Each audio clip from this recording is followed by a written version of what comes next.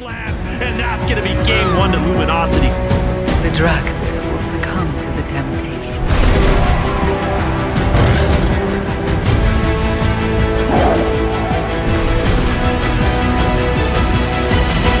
And unleash the aspect's darkest nightmares.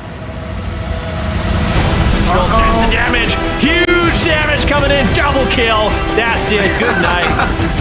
A lot of devastation right now. Full blind onto Asgraff. Zebai could easily go down. Can they purge the blessing of protection? They do manage to. There's the kidney shot. Are they going to be able to take him down at the same time, though? Waz gets disarmed. He's down to 1% health. Can he survive? No, not this time, Waz. Well, Drake, I don't think he survives the next crowd control on Brain. He's trying to run away. He's just dying. Jellybeans is absolutely blasting, and he's got the Sentinel out. He's shooting through the fence line right now. His entire team can shoot through pillars. Insane usage of that spell right there, and they managed to close it out.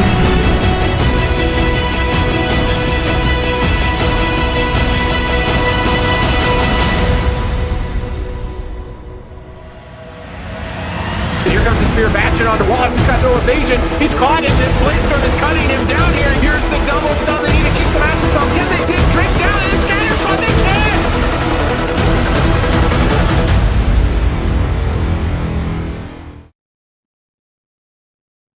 Hello, everybody, and welcome to day number 2 of the first cup of the AWC Season 2. My name is Aya. I'm going to be your host today. Here we are with Zico, Venruki, and Super Tees. Like we said, we are here in North America. Yesterday, we saw Europe, and then tomorrow, of course, will be Championship Sunday. Super Tees, if you're watching from home and you're looking at the games that we've got today, who do you want to look out for? I mean, you've got some really big teams in North America. I feel like this season, this is like the best start we've seen for Liquid, considering that they knocked Luminosity Gaming down to the lower bracket in the open bracket. You don't normally see Luminosity Gaming in the lower side, let alone this early on in the lower side. So Liquid is looking like a force to be reckoned with in this tournament. Also, Golden Guardians, it seems like Rogue Shadow Priest, it might be a meta for them. And when that composition is meta, they are a team that you do not want to face. So right now, to me, Liquid and Golden Guardians are looking to be the teams to watch for this weekend. Yeah, I think you're absolutely right. I mean, we know how long that team, Luminosity Gaming, has been sort of dominating, but Liquid, I mean, they were doing super solid at the end of last season, and you're right, they're starting off on the right foot here. They're going to be playing super one-shot frogs at the end for their first series of the day. And then also some really tough matches looking like are kind of shaping up then in the lower bracket. I mean, Luminosity Gaming being down there, going up against DUKAMIFIED, which is a team we saw last season. So that's actually Calvish, Nick, and Kearney. 3-player roster, but really solid, talented group of individuals. They have a lot of different compositions, and I think they could definitely go toe-to-toe with Luminosity. And then you have some lesser-known teams, Shuffle Police, which is, I do believe, that is Aegis, Naj, Shifter, and Sleepyhead. So some players that are always like really high rated on the ladder. I think we've had both Naj and Shifter compete before, but this might be the first time we've seen Aegis and Sleepyhead compete here on the broadcast. But both of these players on Mage and Preservation Evoker, respectively, really high rated in solo shuffle, always high rated in 3v3s, just really respectable players as well. So it's really awesome to see them kind of come together and make a roster and see how far they can go. So I think making into that top 8 for them, a newly formed squad, is very impressive. And then, of course, Lost in LIHUE, I want to say. I don't know exactly how to say that, but yeah, we got Yaski, right. Jawa, Cy Foxy, and Casca. And they have some very unorthodox compositions. They're going to be going with things like Shadow Priest Feral Shaman, Shadow Priest Hunter Shaman, and then, of course, Jungle. So we've got a few different comp options. I feel like they're a solid roster also. So it really is anyone's cup. Yeah, most certainly. And, if you weren't watching yesterday, of course, these teams are trying to make it into the top 3 of their region to make it into the finals. And then if they don't, they're going to head to that gauntlet. So for the first 4 cups, these teams really have to stay consistent, Zico, really have to make sure they're getting into those standings, getting those points so that they have a hope to get into the top 3. So we saw some pretty tough competition yesterday. I'm sure we're going to see the same thing today. We also saw quite a bit of those meta changes sort of exemplify themselves, Zico. What do we want to look out for in terms of that? Well, yesterday was a lot about the Moonkins and the Warlocks. I feel like that's basically majority of the comms that we saw yesterday. And today, I think we're gonna see the Super Tease thumbnail. That's fantastic. Yeah, this is the Super Tease patch. He's finally, we always talk about Moonkins. Are we gonna see some Moonkins? And we're finally seeing them. And I think in NA, there's been a lot of sub-rogues as well to go with those Moonkins. We saw a couple of assassination rogues yesterday. I think we saw one sub-rogue in Nixie over in Europe. But I do expect a lot of sub-rogues here in North America. We got so many sub-rogue mains as well, that are already qualified. I'm thinking about, Peekaboo. I'm thinking about Calvish, Naj, guys like that. So we already know that Liquid as well utilize that sub-rogue in their qualifier game against Luminosity. So definitely a lot of sub-rogues to go around here. So that's what I'm excited to see. I think in Europe, a lot of double casters. And in NA, a lot of like sub-rogue, caster, healer, a lot of dragon healers on both regions, I would say. Yeah, definitely. So we'll see here in this upcoming game what we get for the blind pick, Sid. It's DUKAMIFIED, Luminosity Gaming for the first series of the day. It's going to be an elimination as well, best of 5 as always. And what do we want to be looking out for with these two teams for this next series? For DUKAMIFIED 3-player roster, my anticipation is some kind of Destro Warlock rogue healer. For them, on the side of Luminosity Gaming, it seems like they've been, preferring to play Shadow Priest Rogue Shaman with Brain on Resto Shaman, but they run an Assassination Rogue. And I think one thing that might prevent Luminosity Gaming from having a deep run this tournament is if they don't have a Subtlety Rogue. I think that only having an Assassination Rogue is going to hinder your progress heavily. Whereas on the side of DUKAMIFIED, the fact that Calvish could play Subtlety might be a big reason for their possibilities to win this series. Yeah. And, with both of these rosters as well, I feel like we've seen a lot of adaptations happen with both of them. Then kind of last season, we saw some new specs, some new compositions come into play with them. Yeah, definitely. I mean, Luminosity Gaming, they've expanded their repertoire. They came in, I believe, in the Cup Finals playing Demonology Warlock with a Rat Paladin, and then obviously the Restoration Shaman. So Brain mixing it up, getting off the Paladin a little bit, going on the Shaman. We saw Prev as well go on the Rat Paladin. My big question for this series and my big question for Luminosity Gaming is, will Prev play Moonkin? Because it wasn't that long ago. Isn't that funny? It's a Moonkin patch and he's not playing Moonkin. Prev was actually considered like the best Moonkin. He was the Moonkin main. He was the guy to look out for, but he kind of just gave it up for the Shadow Priest. We've seen him play Warlock. We've seen him play Ret Paladin. He's got a lot of different things that he can actually run. But I'm just curious, is he going to lock in the Moonkin? Because that's what ended up sending them to the lower bracket. Looks like they are not opting for that. And we have an interesting showdown here. Shadow Priest, Rogue Shaman going up against that Rogue Mage Druid. Yeah, it's going to be very interesting to see here. We got the Rogue Mage Druid, so we're going to see Nick on that Fire Mage, and we are going to see Prev sticking to that Shadow Priest. So this is kind of what Luminosity played in the qualifier, and honestly, with Brain on the Holy Paladin, they played the RPP, I guess, a lot as well during last season. So this is something that they're very comfortable on. Drake is going to be remaining on that Assassination Rogue, and we are going to see Calvish on that Sub Rogue. So let's see what they decide to do here. Nick on that Fire Mage, going to be the target of choice here in the opener for Luminosity Gaming. And let's see if they can get any decent pressure. Already a Lightning Lasso coming out there onto Calvish, kidney shot there onto Brain, and they're going after Drake. Already massive damage coming out here with that combustion. That is going to be the Trinket Cloak of Shadows there. Clean opener here for DUKAMIFIED. And now let's see what Luminosity can get in return, Sid. Yeah, they're stunning up Kearney. They silence Kearney. Nick's moving behind the pillar. Death from above, pre by Drake, trying to anticipate some mobility here. Still blasting down Nick. A blind onto Kearney. Do they have any crowd control out of it? Doesn't look like it. Calvish is going to pre-cloak. They go for the gouge. Nick still being heavily pressured. Now they're setting up on Drake with no trinket. He's going to vanish away. Try and stabilize here while Brain sits through the blind. Now into a half polymorph. I don't think this is going to be enough to force the Spirit Link. Healing Tide Totem comes down. Nick is still being pressured heavily. He's trying to blink across the map, but Prev is right on top of them, chasing them down. Void Torrent, that's a very scary spell from a Shadow Priest. Massive damage to Nick. Kearney recovers it. with a big heal just in the nick of time. It seems like Calvish and Nick, they're going to be overwhelmed with just pure damage at this point if they get crowd control going in their favor. And here comes another setup. Polymorph secured onto Brain. Drake caught into a stun down below half evasion, but Nick can still blast through. They're going to Cyclone Drake at low health and deny his recovery for a moment, switching some of their pressure to Prev, trying to make it difficult for Brain to anticipate where the attack is actually going to be landing. Nature Swiftness with guidance from Brain. Good combo there. He's going to top his whole team off. Kearney suddenly rotted down. His mana not looking good. If DUKAMIFIED can't close this out, is he just going to die to dots from the Shadow Priest? He's getting soloed by Prev right now. Really struggling. Innervate comes up. He's trying to get some free heals to clutch another opportunity. They still have 30 seconds before Drake's Trinket. Perhaps they can get a KO with Shadowy Duel if Brain is not in a good position for a Spirit Link.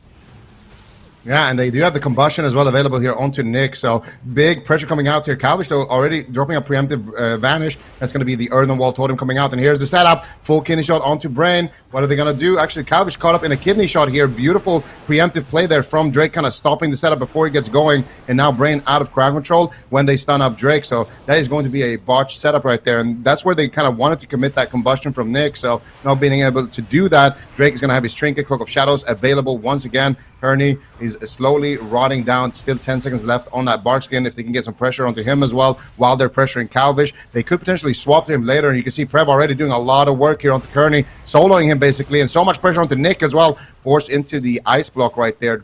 Drake now looking like he's going to get a restuff there for just a second, but he will be taken out presumably from that ignite. Gouge comes out onto Brain right there, and now another setup coming out here onto Drake. Big damage coming out. Here's the cheap shot. There's a kidney shot. A lot of damage coming out here from Nick on that mage, and Drake will recover without having to use anything really. There's that healing tide totem from Brain keeping Drake nice and topped for now. So so far they're able to hold on to their cooldowns. They're slowly but surely getting that mana lead. If Kearney can't sneak away for a drink, I think it's going to be really tough for them later on in this game. Brain still has plenty of mana to work with compared to Kearney. Blind onto Kearney, kidney shot onto Prev, cheap shot onto Drake here. They're trying both sides here to get some advantages here in the midfield. Brain actually caught up in a polymorph, but Nick with no ice block needs to be very careful here. He's dropping quite low. What is he going to do here? And Kearney trades out the Tranquility Bubble there to keep him safe for now. But I don't know how much more time they have on the side of the RMD. Finally, they get Drake's Cloak of Shadows, though.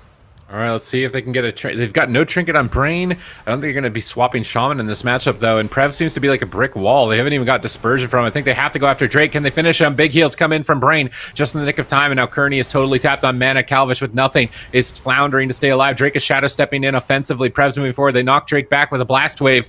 And we can see Kearney repositioning away to the opposite pillar so that they're not stacked up for a triple fear, but they're just getting dotted and rotted. Kearney's trying to escape in stealth. Calvish is dismantled. He can't keep up the pressure, even though Drake is low. A kidney shot is Calvish going to Trinket vanish here. He's trying to hold on to the Trinket. Iron Bark at low health. His Spore Cloak going to proc, give him a little bit of a shield to try and stabilize. He gouges up Brain. This is it. They have to do a one-shot wonder. Kearney's got nothing left. Can they take Drake down? Is he going to respond appropriately? They've stunned him behind the pillar. Massive damage incoming, but Brain is there for another save. They still have Spirit Link. They still have Void Shift. They've got lots of options. Kearney's got Innervate coming up in 6 seconds. He's going to need that to get some heals out here in a second. He's totally tapped. His entire team is dying almost at the 5-minute mark. Another kidney shot on Brain into a blind. They're trying to make something happen, but they're just dying. Big heal comes in onto Nick, but Calvish is still rotting down. No vanish charges for him. It looks like he's down at 10%. Kearney has no mana. Innervate is over, and Calvish could fall over at any point right now in game number 1. Cheat Death going to proc. It will keep him alive for another moment, but there's just no windows to sneak through. Now another kidney shot. Calvish triggers, but Kearney is feared, and this should be it for him. Lightning Lasso on the evasion will secure the kill, and Luminosity Gaming looking monstrous as ever, as you would expect in the lower side of the bracket. Aside from the opener here at DUKAMIFIED, this was a losing fight. Yeah, this was definitely great work here from Luminosity Gaming. Just keeping that pressure onto the mage the entire time and just doing a great job defensively, making sure that they're keeping Drake offensive and making sure they're keeping him kind of tanky and alive, allowing him to play that assassination rogue that he wants to. And we can see here the last couple of moments, it really comes down to Kearney's mana, which was kind of a big point in the game. This was still kind of earlier on in the match. I think this is when they got the ice block of Nick and they just had great pressure here in general. Prev honestly did a great job on that Shadow Priest, pressuring Kearney, making sure that Kearney has to constantly, keep hots rolling on himself and his team, really making him struggle here in terms of mana. You can see here towards the end of the game, Kearney has basically no mana left. He gets that Innervate, gets a couple of free heals out, manages to top off Nick, but Calvish then rotting down as well, and they're just swapping over to Calvish. And then here, this was a close moment onto Drake. Calvish just trying to go all out offensive here, but they had a nice CC chain there with the sap as well onto Brain, but they just trade out the Void Shift. They don't want to take any risks at this point, and at that point, there's no more steam left in the tank of Kearney, and they're able to get the Fear, they're able to get the Kidney Shot onto Calvish and close it out there. So really good damage from Prev in general in this match, good targeting from Luminosity, and also just a good save there with the Void Shift at the end. You can see Prev sitting nice at 16 million damage right there, and also getting a significant amount of heals out. So definitely a pretty solid choice to keep that Shadow Priest in the game. I feel like it's strange to lock Rogue Mage into Shadow Priest Rogue. I just feel like this is not the matchup that you really want to be seeking. With a Druid especially, it seems like they would want to just kind of keep the fight going as long as possible, stagger it, keep Hots up on the target. They also didn't run any Dark Iron Dwarves for the Death Marks, so like Drake was getting Death Mark on whatever target he wanted to on cooldown. Like it didn't seem like this was really well planned, honestly, in terms of comp or strategy, because I would have 100% expected Luminosity Gaming playing Assassination Shadow Priest based on their open bracket. This seems to be like their main comp that they've practiced at the moment for the tournament. So moving into game number 2 is where we're going to have to see, like, do DUKAMIFIED adjust to this, because now it's 100% confirmed. And hopefully they've set up like Dark Iron Dwarf characters, because not having that is just like, dude, you're gonna just Death Mark is just unhealable. you need a way to remove that. We saw how the meta shifted the first time Assassination Rogue was present. Like everybody was a dwarf. It's really important to select, and they may also bring in a warlock instead of a mage. I feel like when you're a mage and a comp can actually run you down, it's not too great to be a fire mage. If you're running into a comp where they can't and you can keep distance the whole game and free cast fireballs and get like 140k fireballs, is really good. It's probably the best class in the game, but this is not one of those situations. So I think DUKAMIFIED should attempt to bring in a different composition. Maybe they're worried the priest will get dampened too hard. That's why they want to try and druid, but I feel like druid gets dampened just as hard. If you don't have a preservation evoker, like I don't think you're winning a late game. So I maybe would rather see something more aggressive, like a disc Destro Rogue, and focus on just getting more pressure out than what they were able to achieve here with RMD. Of course, since the changes to Destruction Warlock, maybe it's not as potent as what I'm remembering it. And maybe that's something they're taking into account, but they definitely need to get some dwarves in game number 2 here, I think. Well, I was thinking the same thing, honestly, about the Resto Druid. I feel like it's not really doing too much in the composition. They're going to go with the exact same matchup, so maybe just try to swap up their targeting a little bit, or their strategy. But I really feel like the Resto Druid doesn't really get too much work done because offensively, you're not really assisting with damage, and you're still losing on mana with the Resto Druid, and you're not getting that many like Cyclones to like kind of extend the crowd controls that much. So I feel like having the Resto Druid, it seems like a liability. You could go even more aggressive, get a Priest, but I think honestly an Evoker would probably be the best. Get added offense, and you get more longevity as well than a Druid, unless you can drink on the Druid. That's like the one thing about the Druid, of course, is the stealth drinks. Maybe if Kearney can just go for more drinks, that could be a line of play that they want to go for. But I do feel like most fire mages are going to be playing the glass cannon, and when you're being trained by a Shadow Priest Rogue, you don't really get so much value out of the fire mage. They did have some clean setups, honestly, early on. I feel like maybe if they just clean up their offense and try to play like really, really aggressive and try to just go for those setups consistently, they could maybe get something going. But I feel like with Luminosity, that playstyle isn't that good into Shadow Priests, because you always need to make sure that Shadow Priest isn't being able to get those master spells out. If the Shadow Priest can get those master spells, then all of a sudden it's really tough for him, for the Rogue Mage. As a side note, I do believe we have details working down at the bottom, so we're gonna be able to actually see how much damage they're doing. Was that actually active the first game? I feel like it was. I think it was. Oh, it was? It was. This is a matchup where damage I mean, I think it matters more for Luminosity Gaming. Like if their damage is suddenly significantly lower, it matters. But this isn't like an only damage matchup.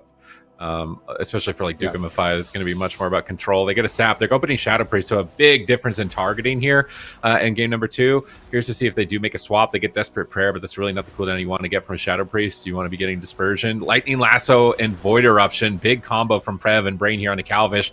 He's trying to run with his tail between his legs, but he's having a tough time finally able to Shadow Step. Oh, that Vortex on the Life Grip from Kearney pulls Drake back in, but it actually pulls him into the Earthen Wall Totem, so it prevented him from running away, but it still had a ton of damage reduction. Now Calvish gets pulled in from that Lightning Totem of Brain, and Brain is playing really aggressive on this Resto Shaman, adding those stuns, pulling enemies close to his teammates so that he can keep pressure going, and that's going to be very dangerous. Now, Luminosity Gaming, they have to navigate this while staying alive and staying on top of the Druid. Mind control spam from Prev here, but the kidney shot, and oh my goodness, look at the damage. That was just one kidney shot, and just switching up their targeting, going after the Shadow Priest instead of training the Rogue seems to be working well for them here in game 2. Yeah, that was a massive hit of damage. They did get the Dispersion. They did get the Desperate Prayer. And right now, Drake's in a lot of trouble here as well. Brain going to be forced to use his Orc Racial. Actually, I thought he used his Trinket right there, but it was the Orc Racial. Earthen Wall Totem drops down as well there for Brain, and Healing Tide Totem. So he should be able to stabilize the rest of his team. Now Nick is in a kidney shot. Could be in a lot of trouble here. They got the Lightning Lasso combo there onto Calvish as well. Mind Games being loaded up here by Prev. A lot of damage in a lot of places here. There's no Cloak of Shadows available. Kearney actually taking a decent amount of damage as well, but now Prev's caught up in a kidney shot. Cheap shot onto Brain. Prev in another cheap shot here, but where's the damage? Right now it doesn't look like they're able to find any follow-up CC or any damage really. That was just kind of a setup just to keep them guessing on the side of Luminosity. Now Luminosity have recovered and they can continue to be offensive. Calvish still dropping quite low here. Kearney as well taking some damage. Here's the Void Torrent as well. And once again, Prev actually is going to be crowd controlled or counterspell right there. They go for the kidney shot. They go for the cheap shot here onto Calvish at the same time. They're trying to shut down these CC chains while Brain is in crowd control. Drake doing a fantastic job there with that kidney shot disarm. Now that Brain is out of crowd control, they stun up Drake, but Drake's not going to be taking too much damage with Brain out of that CC, so he's going to be able to do a lot of work. Kearney sitting down for a drink, and this is exactly why they selected this larger map.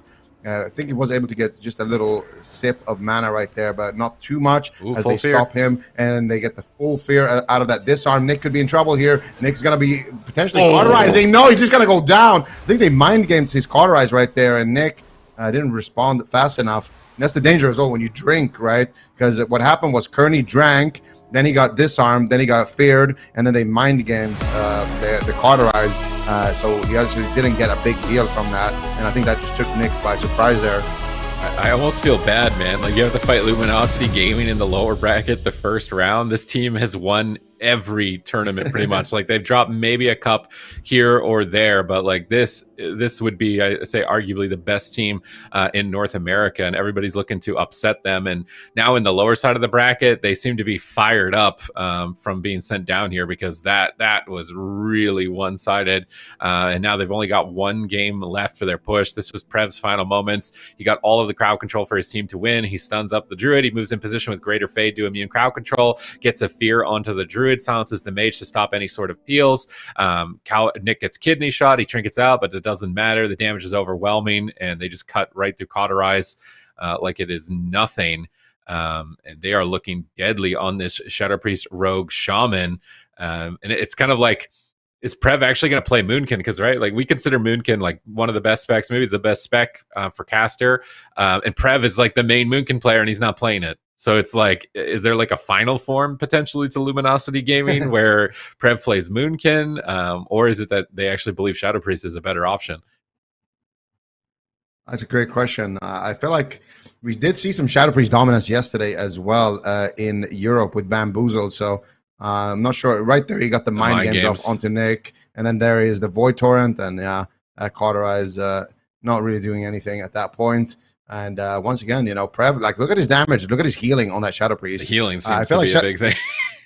The Shadow Priest in general, like you mentioned it, you know, it could just be that the Shadow Priest actually is super strong in the meta, because we saw Bamboozled yesterday, 3-man roster, new team, playing Shadow Priest Destruction Warlock, and just completely owning in Europe. They made top 4, and you know, I think Shadow Priest could be a little bit, you know, sleeper right now I feel like everyone's talking about the Moonkins, but I feel like Shadow Priest actually is really, really strong as well. Also, I just want to take a second look at the build. I think Prev is playing the new talent for Priest. We saw like an AoE life grip. So yeah, he's running the AoE leap of faith where he can basically grip his whole team to himself, and it provides you a really big shield when you do the life grip.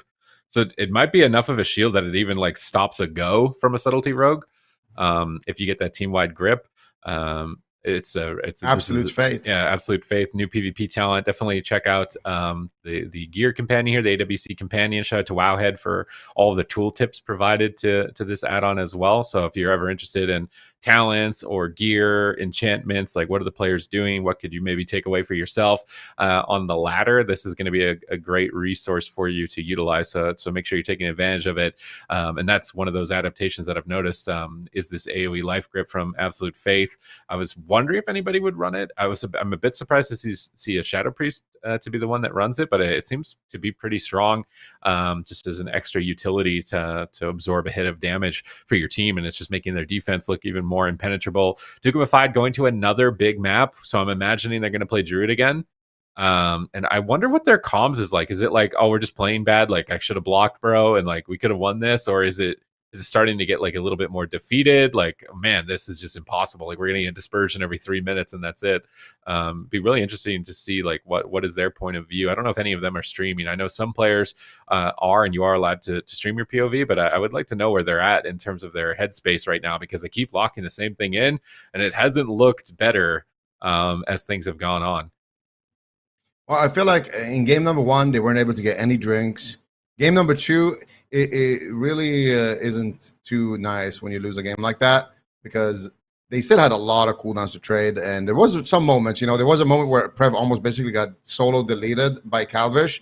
So I do think that in game number 1, they thought the targeting was bad, and in game number 2, they didn't really get to see how good the targeting was, because the game kind of just ended a little bit unexpectedly. So I personally I agree with you. I think Luminosity looking very comfortable right now, and probably on their way to just 3-0 DUKAMIFIED.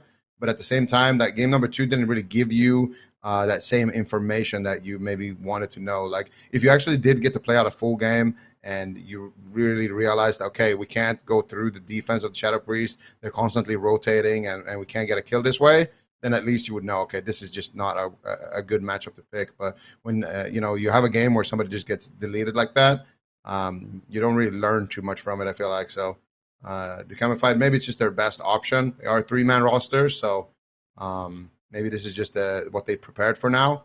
But definitely looking rough right now. All right, Luminosity Gaming, the terror of North America, just uncontested champions year after year of the region. DUKAMIFIED, their first series against the Behemoth, David versus Goliath right now. Are they going to manage to be able to reverse sweep this? They got to get into a good headspace. Still got to be playing for any opportunities that they can grab here, facing down these Titans. You see Prev fishing with that Void Volley to find somebody in stealth. Doesn't find anybody. Brain dropping that Earth Grab Totem, not finding anyone. So Calvis should be able to get a sap and get a clean opener here, I would imagine, in the future. Did Brain Spirit Link in the room? Is my UI... Is that BM? Did he just BM Link some point? Like it's got to be a misclick. Okay, I think it's just a UI bug. I don't think he actually linked. It'd be really BM. The standard game here. Both teams in stealth. They're waiting for the mage. They get a sap on the mage. Prev gets sapped at the same time. And where are they going to move with this? They're going to switch the saps? Are they going to just open with Kidney Cheap? How is this going to go for the next start? They're just keeping the saps going, waiting until the mage is out of crowd control. And Nick is just going to start trading fireballs. And Fire Mage will win 100% 1v1 at max range of the Shadow Priest. It's so much extra damage with Glass Cannon. So I do think that Prev's team are the ones that need to initiate if Nick continues to trade like this. Brain and Prev are just still staying on top of him. He's not posting up and just casting fireballs just yet. Still just rotating around the map. And I wonder if they just don't want to give the opener. Like they're waiting for Drake. And they don't want to start unless Drake is the one to be out of stealth. Because they really want the rogue opener on rogue, it seems like, or Calvish would have opened at this point. I think it's also about the flame cannon here for Nick. They want to try to move in range. That's why Prev is constantly just walking towards him, trying to deny a lot of that fire mage damage. Shadow side eyes. There we go. They got the eye. Nick actually picks it up. He blinks in, tries to get Drake out, but Drake is super far away, and he just used blink, so they might just go after Nick right now. There's the silence onto Nick. A lot of damage coming out onto him, but Calvish will open up first now that he knows that Drake is so far away from the fight. But Drake is just slowly taking his time here, moving in right now on that rogue. He still hasn't really picked his target yet. He's actually just going to remain. Is he still in stealth over there? I think he is, yeah. Drake's still in stealth. He's going for the sap right now, but not able to find it. Gets taken out.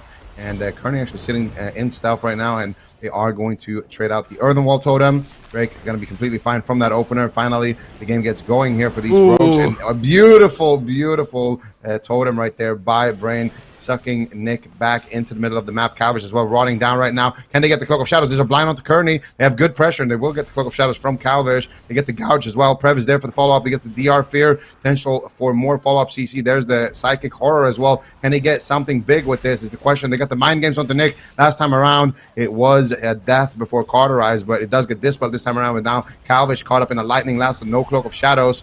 He's going to be rotting down as well. Great opener so far for Luminosity Gaming. Here comes Deathmark. Nick's going to alter time and rewind all of the damage. Now Drake's into a kidney shot, so great alter time from Nick, but he's mind controlled. He can't attack during the stun. That could have been a big point to get pressure out. So Prev's mind control here on Nick denied a huge amount of damage. Now he's caught in a kidney shot. Void Torrent fully channeled. Massive damage incoming. He's just going to ice block straight up. Gets massive spelled, it looks like. He's still very low. Kearney struggling. He's rotted down. He gets caught into a fear. Breaks to dodge. They drop the static field totem, and they do manage to kill it off before it could pull anybody in, but Kearney is still taking a lot of collateral damage. He's caught into a stun right now. They might even make a swap to the Druid. It's going to be a double kill for Luminosity Gaming. Nick's trying to turn it around with a combustion push onto Prev, but he just walks it off with a desperate prayer. Not even going to get dispersion with combustion. That's a really bad position to be in as DUKAMIFIED. They go for a blind now onto Brain, but Prev's HP went up during the blind. Nice. And now Calvish is so low, 30% evasion, trying to dodge Drake's attacks. If he gets a Shadow Step Kidney here, it might be a trinket or maybe even lights out for Calvish. Drake is still, it looks like he's going after Kearney and Nick at the same time, keeping the bleeds. And here's another Lightning Lasso, Void Torrent, that double channel beams. Calvish steps over to Drake, kidney shot, trying to get a one-hit wonder, but Earthen Wall Totem again from Brain absorbs so much damage. Drake is going to easily survive that Void Volley behind the pillar from Prev. He's sprinting in with those Angelic Feathers, looking for a double fear possibly here onto Kearney. He stuns Kearney, might even just kill him by himself. He gets the fear, and they might swap to the healer. They silence the trinket. Kearney is just dying to Prev. He's literally getting soloed right now by the Shadow Priest. He has a Trank Shield. Drake's on top of him, and this is looking so bad. Calvish is trying to hard carry, goes for a kidney shot. Is he going to drop Drake in a cheap shot? Huge pressure. Void Shift from Prev keeps him alive, and another Void Torrent. Calvish is getting annihilated. So much damage from Prev right now in game number 3. Is Kearney going to be able to recover? No Iron Bark, no Cloak. There's nothing. And Lightning Lasso from Brain should be enough to secure the kill here. Blind, no trinket. How is Calvish alive at this point? He's standing in the efflorescence of Kearney, and they actually managed to stay alive. A hero moment for Kearney. Yeah, that mushroom got a lot of value right there for Kearney, but it's still not looking too good here for the Rogue Mage Druid. They're still running laps right now, trying to just recover. Kearney has no cooldowns left. He's got basically no mana to work with, and Luminosity Gaming are unrelenting in their assault. There's the full silence onto Kearney. They don't have anything to follow it up right now. If they can get a Psychic Horror into a fear, they potentially can just close out the game right now. Calvish is in a lot of trouble here. Kearney catches a Regrowth Guild. There's the Psychic Horror. They're pulling everybody back with the Static Field Totem. They get the Earthen Wall Totem there onto Drake as well. They pull him back. They did get the Void Shift there, though, on the side of DUKAMIFIED. So a small victory at least for them, but there's still a lot of defense to go through. Trinket, Spirit Link, Cloak of Shadows, etc. On everybody on Luminosity. They still have all of their personal cooldowns. Calvish going to access that Vanish right now. Rotting down, though, in stealth. He gets caught up in a full kidney shot. He's got no Trinket. This could just be it, and it will be beautiful timing on that kidney shot. And Luminosity Gaming are going to take this series 3-0 and knock DUKAMIFIED out of the tournament and continue in that lower bracket. They're looking like a fierce team in the lower bracket. You don't want to be down here. You want to be staying up top in the upper bracket as long as possible. They're definitely fired up, even despite their loss. And to be fair, yesterday, I think it was a 3-2, or on Wednesday, it was a 3-2 loss to Liquid. So it was still actually pretty close between those teams. So Luminosity Gaming is on point as ever. This is that mind control point where Prev totally shuts Nick down from his assault onto Drake. And then they turn it around onto him and get his ice block. This puts Kearney in such a weird position where he just has to stay in the open and get attacked. Prev was just bullying them, bodying them on top of them the whole game, keeping up crowd control. I thought the game was going to be over in a moment at this point when Drake gets on top of them and the dismantle ends here. He's able to just get bleeds onto the whole team and the Tranquility Shield is over. This is the one-hit wonder Calvish tries to carry, but Prev, again, just blocks it. Void Shift. He knows his team's going to be A-OK, good communication, and that allows them to keep staying offensive. Kearney saves Calvish at this point, which was definitely the highlight for their team. This is their best game, I think, of the series so far. Mana was probably as close as it was going to be, and they traded a lot of their cooldowns more so than in the previous rounds. But not running a Dwarf is ultimately, I think, a big mistake because these Death Marks is just so much damage. The Druid just can't heal it almost. And I think Death Mark what closed the game out? It's on cooldown. I guess it's not exactly what killed him, but it's just a Shadow Step cheap shot, and with that kidney and with Brain and Prev on top of them, more than enough damage to be able to close out the game. And yeah, Luminosity Gaming looking good as ever. Yeah, you said it best, Sid. You do not want to be down here in that lower bracket. Like, the odds are definitely against you. Luminosity Gaming, they look pretty hungry, and in this matchup, it just didn't look like there was too much that they could do. You know, if you leave Prev to free cast to do whatever he wants, he's just such a scary player. Constantly, he was setting up these switches to the Resto Druid. Constantly, he was getting pressure on the mage, getting the Void Torrents, the mind games, and just the mind controls as well. Getting all the fears, just setting up his team, blocking kills, the leaps of faith as well to deny crowd control at some point. Brain was getting Ring of Frosted out of a blind, and he just pulled him out before the Ring of Frost hit. Just, you know, small plays like that just makes him really hard to deal with, and you can't really crowd control him either because Brain is there to back him up, you know, with the interrupts on that Shaman. So definitely tough matchup for DUKAMIFIED. And Luminosity Gaming just looks like they haven't missed a beat in the offseason. Yeah, certainly haven't. But they are still in that lower bracket. They've got quite a few series to get through if they want to make it to the grand finals tomorrow. But I mean, they're looking, you know, Sid already said it, they're looking pretty strong down there in that lower bracket. And I'm sure there are some teams that do not want to face them. So we'll come to their series later on, but we're moving on to another lower bracket series up next. It's Lost in LIHUE versus Shuffle Police. We can take a look at the bracket. You guys were talking about how Liquid was actually the team that sent them down to Luminosity, or sent Luminosity Gaming down to that lower bracket, it being a pretty tough series. So we'll see if we end up getting a rematch of that or who they do end up facing. But that bottom game there, Lost in LIHUE, Shuffle Police, Sid, is where we're heading next. Yeah, and these are kind of, I would say, newly formed roster. I feel like Yosk and Casca have played together in the past, but like first time we've seen these four players on either of these teams coming together. So it's going to be really exciting to see what they bring to the table. Lost in LIHUE is playing compositions that I don't think anybody would consider to be like strong or meta. So they're kind of like really underdog team from my point of view. Like they've put a lot of time into Shadow Priest Hunter as their main composition. I've seen them playing it on the ladder. I'm not anticipating jungle from them. From what I've seen so far. If anything, Yosk has actually been playing Warlock a bit, and they may play a Demonology Warlock Shadow Priest, which could be a good answer into the Subtlety Rogue that Naj is likely to play here on the side of Shuffle Police. And the real question for Shuffle Police is whether they think Moonkin Rogue is better than Rogue Mage. Those are basically their two compositions, and which direction are they going to go for this series? All right, well, we'll find out soon enough. We're going to head to a break. When we come back, Lost in LIHUE versus Shuffle Police up next.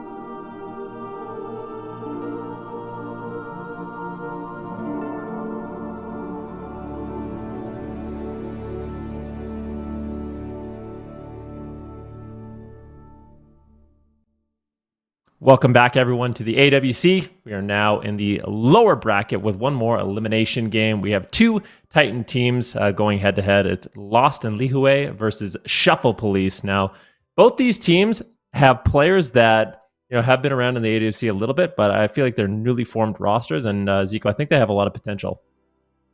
Yeah, absolutely. I mean, definitely some kind of recurring players, people that we've known for a long time, on the NA ladder, like Naj, like these guys, Aegis as well has been high rated on the ladder for a long time.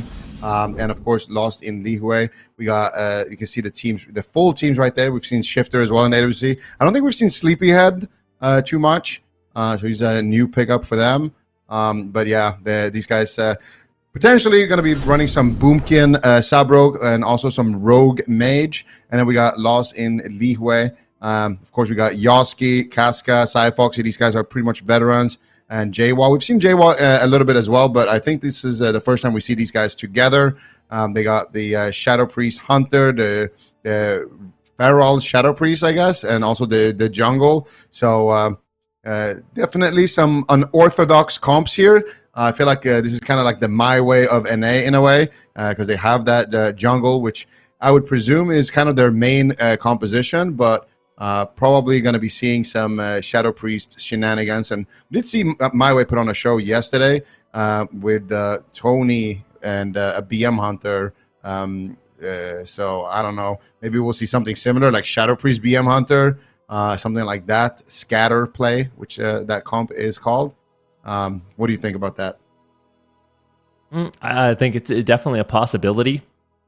They do have some unorthodox compositions, but yeah, the Shadow Priest Feral, the Shadow Priest Hunter, with the Resto Shaman. Obviously, we can see here that Shadow Priest did get some changes in the last patch. They got a talent tree revamp. Their instant cast spells got reduced, but their cast damage got buffed. So we actually saw that showcase. I forget, what was the Shadow Priest name yesterday that we got to see play? But we did see it showcased yesterday where if you leave a Shadow Priest alone and they're able to just free cast in a match, they get to do unbelievable damage. But we do have a game one ready between Lost and LIHUE and the Shuffle Police. We'll have to see, Aya, what they have in store for us. Yep, certainly two rosters here newly coming together for the AWC. And here are compositions as well. We're getting a double caster cleave from Lost and LIHUE. Let's see what they can do with it. Also, I think this is the first time we've seen a Resto Shaman, Zico. Correct me if I'm wrong. At least in the NA region. There was a shaman in the last game, but last game. Oh, okay. we had brain on the then. shaman. It's all good. But yeah, we're gonna see Casca on the shaman as well. Well-known shaman player for sure, and we are gonna see Yoski on the warlock. Now that is the first, I'm pretty sure. Usually, this man is known for his hunter. So it's going to be interesting to see what Yoski can do here on that Warlock. And this is a comp that we saw a lot yesterday from Bamboozled. So this is actually a comp that was very successful, but it was with the Destruction Warlock. Yoski's going to be playing that Demonology Warlock. So we get to see the Shadow play and potentially see how that works out. Right now, Shifter, though, taking a lot of damage here, playing that Moonkin specialization here. He's already forced to use his Trinket and his Bark Skin. Catches a big heal there from Sleepyhead. Sleepyhead's in full fear. Shifter's in a lot of trouble here. That Observer is just blasting him off. The Void Torrent coming out from JWall. He gets rescued behind the pillar. Is this going to be enough? He drops to sub 10% HP. Catches himself back up there with some regrowth. That was already a close call. A lot of pressure coming out here from the Shadow Priest and the Demo Warlock right now. Lost in LIHUE, looking very impressive. Yeah, most definitely. And that was a very close call from Shuffle Police. We'll have to see moving forward if they are able to recover. Pretty much no cooldowns taken just yet from Lost and LIHUE, so they're in a good position right now. However, Yas quickly getting chunked down with health. Casca able to keep him topped up for the moment, though. But Naj and Shifter both in trouble, trading out Cloak of Shadows as well from Naj, and this is going to be really dangerous in just a second here. He's getting really vulnerable at the moment. Sleepyhead caught in a stun. He's half health as well. So much pressure coming into Shuffle Police at the moment. Caught in just like so much crowd control as well. There's not really anything they can do, but looks like they're stabilizing here in the aftermath. Yosk also, he's got oh, never mind. He's gonna be good for now. But look at Shifter. He's 20% health. Okay, he's okay. Oh my god, this is a lot of damage coming out, Zico. Yeah, very stressful game right now. We got Naj going for the kidney shot here onto Yosk. A lot of damage coming out here in the setup. Living Flames coming out. Sleepyhead is there backing him up with the damage. Yosk though going to be teleporting back to safety, and he should be fine for now. Casca still has that trinket and that spirit link in his back pocket, so still has a lot of healing to work with. He dropped the earthen wall totem right there, and you can see Naj right now caught up in a lightning lasso. They could be taking down Naj. Beautiful rescue right there from Sleepyhead, and he can use that while he's silenced. So while the Shadow Priest drops the silence and starts to initiate that crowd control, you can just rescue him out behind that pillar before Naj is in too much trouble. Really nicely done there by Sleepyhead. Mana still looking even here between both healers. Shifter right now actually going to be trinketing there, going for those cyclones, trying to shut down J-Wall, because J-Wall is in a very scary position right now, doing a lot of damage here. Naj now though going for the one-hit wonder, going after Shifter. Shifter dropping to 10% HP. Can it take him down? Shifter catches a big heal right there from that frenzied region, but is it going to be enough? Finally going for the cyclones, gets interrupted there by Casca. Beautifully done, and Shifter is going to slowly recover, but Psychic Horror on Sleepyhead could still extend the crowd control. J-Wall is doing so much damage. The Mind Flays coming out. Naj as well taking a lot of damage, going for the kidney shot there. Counter setup coming out here from Naj as he tries to lead the charge, taking down Yoski. A Shadowy Duel gets popped as well onto Yoski, and Naj might actually be losing that duel. It might be going down in the duel. So much pressure coming out here right now from the Shadow Priest, and we've seen the Shadow Priest doing so much work in general. Shifter though on that boomkin also keeping up there. You can see it on the details there at the bottom left of your screen, but Naj right now still in a lot of trouble. There's a gouge onto Casca. There's a kidney shot. Naj though might be running down. He has the Cloak of Shadows. He's being greedy with it. Might be forced to trade it. He gets caught up in a coil. Nice low cyclone there onto J-Wall, keeping up the pressure there, but he still has that dispersion, so J-Wall not going to be in a lot of trouble. Very back and forth game so far. Most definitely. He did have to use evasion to survive through that, though. He's really been quite vulnerable ever since that initial push from Lawson LIHUE. So we'll see if they are able to stabilize for now. But Sleepyhead, for the moment, doing a good job of keeping everyone nice and topped up. Sleepyhead, when we spoke to him before we went into this weekend, he said he wanted to show what he can do on the Evoker class, how aggressive it can be. But Naj, he's trading out that Cloak of Shadows. There it goes. He's about 20% health. Caught in a stun for the moment, so they're going to be safe for now, but this is just not looking good for Shuffle Police. The further we get into this game, we'll have to see if they can turn this around, but this is getting into 20% dampening, and it's just not looking good for Shuffle Police. Can they make this switch? Can they make something happen here to turn the pressure on its head here? But Yosk, I mean, maybe as I say that, unending resolve, 2 minutes left. He's only got 20% health, caught in a cyclone for the moment, and maybe that's just what they need to make a push here, Zico.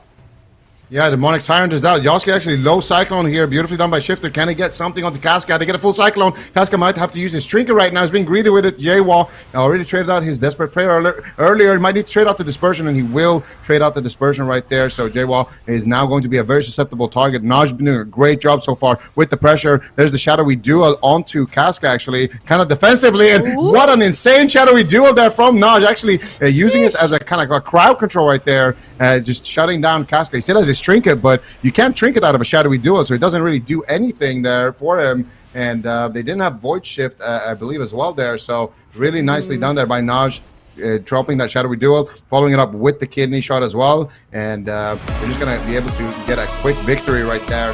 Shuffle Police coming in there with the Dancing with the Stars right there. Naj doing work, for sure. Well, Shuffle Police, that's going to be game number 1 victory for them. We're going to break it down in just a moment. But, I mean, I feel like you could really see that so much trust with this team, with this roster, in each other. I mean, just with the holding of their defensive cooldowns. But, yeah, here's how they did that kill right here. This is at the start of the game. This was such a crazy moment onto Shifter. He dropped so low multiple times, and it really is those observers. You got to make sure that you're killing them off, and also that Void Torrent. You got to try to make sure that you try to get some interrupts there. Very, very close call. This is also a little bit earlier in the match where they got a lot of pressure here. You see the low cyclones coming out there onto Yoski, but he did catch a big heal there, J-Wall, with the Massive Spell, and then Naj here dropping it quite low here at the pillar as he goes for that setup. But Naj just trading out the Vanish here, saving the Cloak of Shadows, going for that counter setup. And then this was the Smoke Bomb onto Yosk that almost took him down there as well. I think this is where they got the Spirit Link Totem from Casca. At this point, I really like the target switching between Shuffle Police, and here's another low cyclone onto Yosk, allowing them to kind of get good pressure here. I think this is where they got the Void Shift, if I'm not mistaken. Yosk drops dangerously low, and there's the Void Shift from J-Wall. And at this point, they realize, hey, if we can get the dispersion of JWA as well, he's going to be a great target. So they swap over to him. They get the dispersion, and now JWA, no Desperate Prayer. He's got no Void Shift, and all of a sudden they do have Casca's Trinket, but if they just Shadowy Duel him, they're able to nullify that trinket. So they play around the defense, and they play around kind of the swaps there really well. They kind of started off by getting good pressure onto Yosk, and then when JWA tries to save him, he gets low from the Void Shift. They swap to JWA. They get his defenses out of the way, and that just puts the team in a really tough situation. Puts Casca in a really tough situation. Who should I keep my Earth Shield on? Who should I be healing here? Because my Shadow Priest has no defense, but my Warlock also has no defense and has been the target the whole match. So makes it really difficult when you have to kind of guess who they're going to be going after with that sub-rogue. Yeah, definitely very fast paced. Had to be pretty difficult for Casca, but we'll see if they can turn it around here for game number 2. It's best of 5. I mean, is that something that they can consistently duplicate in subsequent games, do you think, Zico? I mean, that's what you have to do, right? When you play the sub-rogue, you have to find those kind of burst windows. You have to go for those kills. Honestly, they could take down pretty much anybody. Resto Shaman can be definitely a tricky target to go after, but between the Shadow Priest and the Warlock, definitely you want to be swapping around depending on who you have the stuns for, and make sure that you can get those big bursts. And I think a lot of it comes down to Shifter. If Shifter can get those low cyclones, that's going to buy them time to get those DRs back. And I think that's what their most deadly goes, where when they did a setup, they got somebody low, they cloned them low, and then they got the stun DR back, and then they kind of extended that setup onto somebody who was already low. So really good stuff. You can also see that Naj is streaming here at twitch.tv/Naj. If you want to go and see the sub-rogue's point of view, I highly recommend that you go over there. Mm-hmm. Look at all the little plushies, too. What kind of Squishmallow is that? And Aegis has. Oh, he's got 2 Squishmallows. Naj has got one as well in the corner. Yeah. It's like a duck or something with Naj. This is great. Yeah, I love getting to see kind of setups that these guys are running. A little bit of a look into what they do here. But we've got about 20 seconds left for Lost in LIHUE to pick their composition. We are going to Tolvaron, so it would probably be a pretty good map if they do decide to play Shadow Play once again. I mean, do you think that Shuffle Police is going to struggle with this wide open space at all, Zico? I mean, it's actually a lot of sub-rogues like to play on these maps because they can go for a more reset playstyle. They can kind of just do a hit and run playstyle a little bit more. But if they try to play in their face, it's obviously going to be a lot harder. So there is plus sides and downsides. The one hard thing is that when you go to the pillar and you try to reset, you have a pretty long distance to get back to your target and kind of reopen. So if they can stop Naj from re-stealthing with those Warlock pets, it could be a little bit tricky for him to get back on his target. But I think they can navigate through it. And I think it's kind of interesting to see Lost in LIHUE are going to lock in the exact same composition. So he's going to go for a larger map. And I believe this is the first time we see Aegis, the mage, actually, in the AWC. He's not playing right now. He's on the bench. But I think this is the first time he's actually competing with a team. So it's nice to see that he's been picked up because he's been somebody who's been high rated on the NA ladder for a long time now. He's been one of the best fire mages there. So it's nice to see that he's finally stepping in here and making some work happen. You can see his stream as well at twitch.tv/Aegis. Yeah. Well, he doesn't have any subs today, guys. That's 0 right there. All right. Well, maybe also, if he wins the series.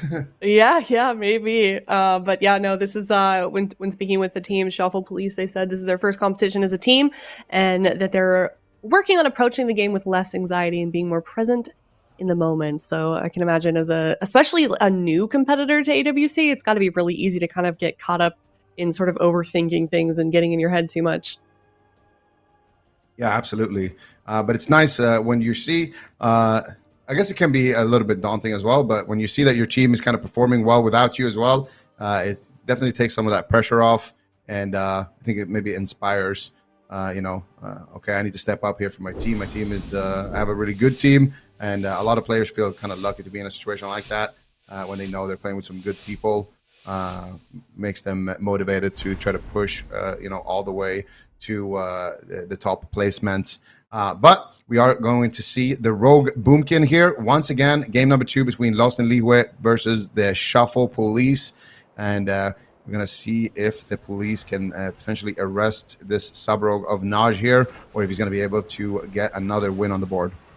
Yeah, that was a good one. Good one. All right, we're seeing Yaska, or Naj opening up on Yask here, quickly pummeling him down to 20% health. Yask is able to hold on to Unending Resolve, though. Good job by Casca, keeping him topped up through that, because that was a very aggressive push right out of the bat. Naj, he's playing that sub-rogue, so definitely keep an eye out on that Shadowy Duel. That is a utility, that is an ability that came in very handy for them last game, so we'll see if they're able to repeat that setup here onto Lost in LIHUE.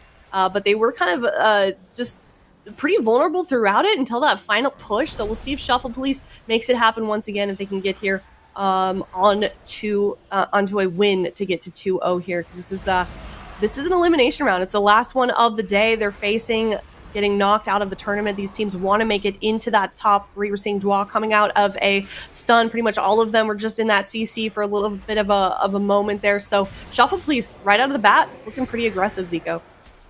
Yeah, definitely, but decent counter aggression as well coming out here from Lost in LIHUE, getting Naj quite low right now. And they get the Cloak of Shadows, though, is the question right now. They're going after Sleepyhead a little bit, but Sleepyhead is ready to deflect. He's pushing in for the Sleepwalk, but he gets caught up in a fear. He gets clothesline, and a beautiful counter there by J-Wall. He master spells the Cyclone onto Casca. She interrupts the Sleepwalk right there with the double fear, and basically shuts down that entire go. It's going to buy his team about 20 seconds here of breathing room where they can just get offensive here onto Naj.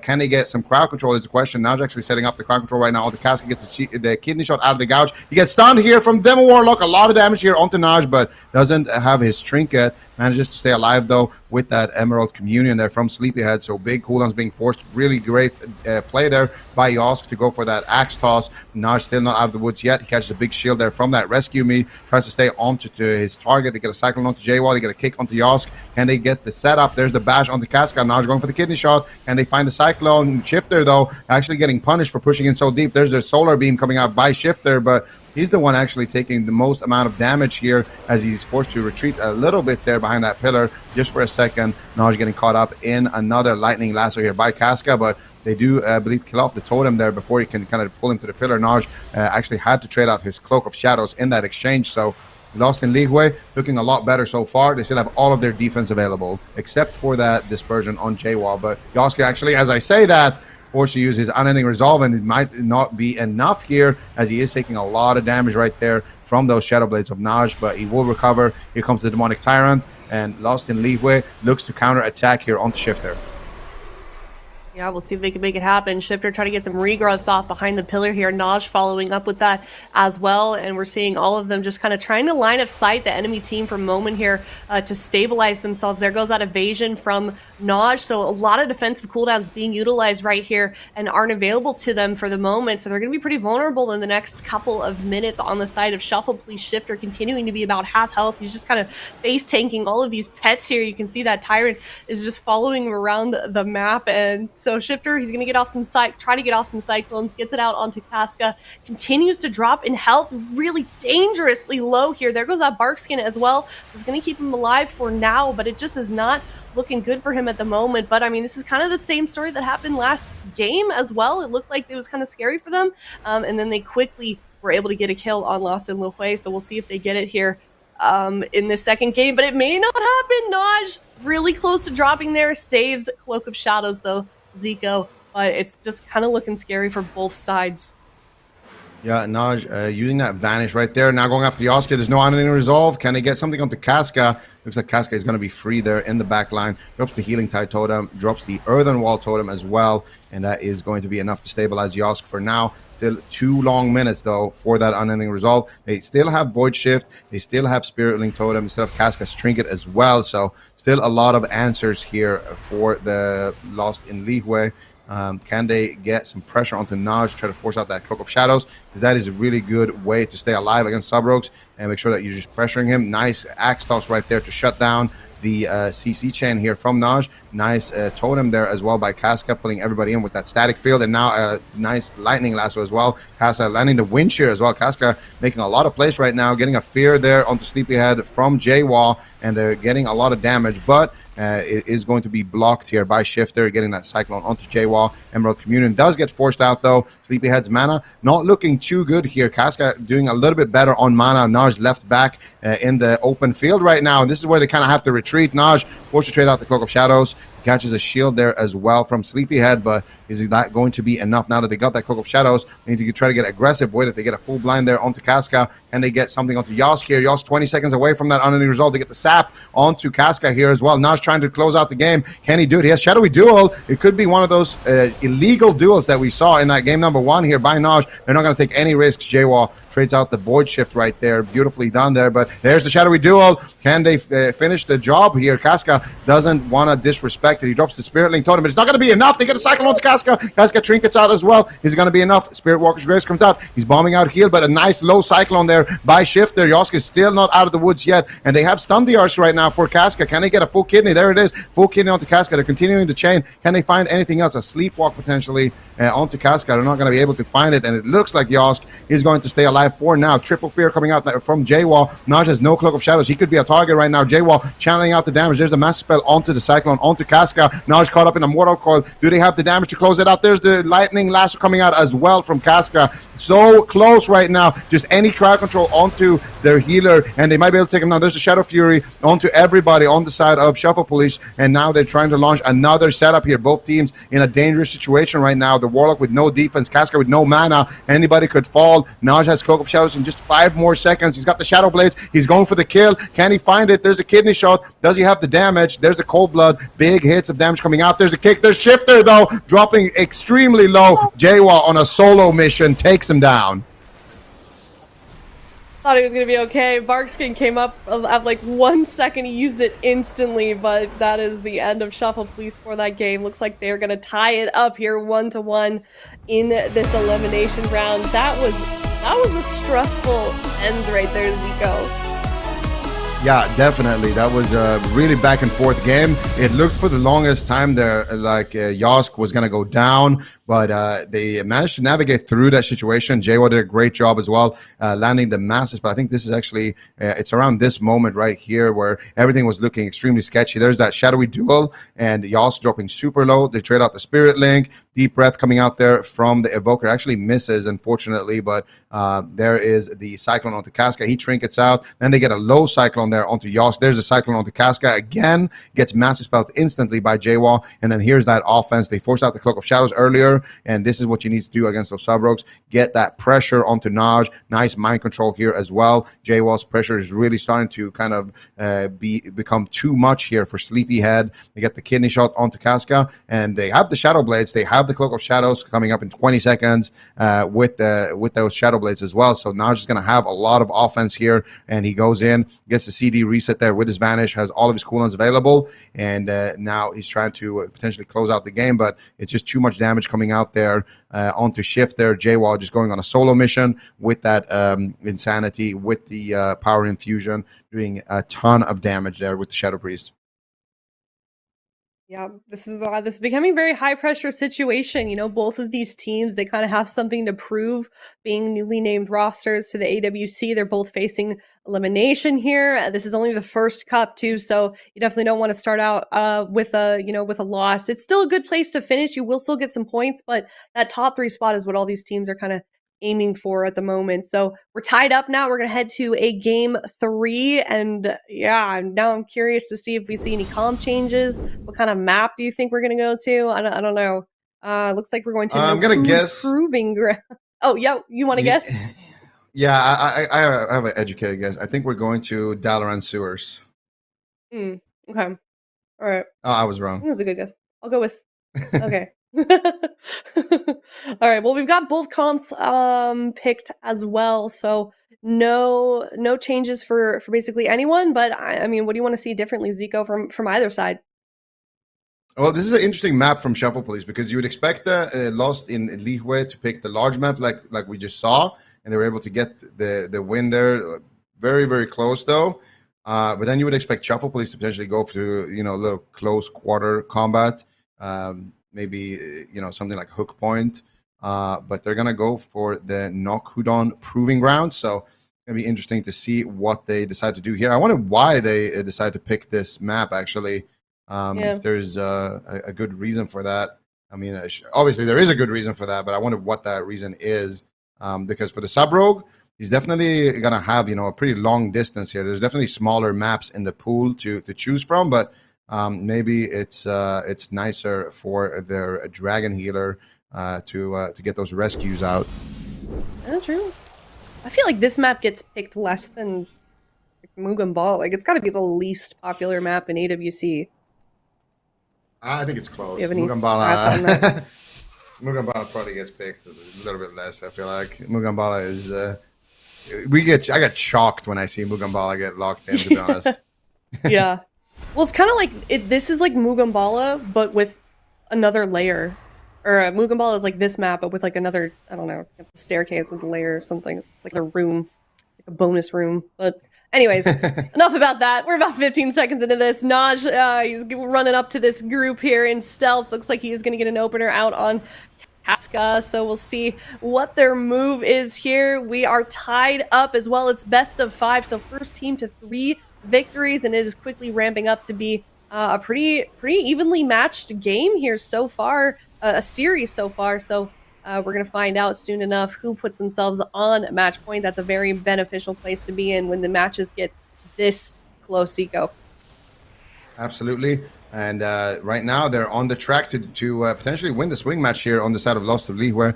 Already getting the Cloak of Shadows from Naj, but still has 2 vanishes left to trade. Still has Shadowy Duel. Still has plenty of defense. Still has his Trinket as well. So Naj not going to be worried too much about that, but a pretty decent opener if they can continue to try to snowball that into more cooldowns. Right now they're going after J-Wall, so big adaptation in terms of strategy here. They're not going to go after the Warlock as much. Big damage coming in. There's the Solar Beam as well onto Casca. J-Wall actually not trading out the Dispersion in that situation, only getting away by using the Desperate Prayer. Really good greed there, but also really risky against these Sub-Rogues. The secret technique can just delete you. We've seen it happen, and they're going after Shifter right now. They have the Mind Games onto him. Big damage in that Lightning Lasso. Emerald Communion trades out from Sleepyhead. So actually getting his Trinket there as well. I feel like that was maybe a little bit aggressive, that Trinket by Sleepyhead. It could come back to haunt him a little bit later. Definitely going to be an open target here. Shifter has no Trinket. He's got no Bark Skin.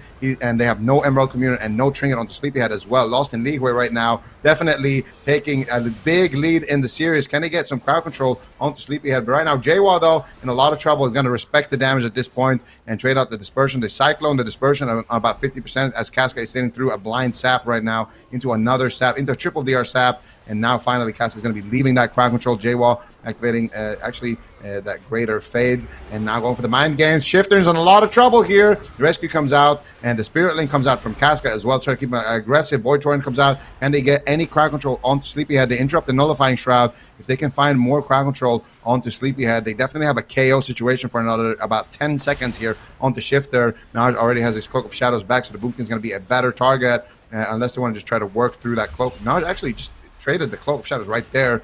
I feel like it was a little bit maybe aggressive there, a little bit preemptive on Naj, but he's going to be able to get that back fairly soon on that Sub-Rogue. So, and I think Shifter for sure has been a scarier target to worry about, because when you are on that Balance Druid, a lot of your defense comes from that Frenzied region, and if you get the Mind Game, shut it down. But right now they're trying to shut down this game by swapping to Casca, but Casca is going to stay alive there. Nice Smoke Bomb attempt. Now Shifter could be in trouble here as Yoski looks to summon that Demonic Tyrant. Yeah, we'll see if we can make something happen with that. Naj continuing to drop in health. He's going to be running away. Sleepyhead gripping him away from the dangers. Good play by him. So now he's going to be pretty topped up for the moment now. But, I mean, he's definitely still in a difficult and a vulnerable position. No Cloak of Shadows. Does still have evasion available. Shift, however, no, he's definitely dropping in health as well. I mean, both of Sleepyhead's team members are just continuing to get chunked down in health. It's just like he doesn't know where to turn. Everywhere he looks, his teammates are dying. I mean, Lost in LIHUE definitely giving it everything they got, but Shuffle Police is playing extremely aggressive this round. I mean, both of these teams have really stepped it up for this third game, being in that tiebreaker situation. Both of these teams really wanted here in this best of 5 series. This is shaping up to being a very intense game. So far, Shifter trying to get a Cyclone out. Naj trying to follow it up as well. Jwa caught in that, so we'll see if they can make something happen with that. But everyone okay for now. We'll see what this next setup happens here, Zico. Yeah, we're going to see what they decide to do here. Naj is actually playing that Thieves Bargain talent, so that's how he's able to get his cooldowns back fairly recently.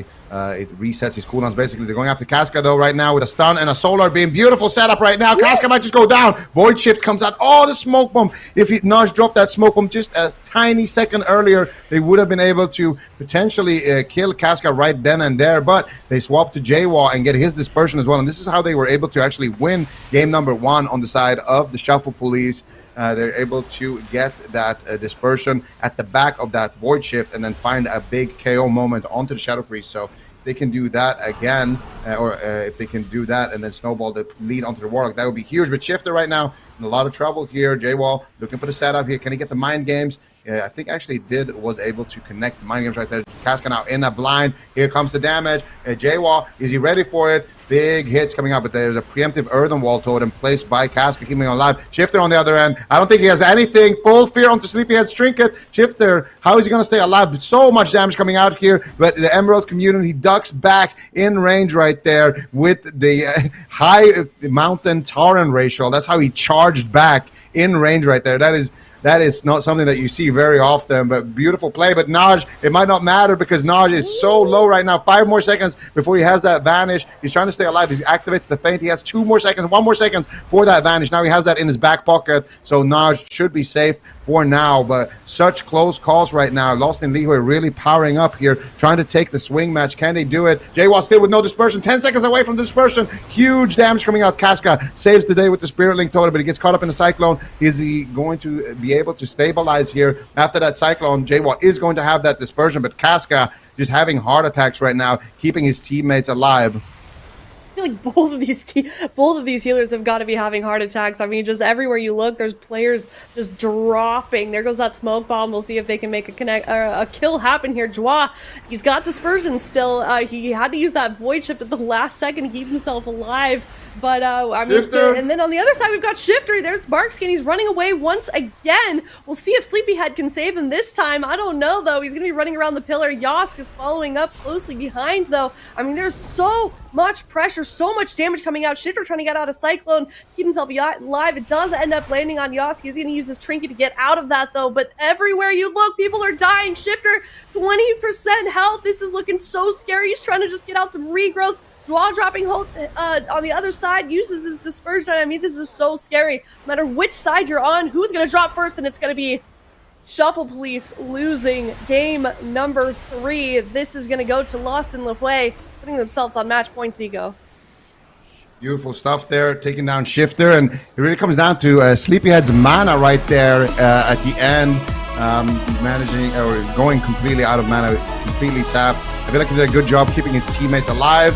They had some great offense, so many close calls once again there with the sub rogue, but in the end it was Lost in LIHUE, finding that pressure onto the Moonkin several times here, and this was really early on. Those swaps to Casca, by the way, were extremely deadly, and this was, I think, when they got the Spirit Link totem, and then here was another extremely close call. So they get the blind onto Casca. They're going after J-Wall. Pre-Earthen Wall totem gets dropped into the gouge out of that blind, and then they get Shifter super low right here. Full fear onto Sleepyhead's Trinket, and look at Shifter here, just line of sighting behind the pillar, trying to stay alive, and then the high mountain charge there just to get in range of that Emerald Communion actually saved him super hard right there, and they get a Hex onto Sleepyhead into the Psychic Horror right there, and he goes for the rescue shield right there, and Sleepyhead trying to stabilize him. Shifter going for a couple of regrowths, defensive solar beam. They actually used the Voker root right there, the landslide,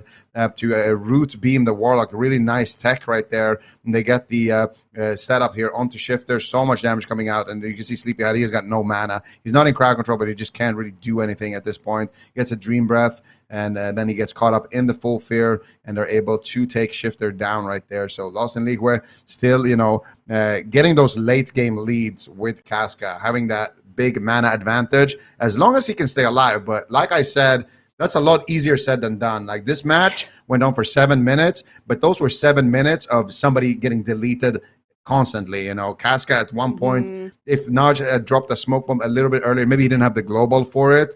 But Casca definitely got void shifted just like at the very last second, or he would have gone down. There was a lot of swaps back and forth, you know, a lot of close calls in general. So I think this is still anybody's series. Yeah, I think so too. You know, especially looking at, you know, it was lost in LIHUE that they are on match point, but for sure I wouldn't be surprised if we see Shuffle Police tie it up once again. I mean, just that match is proof enough how close these two teams are. Shuffle Police and Lost in LIHUE definitely proving themselves here, being newly formed rosters. And I feel like Sleepyhead did a really good job as well. We kind of talked to him this weekend saying how he wants to sort of prove himself on the Evoker. And I feel like he's definitely done that. Zico, what do you feel like? I feel like so far he's done a good job. I mean, you can't really ask for too much more from an Evoker. He did a good damage. He assisted a lot with the crowd controls and kept his team going for a while. You know, in terms of mana, he's always going to be losing on mana in this matchup. You know, if you look at the Sub-Rogue damage overall, the Sub-Rogue is always going to be bottom damage, you know, in terms of overall damage done. Sub-Rogue, they win by getting that big spike of damage, kind of just hitting and then running. Whereas, you know, something like a Shadow Priest, for example, has consistently high damage throughout the game. So if the game goes long enough, that consistent damage is going to add up, and that's going to be taxing the mana of the team that doesn't have the Shadow Priest Warlock. So Shuffle Police, they're picking Ashamane's Fall, and I feel like this is kind of signaling maybe that we're going to see Aegis come in, or that we're going to see some kind of shuffling of the comp. And look at that, we are going to see Aegis on that Fire Mage, because it makes no sense whatsoever for them to lock in the Rogue Boomkin on Ashamane's Fall when Lost in LIHUE won on Tolvir. So I feel like Shuffle Police getting their mage in, and I do believe that this is going to see the first time we see Aegis on broadcast here in the AWC. So definitely not the situation you want to be in when your team is kind of down in a series on match point and you're the one to tag in, having to kind of save them. But Aegis is a phenomenal mage, so we'll see if he can live up to the task here. This is going to be a tough matchup, though. Lost in LIHUE. I mean, we saw a similar matchup just now where the Rogue Mage got completely destroyed earlier today. It was with the Rogue Shadow Priest Shaman, but the Demolock Shadow Priest Shaman has even more disruption, I would say, than compared to the Assassination Rogue. The one good thing for Aegis is that he's not going to have at least a Rogue kind of chasing him down the whole game, trying to press Kidney Shot on him. So he's going to have to deal with the Demo Warlocks kind of disruption with the Axe Tosses and Fear and Curse of Tongues and just all the annoying things that they can do to you as a mage. But it should be a good fight here. Naj also bringing in their fourth member right there as well into his lap for extra good luck. Oh my gosh. Is she going to ruin the game? This is so great. All right. Well, let's see.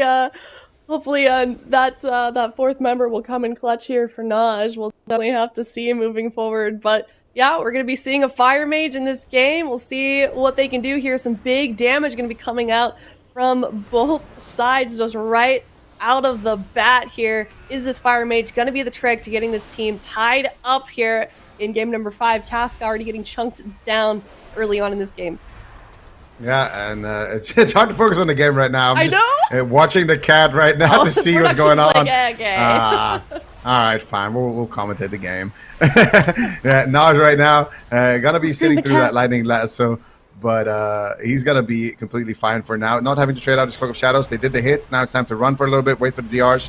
Aegis pushing forward right now, looking for the crowd control, and there it is. They get the Kidney Shot onto Casca, but Jaywalk blocking the kill right now, and they are not going to be able to find anything here. Ring of Frost coming out. Jaywalk actually walks into it, and Shadow Word defs Aegis there to break that Ring of Frost. A lot of pressure coming out here onto Aegis on that Fire Mage, but he is positioning himself well here at the pillar, able to catch some heals and able to sit back and get those fireballs. Right now getting a combustion proc here, actually. He's going to be able to do a lot of damage there. You love when that procs at the right time. They get a Kidney Shot onto Casca into a blind, which means they can sap off of this Kidney Shot most likely, and they aren't going to be able to get it. I think Casca somehow stayed in combat. I'm not exactly sure what actually kept him in combat there, but they were going for a Kidney Shot blind sap, and not able to find it, so they're not going to be able to get that CC that they needed. They didn't commit anything though. Aegis is going to have a real combustion. That was just a proc right there. He's going to have that available. And right now he's got good positioning. Going to be able to stay back, stack up that flame cannon, and do a lot of damage. Defensive smoke bomb coming out. There's the Emerald Communion as well.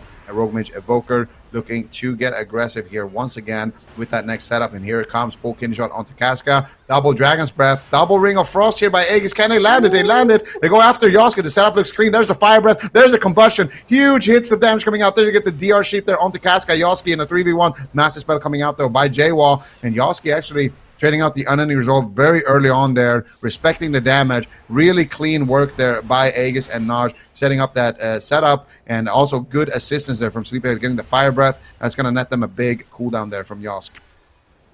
Yeah, most definitely. So we'll see here if they can make it happen once again. But that being said, Naj having to trade out that Cloak of Shadows as well. So we'll see if that affects him later on. Draw caught in a stun on the other side here. So a lot of pressure, a lot of CCs coming out from both sides. Aegis, however, also dropping low. Sleepyhead going to keep him stabilized, though, for the moment. Evasion comes out from Naj as well. So this team is starting to look very vulnerable. Aegis also dropping low in health. He still does have Ice Block available to him. Quite a bit of defensive cooldowns. There's Cauterize as well as Ice Block. So he is okay through that push. But these are some big defensives coming out from both sides being traded. These teams really respecting the push from both sides here. So much aggression, so much playing happening from both sides here. Lots of heads-up plays happening. We'll see if this continues. But, I mean, at the moment, Aegis and Naj have health. That was a really, really nice stun totem, the cap totem there from Casca, or the Nox, rather, the lightning capacitator.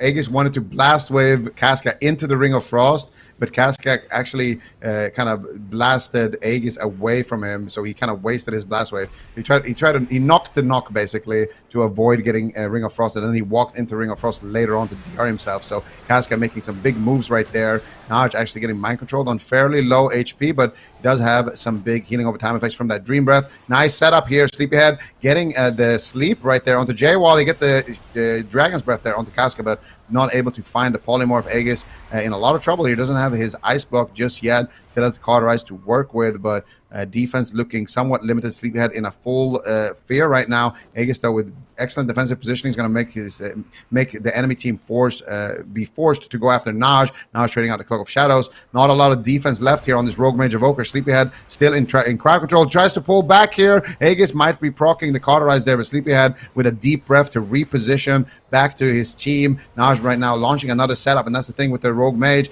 You have to go for offense anytime you are in those situations.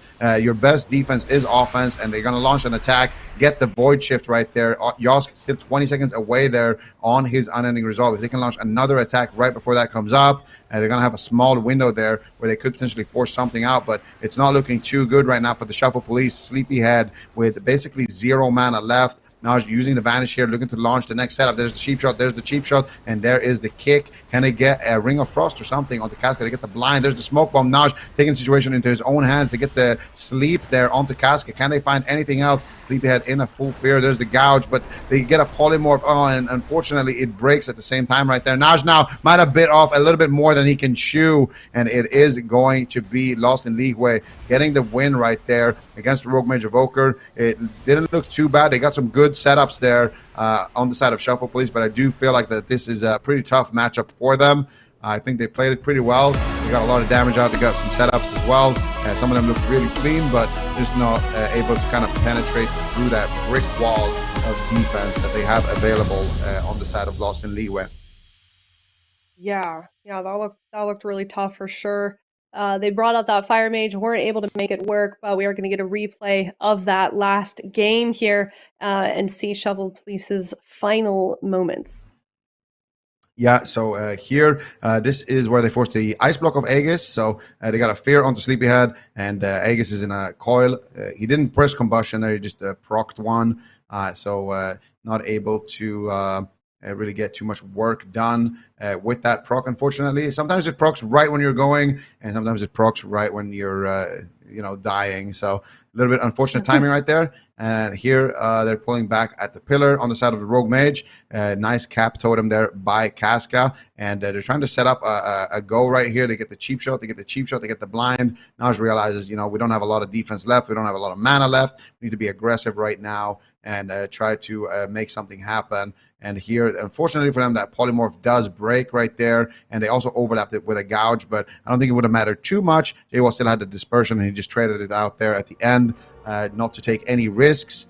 They just had a great defense, great rotation there for Lost in LIHUE, not kind of letting any openings go by there. And the Shuffle Police, this is a tough matchup for them. It looked a lot better with the Moonkin, but they did lose twice with the Moonkin, so I don't blame them for trying it out.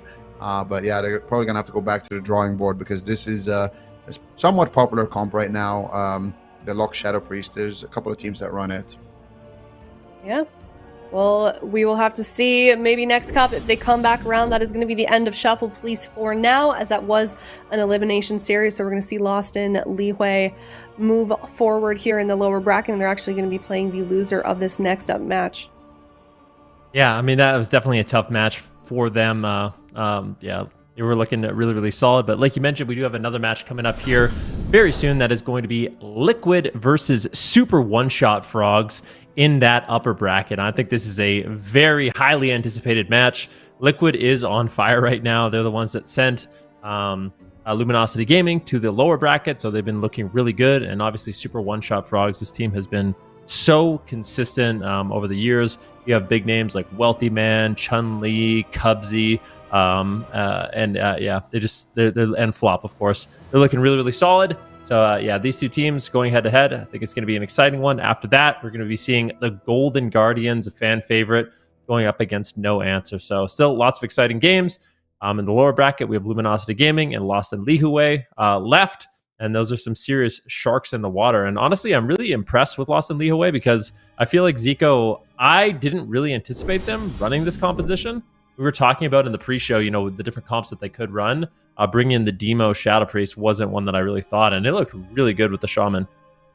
Absolutely. I don't think we've ever seen Yosk on a Warlock in the past. He's been known as kind of the Hunter King. So being able to see him actually pick up, something that's, it is very different to a Hunter. Like the Hunter is more similar to a Mage, I would say. It's more about getting the crowd control with your trap and bursting somebody down and then being defensive during the downtime when you don't have your DRs. But a Warlock is a lot more like a sit in their face, make sure that they don't get the setups. It's kind of the opposite of that playstyle. You want to just block kills and then counter go after that. So I think he did a great job staying alive, getting the crowd controls, getting the setups, and doing what a Warlock needs to be doing in that matchup. And especially when you're the target, right? Like picking up an alt and you're like completely free casting and you can just do whatever you want. That's all nice. It's kind of easier to play that role compared to being the guy who has to stay alive, preemptively kite, teleport, coil, get those preemptive moves going and actually stay alive while doing the damage and stopping the setup. So I think he did a really good job in general. And it was nice to see that they've kind of diversified their arsenal as well to kind of include more meta compositions.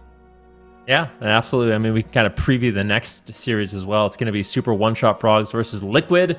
I think one of the things that excites me a lot about Liquid is, at least in the open bracket, we had Samayam once again kind of return to Moonkin, which is something we hadn't seen in a long time, since him actually winning BlizzCon back in the day. So I'm curious to see what they decide to pull off with that.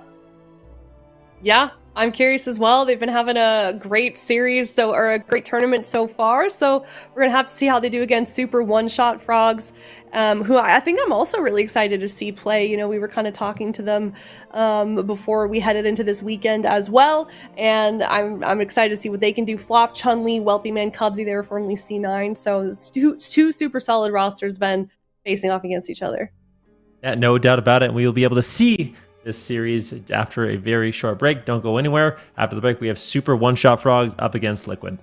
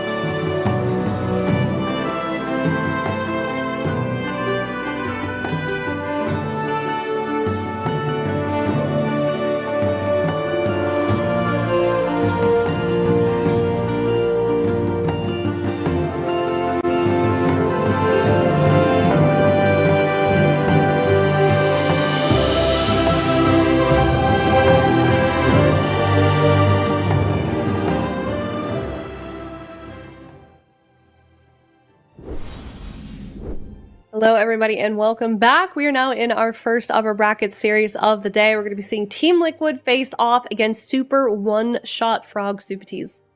Yep. Two big names here. I mean, Super One-Shot Frogs. This is Flop. This is Cubsy. This is Chun-Li. This is Wealthy Man. They reformed their roster last season after losing Chanimal and after losing Snuts. But they've been looking strong regardless. They're still kind of retaining the essence of their former roster with those wizard compositions. And the one thing that's interesting about their team is I think they're the only team that may attempt something like a Devastation Evoker. Chun-Li has been putting a lot of time into it when I'm watching their streams. They were playing Boomkin Devastation Evoker last night and getting some really big crits.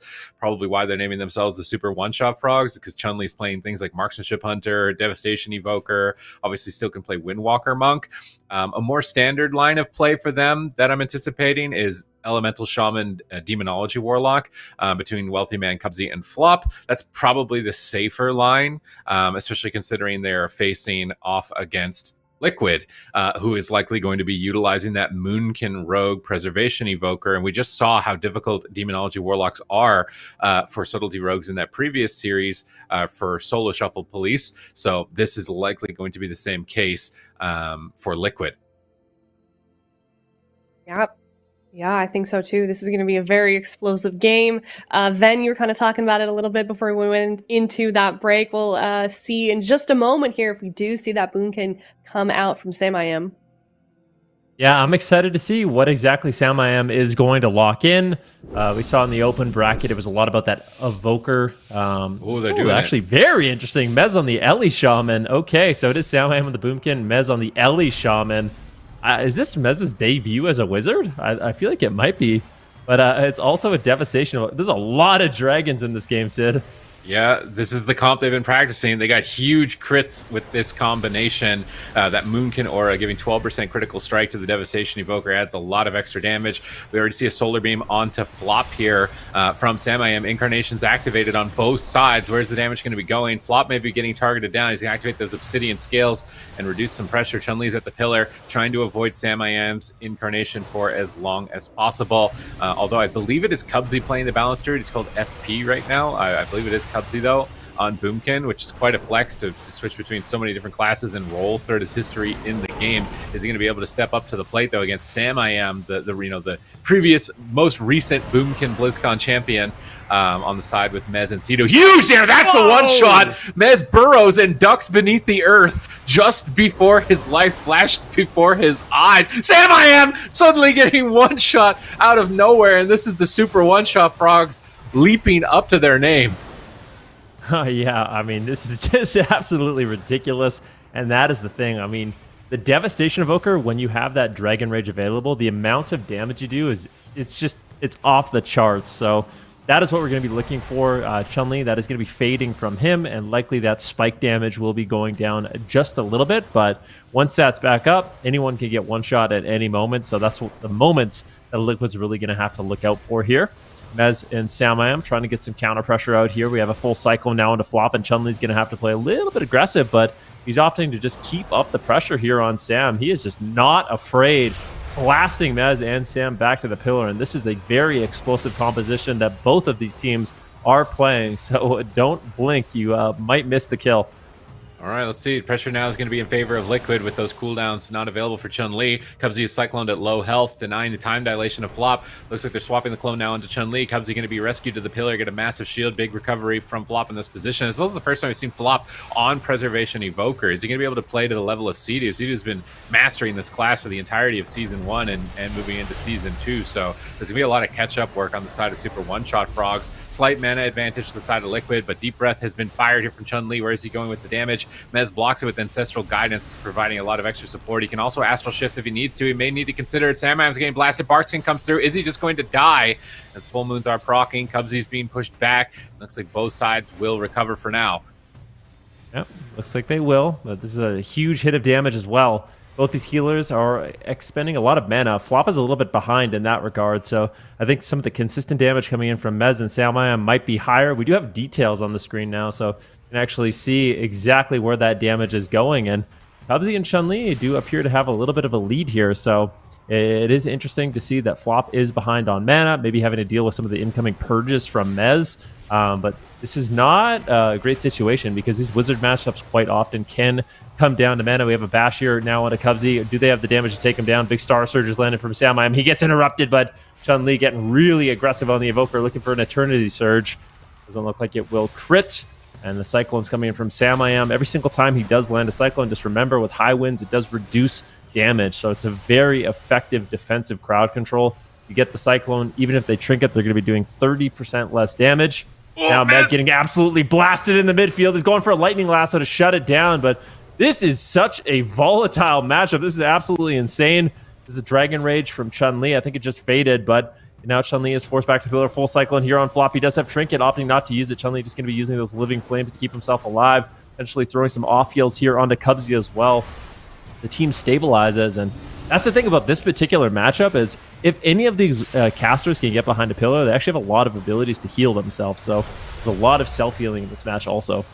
All right, Flop, mana not looking good. Sea-Doo definitely ahead at this point. Emerald Communion still available for both sides, so they'll have that safety net to save their teams at the 4-minute mark here. Cubs has got Nature's Vigil up. There's going to be a lot of extra healing for Flop. Their team can get aggressive in this position. He's got Fury of the Loon. He needs to dump his Astral Power. He's capped on Astral Power right now. He needs to get rid of it as soon as possible. He's losing out on some Star Surges. Samayam's now turning it around with an incarnation of his own. Chun-Li is immediately going to activate that Renewing Blaze and turn that damage into a hot onto himself. Cubsy gets Cyclone, denying a lot of damage here. Flop's still just struggling, man. He's just dying to dots behind the pillar, trying to heal his teammates up. Chun-Li gets blasted. Star Surge is incoming from Samayam. He's going to get Cycloned by Cubsy. Chun-Li trades Obsidian Scales. Sea-Doo looks like he may be drinking behind that pillar. He definitely got a little bit of mana, but here comes a Deep Breath from Chun-Li. Where's he going to fire the burst onto? Is it going to be Sea-Doo? Is it going to be Mez? He hasn't launched it just yet. Flop looks like he may be trying to drink. He's caught inside a Solar Beam. It's a double Solar Beam. It's a 2-for-1 special. Chun-Li's in trouble. He's on the run, trying to get back behind the pillar. He gets rescued by Flop, and now Cubsy's exposed in midfield, trying to get back to the pillar as well. Looking for Cyclone, gets quelled into a Lightning Lasso, and immediately Trinkets out to deny the damage. Flop dispelling some dots, trying to stay ahead of the pressure.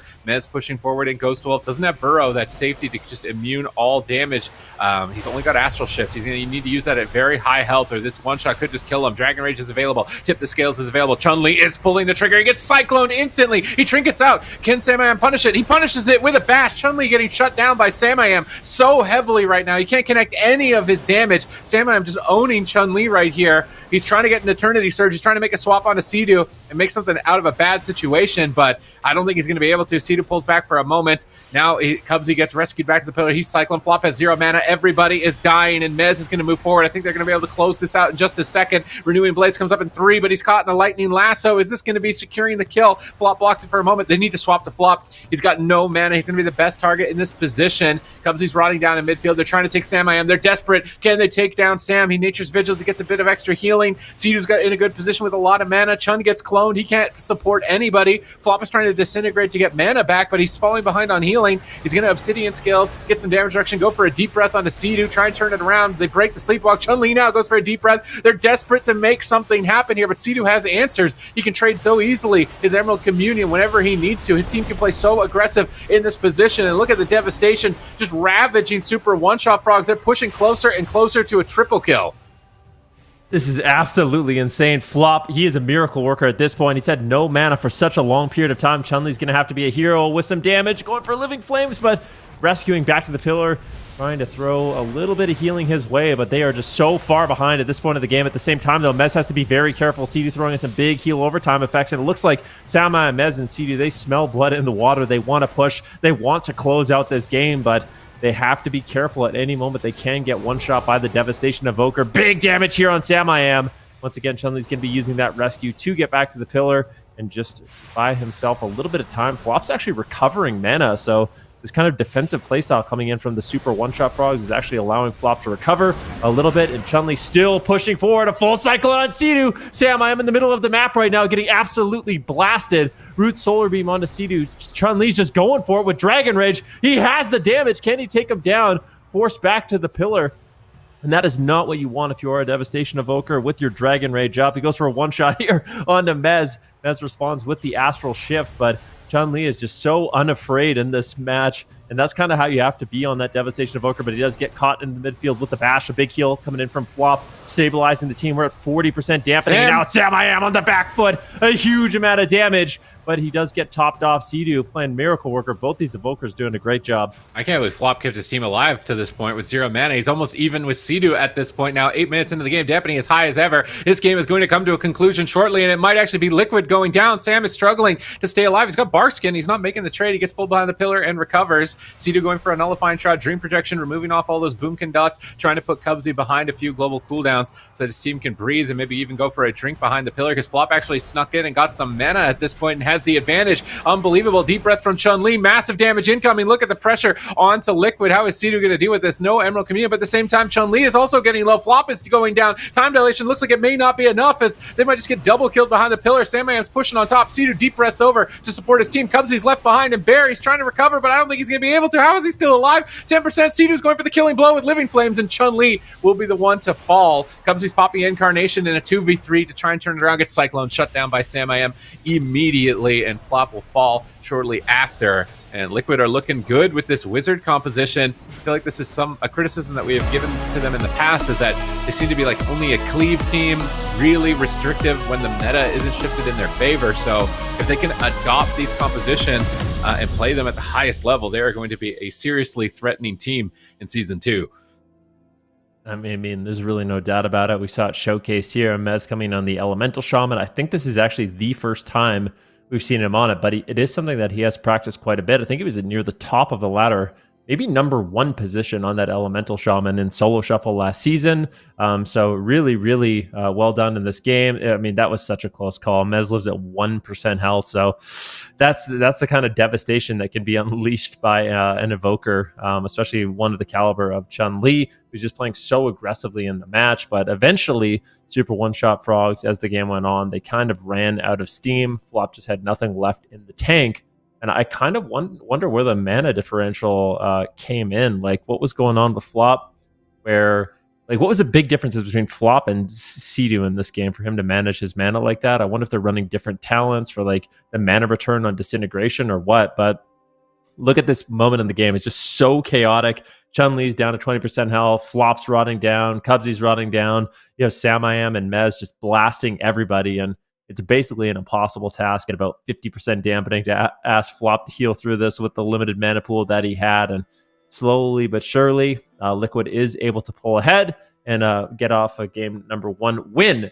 And I feel like this, like you mentioned, this is just, it feels like with these adaptations we're seeing from Liquid, with Sam I Am on the Boomkin, he's obviously doing a phenomenal job, but also Sea-Doo on the Preservation Evoker. I feel like he was one of the healers that kind of decided to main it and play it the most. You know, very similar to Met in Europe. I feel like Sea-Doo has been kind of one of the staples in North America for that Evoker, Sid. Yeah, I mean, definitely. I feel like most of the highlight clips that we've got, even for the introduction, was like Sea-Doo on Preservation Evoker. Like, he's going to be the trailblazer. He's going to know all the little secrets. He's going to know all the little niche moments over a lot of the other healers that are trying to pick it up just now. So he's definitely set his team to be in a good position here. And we could see the differences in output in that game. Like, Flop had to do 10 million more healing over the same duration of time. Like, that's gonna hit your mana pretty hard. The fact that he could heal through that and actually bring the game to an even point in terms of mana is quite impressive. And I think the biggest difference that I'm noticing between balanced druids is their usage of Orbital Strike, their usage of Fury of Elune. So it's of my opinion that Fury of Elune is an ability you need to use on cooldown. If it's spending any time off of cooldown, you're losing Astral Power generation and you're losing Star Surges. You don't worry about it adding to your burst damage. It's just about Astral Power generation. That's the main thing that you're going to be starved on. And I feel like Sam is doing a better job of getting Incarn on cooldown, getting a Fury of Elune on cooldown as much as possible, and that's enabling him to do significantly more damage. It does depend on the situation. Sometimes you want to save Incarn for a moment where you're going to get a kill, there's no trinket. But in a matchup like this, it's just all about output. You want the highest amount of output, and pressing those as soon as possible, and in situations where you won't be crowd controlled while they're active is like, that's the most important scenario. So stand in positions where you won't be CC'd and get them on cooldown as soon as possible. And I think is the main reason why Sam is doing significantly more damage than Cubsy in that last game. Yep. And we do have hook points. So I don't know what this tells us, because in my opinion, this is one of a lot of the time in like Wizard matchups, it's like you kind of sit back, everyone feels relatively safe until like later in dampening when no one has mana. But this is a particular matchup where everyone is so explosive that quite literally anyone can die at any moment, especially with the Devastation Evoker there. So on a small map like this, I feel like it's just going to be pure chaos. I kind of wonder if Super One-Shot Frogs has something else, if Liquid locks in something else in the blind pick, like maybe they just, they're going to mix it up. They're going to bring in Trill on the sub-rogue. It's kind of a heads-up maneuver. They don't want them to get too comfortable in the matchup, or maybe they're just not feeling that matchup on the small map. So that tells me that Liquid kind of anticipated the blind pick. They got their one game advantage, and now they're just going to be going back to a more kind of standard safe composition with the Moonkin Rogue. And I do wonder what Super One-Shot Frogs is going to bring in here, because they do have a lot of answers. I can't imagine you want to play double Evoker into a sub-rogue. That just doesn't sound like a good time, but they actually are going to do it. They're going to stick to it. Okay. They're going to stick to the double dragon into a sub-rogue. I feel like the one thing that you were terrified of most of it, anything in the game, is the sub-rogue as a Evoker. So this must have a startling amount of damage for them to rely on it so heavily here, facing Liquid's Moonkin Rogue. But it's also a small map, which is even scarier for a double dragon because the rogue is going to be nearby at all times. So I'm interested to see how they play this out. Maybe there's some YOLO thing they're about to do where they just kill Sea-Doo or something. But even that, like Emerald Communion is an easy block on their all-in. I don't know. This is a really strange composition from the Super Frogs here, or from the Super One-Shot Frogs. Whereas Liquid, I feel like this is, these are meta compositions. They're following the line of play. They've put a lot of time and practice into these. So I feel like Liquid should be the ones that take this, unless there's some surprising amount of damage from Super One-Shot Frogs. There definitely will be some surprising damage. There's no doubt about that. And I feel like Super One-Shot Frogs is the team that always does this, right? Every single week in every single cup, they come in and they have a different composition. Like they've some new composition that they've practiced. They're just always, whatever it is, if it's Arcane Mage, Windwalker Monk, or, this Evoker Moonkin, or, we see them play Elemental Shaman, Warlock, whatever it is. They always come in with some oddball composition. Sometimes it's more standard, sometimes it's not. But in the cups, it seems like they rely on, one or two compositions that are kind of unique to them, and try to pull it off. So we'll see if they can pull it off with this Evoker Moonkin composition against Liquid. Like you said, playing a much more standard composition, a lot safer.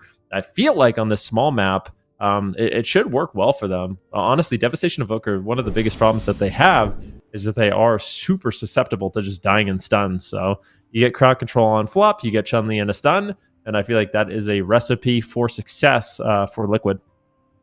All right, let's see if they can coordinate that crowd control together here. This is a very scary comp for Evoker, Salty Rogue, and Moonkin. You're going to get stuck in the solar beams. You're going to get stuck in the stun locks. It's a very explosive amount of damage between a Boomkin and a Rogue. So I think Super One-Shot Frogs are taking a big risk here. Sometimes you have to, though. Maybe they've got nothing else that would be better. But I feel like I would have rather seen Demonology Ellie from them, honestly, in a matchup like this. But they're going to roll the dice on the Devastation Evoker. They're going to be praying for some massive critical strikes. They're going to need huge damage if they're going to be able to win this. Sam and Trill are running in immediately, getting crowd control and flop with a sap. Can they stop the Nullifying Shroud? They Typhoon it to prevent it now into a cheap shot. They need more control on flop. They're going to go for a Root Solar Beam. They need to make sure they keep the chain going. It looks like the Solar Beam actually breaks early. They're swapping to flop. Are they just going to be able to kill him? They get Emerald Communion right off the rip. They're going to Cyclone him on it and swap to the Boomkin. Liquid are all over the place. They force Barkskin from Cubsy. Maybe they kill him through it. 1 second left on the clone. Cubsy's trying to turn it around. He's shooting his Incarnation much sooner this time around, but he needs to get his Fury of Elune on cooldown. Very important to get that on cooldown. It's only 40 seconds. It generates so much Astral Power. He doesn't get it going, though. He's going to go for Innervate on flop, try and recover Chun-Li, but he's caught in a Smoke Bomb. Is he going to survive the Smoke Bomb? It's game 2. You're going to be on match point at this point. He's so low. Rewind comes in from flop with the Obsidian Scales. And that was the shadowy duel of Trill, and it ends up being blocked. Here comes Dragon Rage, cycloned immediately. Chun-Li cannot do anything in this game. Sam I.M. is just laser focused on shutting him down and making sure he's having no fun. Flop gets a triple deep breath, setting up possibility for his team to do some damage, but Seed looks to be in a good position to deal with it, and they're getting aggressive. They're pushing towards flop. Yeah, let's see what they can do. Like you mentioned, Chun-Li's just been in so much crowd control this game, going for a big Eternity Surge, though, onto Sea-Doo, looking for kind of a random swap here. Can they get the pressure out? Sea-Doo looks like he will be able to stabilize. And actually, in this game, Flop has a mana lead, so that is interesting, but they are falling behind on cooldowns. Another setup here onto Chun-Li, going down to 10% health. He will use Rescue on Cubsy to just get out of there. He does not want to be a part of that fight, and that's one of the nice things about playing 2 Evokers is you have double rescue, which is a very powerful defensive cooldown for repositioning and getting a shield. And I think it is very strong for the Devastation Evoker to even have a preservation on your team that can save you in those stuns. They've got blind and they've got no trinket. Like, shouldn't this technically just be game over? Blind healer, kidney shot, root beam. I feel like this should be a very easy point for Liquid to be able to close the game out. There's no trinkets on the other team to break crowd control. Just get a clone on Cubsy, maybe bash clone. Trill has the damage. On the healer, and they got secret technique. Like, I feel like this is game over. Chun-Li and Flop, what are they going to do to be able to stop this? They really don't have any answers. Maybe a pre-renewing Blaze. That's their only option. They're trying to keep Trill back, but Trill could also actually doesn't look like he's got any vanishes, so he can't really sneak away and push in. They're starting to get aggressive now. I think they must know their win condition. They're so far ahead at this point. Sidu's got Nullifying Shroud, Flop pre-renewing Blaze, and so does Chun-Li. This is exactly what they needed to do, but I don't think they sent any damage just yet. Flop. Now there's a swap on a Flop, and that pre, is it going to be enough? Trill trinkets into another clone. Cubsy's doing what he can, but damage is still incoming. Chun-Li rescues Flop away. Time Dilation, Obsidian Scales, and they survive the setup that they should not have survived. They steal that away from Liquid, and now they're turning it on their heads as they go after Sidu, but another swap on a Cubsy. Sidu, he's getting cheeky. He's being really aggressive. He might regret it. Massive damage. Emerald Communion is going to trade for him, and his team will recover. Now Chun-Li into another kidney shot, and they won't have that pre-renewing Blaze for another setup if they get a clone here and flop off this bash. They're not going for the clone just yet, and I can't believe that Super One-Shot Frog survived that. No trinkets on the whole team against a Subtlety Rogue. They do the impossible and buy their team another chance in this game. That was Cubsy. Cubsy MVP in that situation with those Cyclones onto Trill, saving the day, but Trill is low once again. Do they have the damage? Chun-Li with a big Flame Breath. That's a huge Cyclone there on Sidu. And he is going to immediately trinket out of that 8-second Cyclone. That Pressing Roar is a really, really powerful, something we can talk about a little bit later on. But Chun-Li low on health. He's forced to trade out the trinket. He's on the run. He's in trouble right now. Flop trades out the Emerald Communion. So now there's no Emerald Communion and there's no trinket on Chun-Li. More situations here that Liquid can really capitalize on. A big Innervate on Sidu. He's going to be able to just bomb out heals right now, free of charge, a swap onto Cubsy. They managed to get the Bark Skin out of the way too. So slowly but surely, Liquid is getting the trinkets, the defensive cooldowns out of the way, and that's going to buy them an opportunity here soon for them to just go for an all-in. And this just might be the game right now. Chun-Li getting really low into the smoke bomb, but Flop is there. Rescue trades out once again. Now a swap here onto Cubsy. I'm just putting out pressure with everyone. These constant swaps are just so threatening, and Cubsy might just go down. It's a full Cyclone, but the Heart of the Wild Frenzied regen from Cubsy is enough to stabilize, but Liquid is doing a really good job keeping them guessing. All right, Sidu, I think, should be the target here for Super One-Shot Frogs. He just used Time Dilation, just used Obsidian Scales. He doesn't have Emerald Communion. He doesn't have a Trinket. I think he's a great target for the Dragon Rage that's coming up and the Incarnation. This is the best chance that Flop and Chun-Li are going to have of winning this game. They've got him in a Solar Beam. Oh, no, it breaks to dots early. He's able to rescue Trail. Now Flop's into a blind. Where are they going to go? Are they going to swap Healer? Kidney Shot on Chun-Li, clone onto Flop. Cubsy's got Heart of the Wild, but he should... No! Cubsy! 1% with Bark Skin. That Heart of the Wild is getting huge value with that extra armor right now, and he actually stays alive. Here comes the Incarnation. Dragon's Rage available, and this could be a huge strike for Super One-Shot Frogs. Where are they going to go with the damage? They need to send Chun-Li's cooldowns as soon as possible, but he's on the back foot, and he can't. And Liquid will overwhelm them, securing themselves into match points. And now Super One-Shot Frogs are the ones looking like they will need to adapt. As this composition, like, despite playing as well as they did to survive as long as they could, was not enough. Yeah, I feel like they got... I don't want to say they got lucky a few times, but they needed to pull out some miracles in order to even survive that long in the game. I feel like Liquid, with their constant setups, constant target swaps, they looked really solid in this one. Super One-Shot Frogs, to their credit, like I said, they did a good job creating pressure in the match, and I think Cubsy especially did a really good job with his Cyclones, keeping the team alive, really dire situations. The one moment where Trill went for the game-winning setup, he got Cycloned. That applies high winds, even though he immediately trinketed. It's going to lower his damage, but he actually cloned the trinket anyways. So this really heads up with that crowd control. I think Super One-Shot Frogs, they have a really good presence of mind as to when they're actually going to lose the game. So when they don't have any cooldowns, they are playing relatively safe, but it's just so difficult to deal with Liquid just constantly going after anyone. Like, all three targets are able to go down in this matchup, and when that happens, no one can really kind of play defense and push in and be like the damage sponge for the team, as you are just susceptible to going down. And I think that's what makes fighting against this composition so difficult. Yeah, definitely. They must have gotten some information from the ladder that's telling them that this comp is a good option for them. And I mean, they're getting pressure. It's not like they're not doing anything throughout the game, but it just defensively, you're just always just one cheap shot away from death if you're not in a good position or you don't get like a pre-read. Like, it seems very stressful to be in for their side. So now moving into game 3, are they going to pick a big map? Are they like, did the small map really work for them? Do you think them picking a small map was a good idea? It wasn't a good idea. So I think the idea is in the wizard matchup, it is nice, right? Because basically as a devastation evoker, you have shorter range than all the other casters. So going to as small map as possible, especially a map like Hook Point, you can basically you can use your disintegrate and run around the pillar and avoid damage while dealing damage. It's easy to stay on top of your target. That being said, I feel like Liquid kind of turned it on its head, right? Like they're like, okay, well, we're not going to play wizards on this matchup. That's going to give you an advantage. It's going to be easier for you to get deep breaths and attack us and avoid damage. But now we just go sub-rogue. So I feel like they did a really good job of taking their map advantage and actually giving themselves an advantage compositionally. And I don't really know. I'm trying to think of what we could see.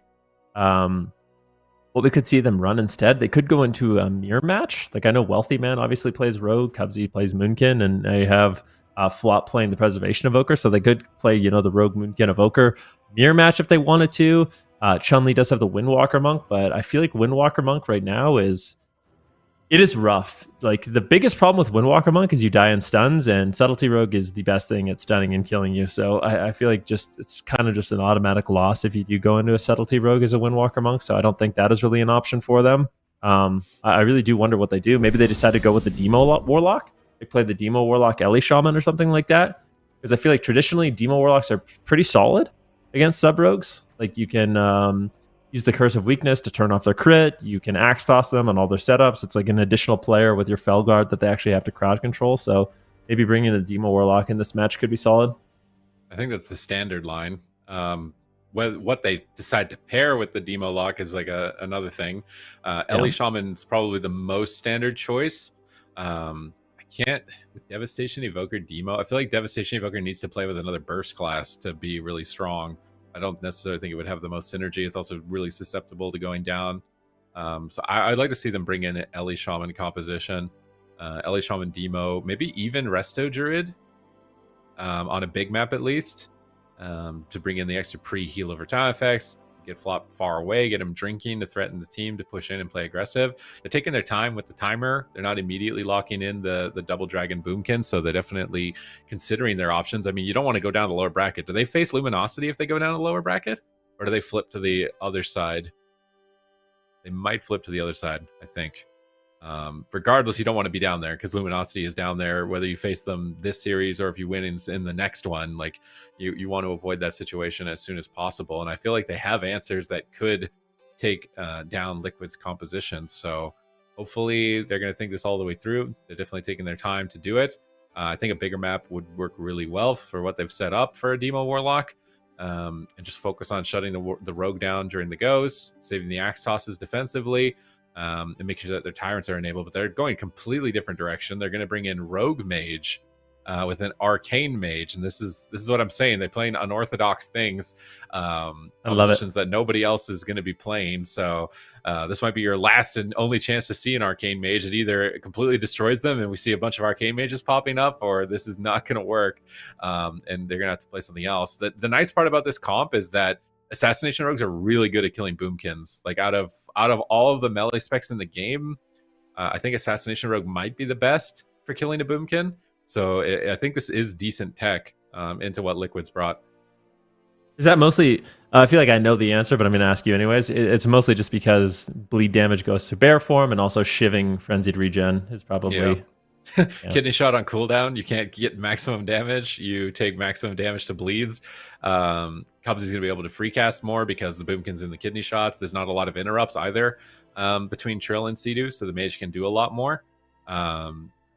I think this is a really good comp to play into a boomkin specifically. It should be decently durable, I think, into Subtlety Rogue. Do you play Blink Stun as the arcane mage into a sub rogue, or do you still play Shimmer? I mean, I play Blink Stun every game, and so does Cubsy. So he will be Blink Stun always. I don't think he's ever spec Shimmer in his whole life. So I would be completely blown away if we see Shimmer from him. But the one nice thing about the Arcane Mage 2 is I think it's actually pretty decent into Preservation Evoker specifically, just because they are really susceptible to getting all their heal over time effects spell stolen, right? So I'm a big fan, honestly, of the rework to Kleptomania when I play my mage.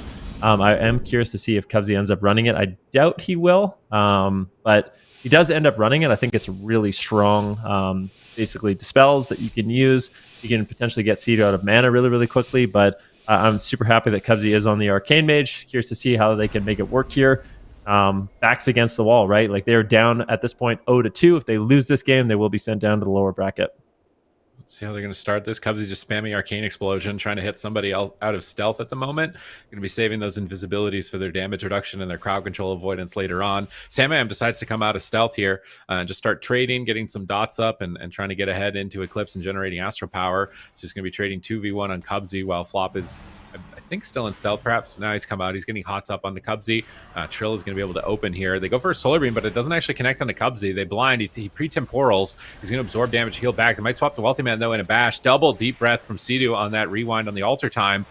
Catching Cubsy for a moment, but it's not enough, not nearly as much damage as I was expecting from Incarn. Sam now into a kidney shot, and these are the kidney shots that we need to see on cooldown from Wealthy Man. They're going to Cyclone him off of that, denying his incarnation. Swap to Trill, and what the? They get Cloak of Shadows and Trinket from Sidu in one swap. They're trying to go on to Flop, but he's in Barry, stuck him for cover with Barscan, will survive, and Arcane Assassination Rogue, I would say, is looking spectacular in the first few moments of this game.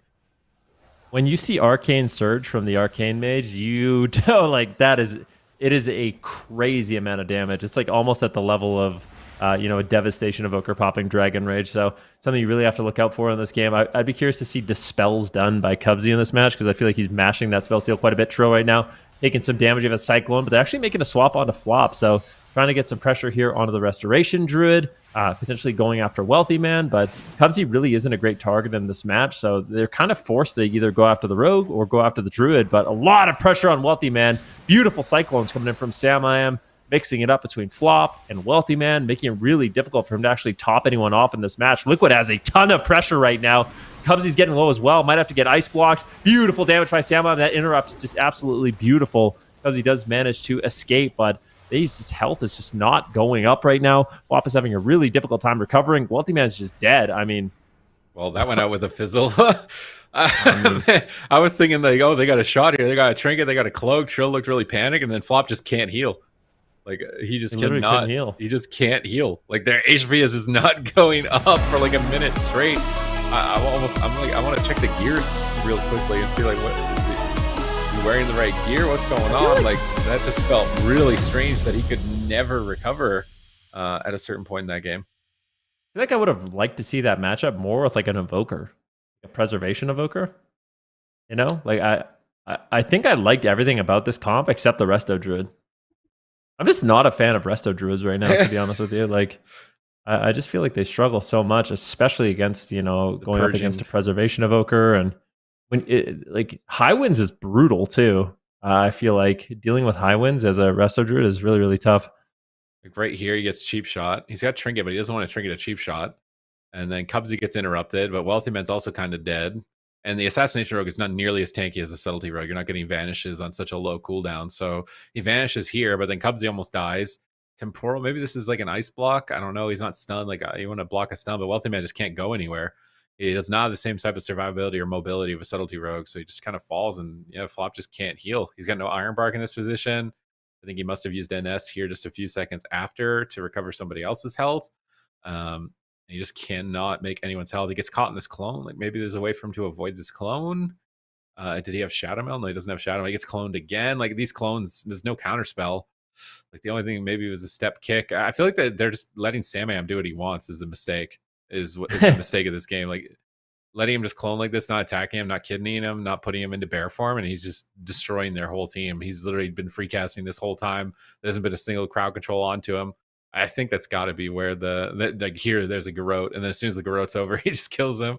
I can't. Yeah, leaving Sam open like that and letting him do whatever he wanted, I think, is really what spiraled that game out of control. Look at his damage. Like Sam Miami, I swear, one of the reasons why. Well, there's a couple of reasons. First of all of them are good. I'll just say that, but I feel like Sam Miami on Moonkin has been he's been really looking good.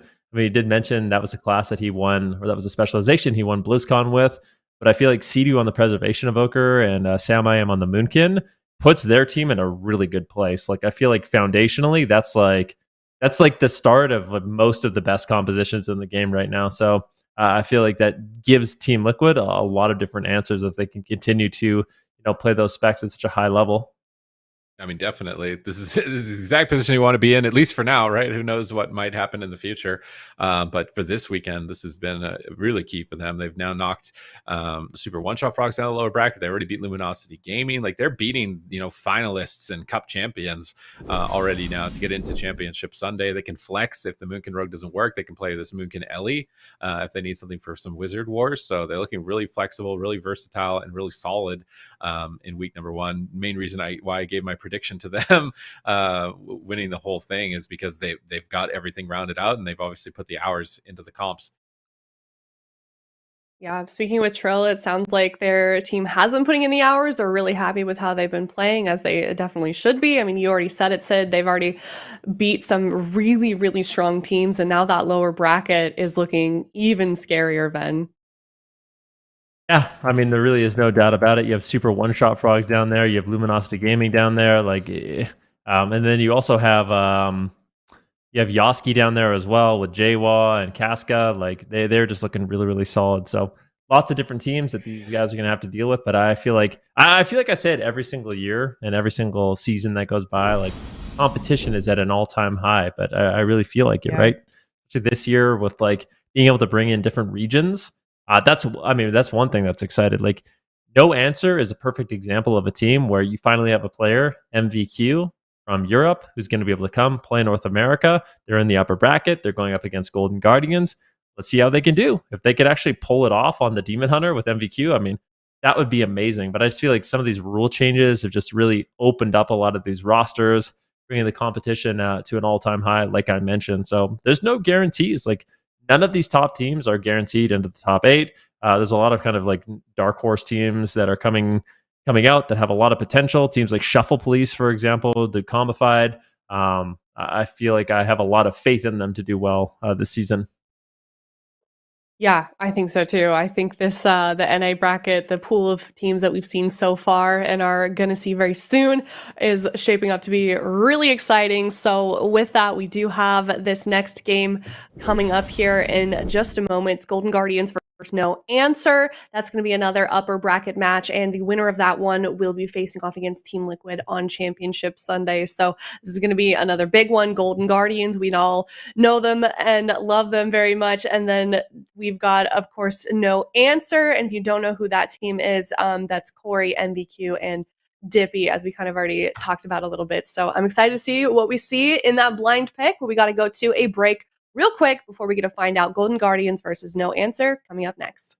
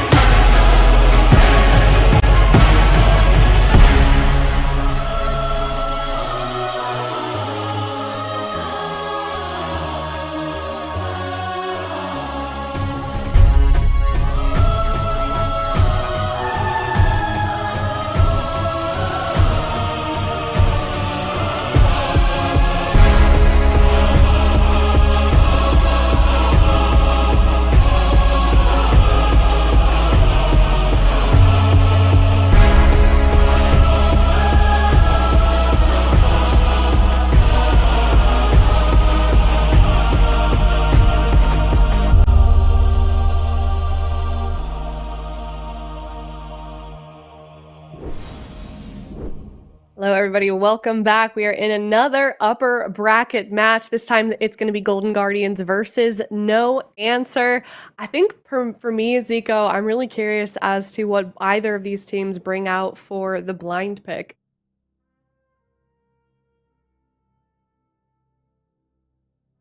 Probably be running Munkin and Demon Hunter. And for the Golden Guardians, I'm expecting to see some RPS. They've looked super good so far with the RPS. You know, it's their bread and butter. And those are the two comps that I expect. But for No Answer, you know, they could come out with some surprises.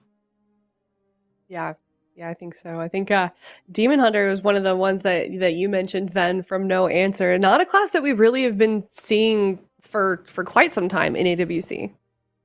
Well, I mean, to be honest, I've never seen MVQ play anything but Demon Hunter. So I think there is a 100% chance that we see No Answer play Demon Hunter.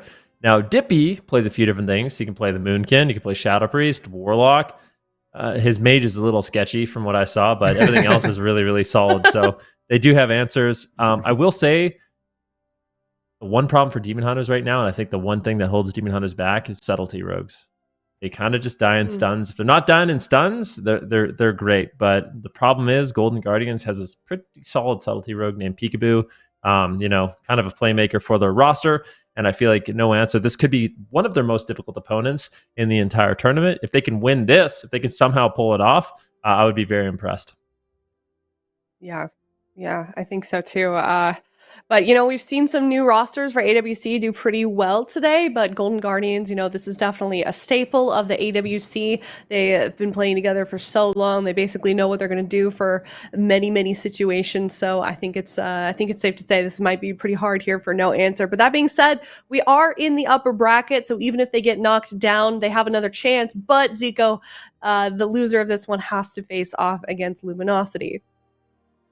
Yeah, it's probably not where you want to be, considering their track record. So very important that they, you know, win right now to kind of avoid that later. Because even though maybe they could beat Luminosity, it's you'd probably rather just stay here in the upper bracket where you can just play your final game for the day and just watch the rest of the games and just enjoy your Saturday. So definitely a scary team down there. But the Golden Guardians. They do play. I guess they would play a mirror against Luminosity if they did face each other. Since we've seen both of these teams playing RPS a lot so far, but No Answer. I'm a little bit worried because of the reasons that Van said here. I feel like the Demon Hunter, you know, they're really solid, but the one thing is that they do die in stuns, and they are going to be bringing in MVQ here on the Demon Hunter. They're going to be bringing in Dippy on the Warlock, Origons on the Mistweaver against the RPS with the Sub-Rogue. Yeah, MVQ just can be glimpsing back to the pillar right away, trying to just avoid the fight. MVQ is very evasive on that. Demon Hunter always tries to pre-glimpse the go, but they're just going after Dippy, saying, okay, you want to run away? All right, we can kill Dippy as well. So that's the problem. We do have a smoke bomb, beautiful coil there coming in from Dippy, trying to just slow down the damage a little bit. Absolutely going for a lightning lasso. They just have such coordinated offense. Dippy might just die in the opener. Cheap shot onto Corgus, and that is it. Peekaboo just styling in this one. I can't wait to watch the replay. Just and the way this guy, I mean, it's all that practice with those 1v2s, you know, like playing 2v2 all day, just setting it up, going for those kills. It's just absolutely phenomenal. Golden Guardians a quick game 1 win. I feel like a lot of this stemmed from the fact that, you know, MVQ is playing very defensive in the opener. You kind of have to do that. You're forced to play that way. But Golden Guardians they flipped it, went after Dippy, and we'll see the crowd control here. You can walk us through it. Yeah, I mean, that was just crazy. MVQ trying to pre-glimpse the go, trying to stay back, trying to make sure that he doesn't get stunned while the setup is happening. But they just flip a switch, go on the Warlock, and they got I think it was like I don't know actually how they got the blind sap. I don't know. We're gonna have to see it on the replay, but they got a blind into a sap, into another sap, into I think a cheap shot, and they just killed him outright in the cheap shot. So I'm really curious how they actually got that. Okay, so it's a fear into a blind, I think. No, a fear into a silence, into a hex, into a sap, into a smoke bomb, into a sap out of the hex, into another sap. And look at Absterge, though. We talk a lot about Pico, but look at Absterge in this replay. He's crowd controlling MVQ with the Earthen Root Cheap Totem. shot. He's dropping the Lightning Lasso there as well, and the cheap shot onto Corey Guns as well. It's just so much cross crowd control. I feel like Abster's actually look at Abster's in this replay. He's a hero. Like short Peekaboo, you know, he's insane.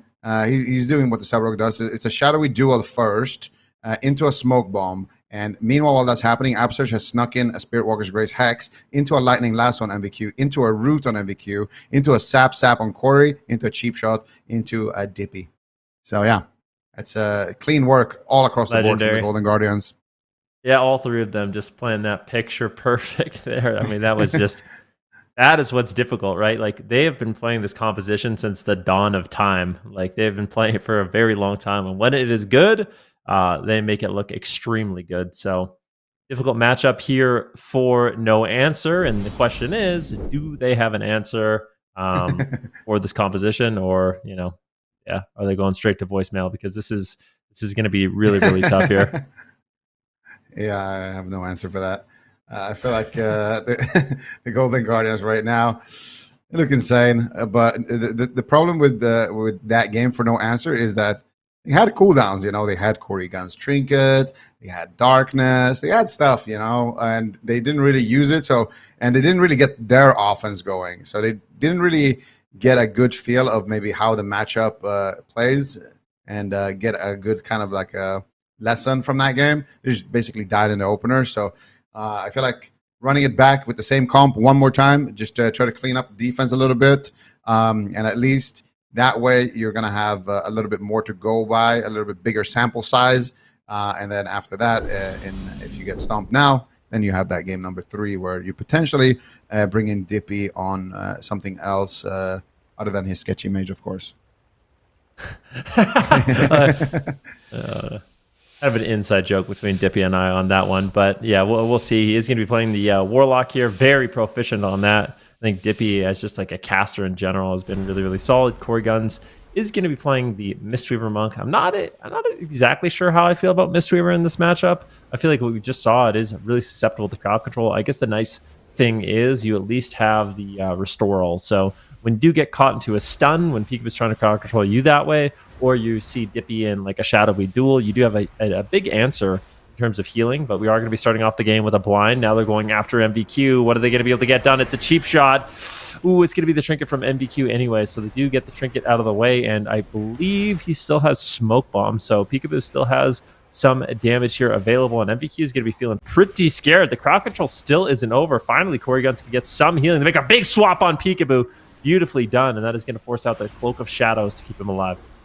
Yeah, beautiful trade right there. But like you said, MVQ, no trinket. There's a smoke bomb, and here it comes. Full cheap shot into smoke bomb. But Corey Guns is there, deflecting it a little bit, actually getting kicked there. And they follow up the crowd control on that kick with anything else. They get a disarm there onto Peekaboo. And now MVQ here is getting a lot of work done onto Whiskey. There's an Earthen Wall Totem to deflect it. And another setup happening here. There's a kidney shot. Big damage onto Dippy. And that's going to be the trinket into the life cocoon from Corey Guns. But it's overlapped with the unending resolve there from Dippy. So bit of a panic right there from No Answer. And now they have no answer for that next setup. If they decide to go after MVQ, they could take him out. If they decide to go after Corey Guns, they could take him out. And if they decide to go after Dippy, they could take him out.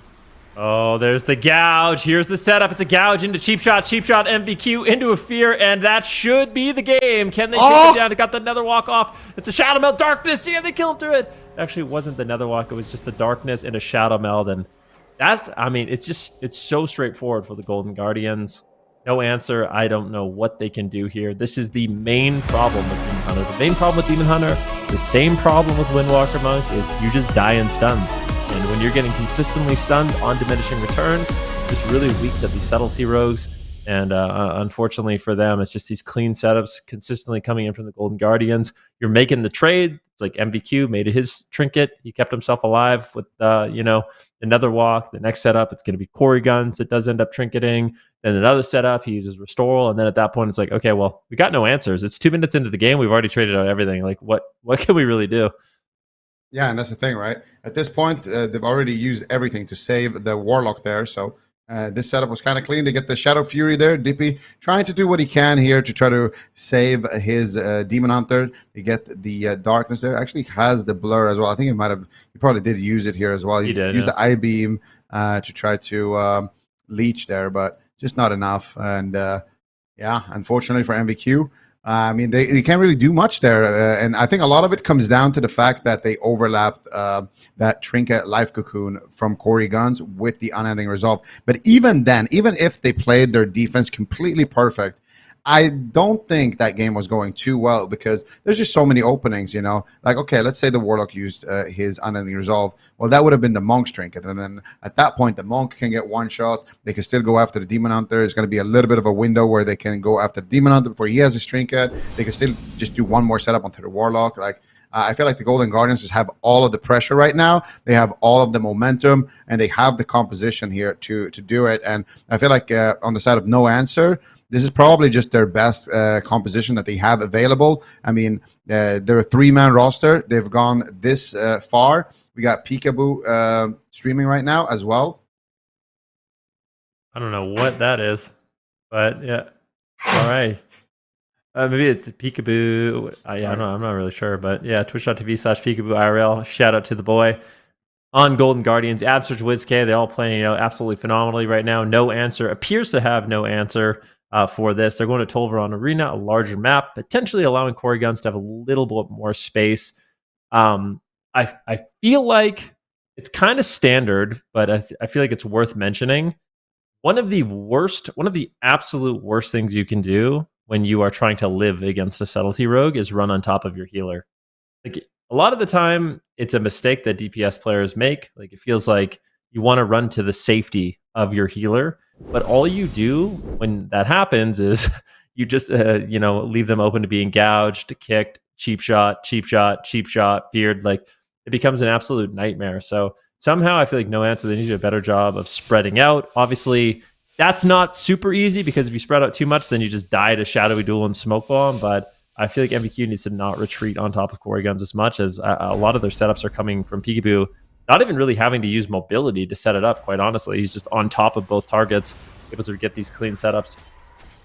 Yeah, absolutely agree with that. You definitely don't want to be anywhere near your healer. And look at that, already a nice glimpse there by MBQ. Actually getting a blind into a sap there onto Corey Guns. Right now going after MBQ. There's the cheap shot. Nice Infernal Stun from Dippy into the coil, making sure that this setup gets denied here. And at first go, not really going to net too much. Now here's the leg sweep onto Peekaboo, but not going to have too much pressure onto him. There's a kidney shot onto Corey Guns. Who are they going to go after? Looks like they're going after Dippy, but no follow-up out of that kidney shot. They actually do have the Shadowy Duel into the silence here onto Corey Guns. If WizKid can make it there, he could potentially find a Fear, the Smoke Bomb, to chain it as well. Into the gouge here. I mean, what is going on right now? The Golden Guardians are absolutely on fire. Absurge loading up the Hex as well for good measure. And there's the Lightning Lasso. Dippy's on 1%. There's no way. What is going on? He stuns the Trinket. I mean, look at this, man. It's just too easy right now for the Golden Guardians. These guys don't even break a sweat. They look at this setup. Look at MBQ. He's just like, yeah, well, what can you do? Like, that was I mean, this is the Golden Guardians when we love to see their games the most. When they can be aggressive, they can chain this infinity CC chain, stun the trinkets, drop the smoke bomb, just chain everything perfectly. Everybody's aggressive. Absurge is there with the lightning lassos. He's rooting up the Demon Hunter. He's loading up the hexes. I mean, what can you do? Corey Guns is just not even able to play the game. Like, literally just can't do anything the whole game. Like, he gets silenced. Out of the silence, there's a smoke bomb, okay? Now, out of the smoke bomb, he gets gouged. Out of the gouge, he gets feared. Sitting the fear. He knows Peekaboo's just waiting to stun him. So what happens out of the fear? Let's just take a look. He gets hexed. What happens out of that? We got a nice little sap that got overlapped with the hex. He trinkets out of that into a cheap shot. That's like, okay.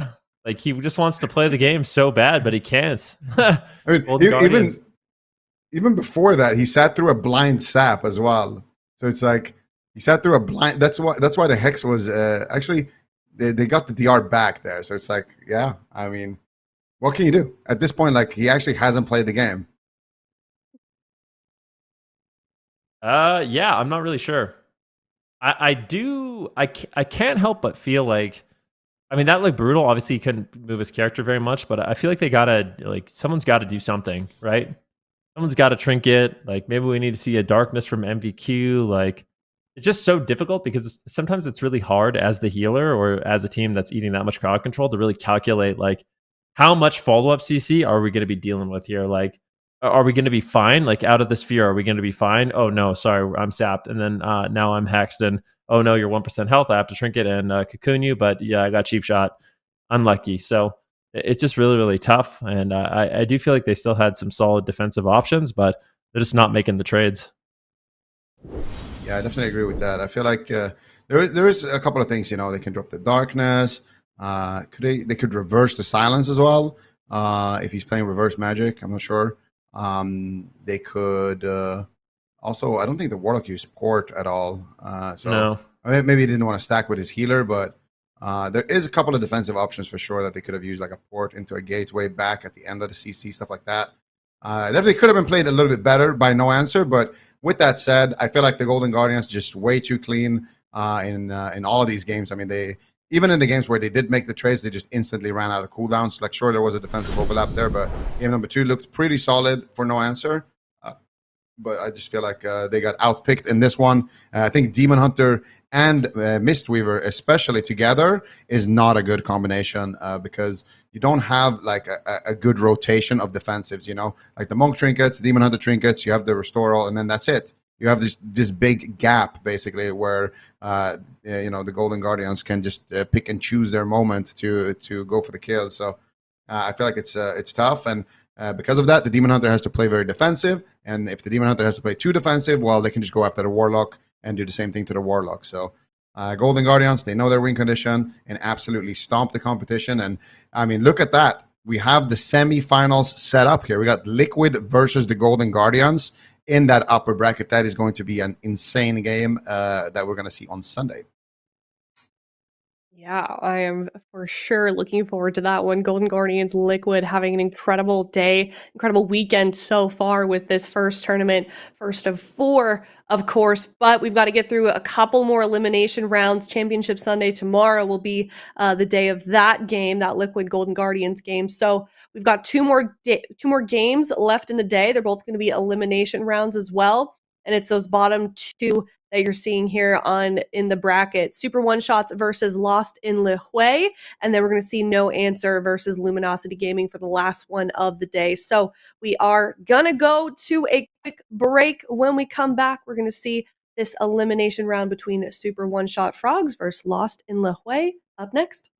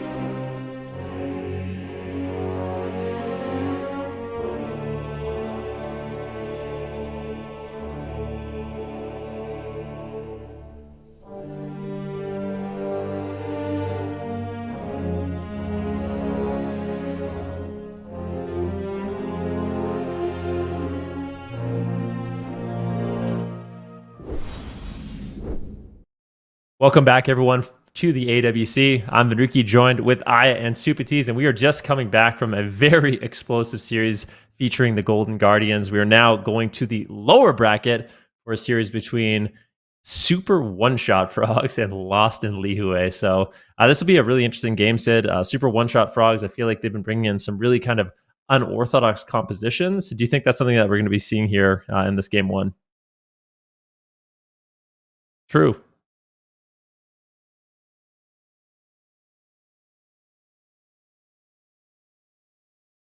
Muted. Okay, we're unmuted. We're ready to go. Here we go. I'll take As it for is the tradition, team. you know. Lost in LIHUE here. Both these teams play really oddball compositions. It's uncertain what to expect from either team in the first game. It seems like Super Frogs were pretty dead set on their double Evoker Boomkin. That seemed to be like a pretty go-to comp for them, so maybe they'll blind lock that. Lost in LIHUE, could be a Shadow Priest Hunter, could be a Warlock Hunter. All right, looks like a Warlock Hunter, a Warlock Shadow Priest from Lost in LIHUE, and the Double Dragon is coming in for game one for Super One-Shot Frogs. All right, let's see how it works out. Both of these teams kind of playing traditionally just kind of known for playing some interesting compositions. So who's going to come out on top for this blind pick? This is an elimination round as well. These teams have made it this far. They definitely want to try and make it to Championship Sunday. It's super important to get those points in. So we're already seeing some plays happening out on the field here. Let's see what they can do with these comps, Sid. We got a Wizard War in game number one here. Yosk is really stepping out of his comfort zone, in my opinion. Like going from Hunter to Warlock is quite a big jump, and they had a great performance in that last series. So let's see if they can outdo the Super One-Shot Frogs in their second series of the day, getting to Championship Sunday, getting to that top four. Casca dispelling the dots, really important against a Boomkin to dispel dots frequently so you can stay ahead of the burst damage and waste the Boomkin's global cooldowns as much as possible. So doing a good job. Lightning Lasso behind the pillar. Cubsy jumps in to stop it with a bash. Is he going to go for a Cyclone? He's just kind of standing next to Casca and didn't go for any crowd control. I'm really surprised why he didn't go for it. He doesn't get the Cyclone now, but Mass Dispel will remove it. J-Well's getting blasted, though. Needs to be ready to trade Dispersion during Dragon's Rage. Star Surges are incoming, but it's Cubsy actually on the back foot. He's trying to get back behind the pillar and line of sight. And looks like both teams are very intimidated of each other and respecting the opposing cooldowns. Yosk on the back foot, left behind a bit here, is going to portal back to the side pillar. Casca is drinking. Casca is playing for the Omega late game, drinking at the 1 minute 30 mark. But his team is going to take a lot of damage in exchange for that. He's trying to recover with Spirit Walker's Grace to immune interrupts. That's bought him some time to free cast. Chun-Li's launching that Deep Breath, Fire Breath combo. He gets caught in a Lightning Lasso. Observer is out for Yosk behind the pillar. It's going to be a very scary ability that they need to deal with or line of sight. It looks like they have killed off the Observer. Triple Shadow Fury for Yosk. He's moving in on the right. J-Wall towards the left side of the pillar. Just making sure they can poke, flop, and stop him from drinking. Yeah, we'll see what we can do here. Yosk caught in a Cyclone for just a bit there.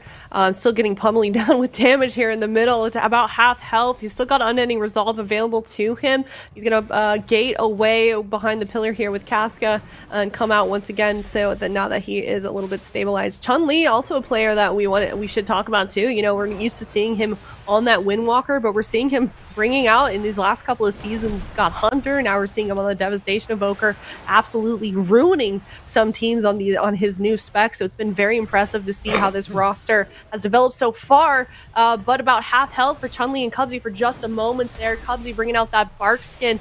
Flop keeping them topped up at the moment here. Flop and Cubsy kind of peeking around that back pillar there. We're seeing Chun-Li and Dwa. There's Chun-Li just doing some damage in the middle of the field there. But he's looking a little bit vulnerable for the moment. Lost in LIHUE definitely putting on the pressure set.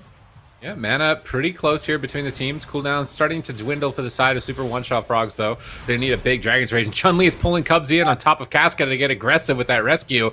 Looking to try and get a Cyclone onto him. Casca's going to reposition away from him. Needs to likely switch pillars. He is leaving Cubsy's pillar now. He doesn't want to be anywhere near that double stun combo or Cyclones of the Balance Druid. Just try and stagger the damage as much as possible here because another hit of pressure from Cubsy and Chun-Li. You see that Stagfield Totem pulling Chun-Li into the midfield here for Jawa and Yas to free cast. There's the landslide that's going to set up Chun-Li possibly for a Deep Breath in the near future. He's looking for a Sleepwalk, gets rescued, lands the Sleepwalk actually, gets a clone on the Shadow Priest, triple crowd control. They've isolated the Warlock. Here's the follow-up damage with Dragon's Rage. They cut through Dark Pact like butter into the Deep Breath. Are they going to just kill him outright here? He's going to respect the cooldowns, use Unending Resolve, and not risk anything in that situation. But now Incarnation will come up for Cubsy in about 40 more seconds, and when it does, there won't be any lock cooldowns to block it, although they are on the back foot, recovering from that push that they just made, sitting behind the pillar, trying to bide their time. Flop's trying to be conservative on mana as well, not just spamming Living Flames, trying to be really efficient with reversion healing at this point. Chun-Li's moving aggressive with Hover here. Yosk and Jwa are going to respect it and gate back to the pillar, but they're starting to dogpile. They know they can kill the Warlock here. They've got to get... They're actually going Shadow Priest. I don't really like this. Deep Breath onto Casca. I'd like to see them switch targets because Jwa can just Dispersion if he needs to. Healing Tide Totem is down. Can Casca protect that Healing Tide Totem? Looks like he moved it into the middle of the map. Maybe he's trying to use it as a distraction. I'm not sure. It did enable him to already recover at this point. Slightly ahead on mana. Double Shadow Fury. Void Volley hits 2 targets. That's going to get up Vampiric Touch for free. Casca's trying to drink. They're chasing after him. He already got a bit of mana. It looks like he's procced an Ascendance as well, so his team's going to be pretty durable with that Ascendance AoE healing to deal with the Boomkin Rot pressure. Chun-Li's on the back foot. Obsidian Scales and Emerald Communion trade onto their side. It's still evenly matched at almost the 5-minute mark. Yeah, but it looks like it's going to get a little bit scary in a moment here. Casca and Flop quickly running out of resources, quickly running out of mana as well. Both of them being able to keep their team alive so far, but it's going to get really rocky in just a moment here. Yosk, he's about half health right now. Casca keeping him topped up. They're trying to kind of stay away from all of this damage that's happening on the other end of the field here. Flop hiding behind that pillar as well as Chun-Li. Cubsy, he's kind of a little vulnerable in his positioning at the moment here, but he's going to be mitigating that damage pretty nicely at the moment. But yeah, both of these teams definitely looking pretty rocky. A lot of defensive cooldowns being traded off throughout this game. We're about 30% into dampening as well, so this is definitely going to be ramping up very, very quickly here. Just so much health being chunked down on both sides. You can see all of those players behind the pillar over there on the other end of the map, just trying to stay away. Jwa about half health. He's got Dispersion left. There it goes. Actually, as I say that, he's going to be using that.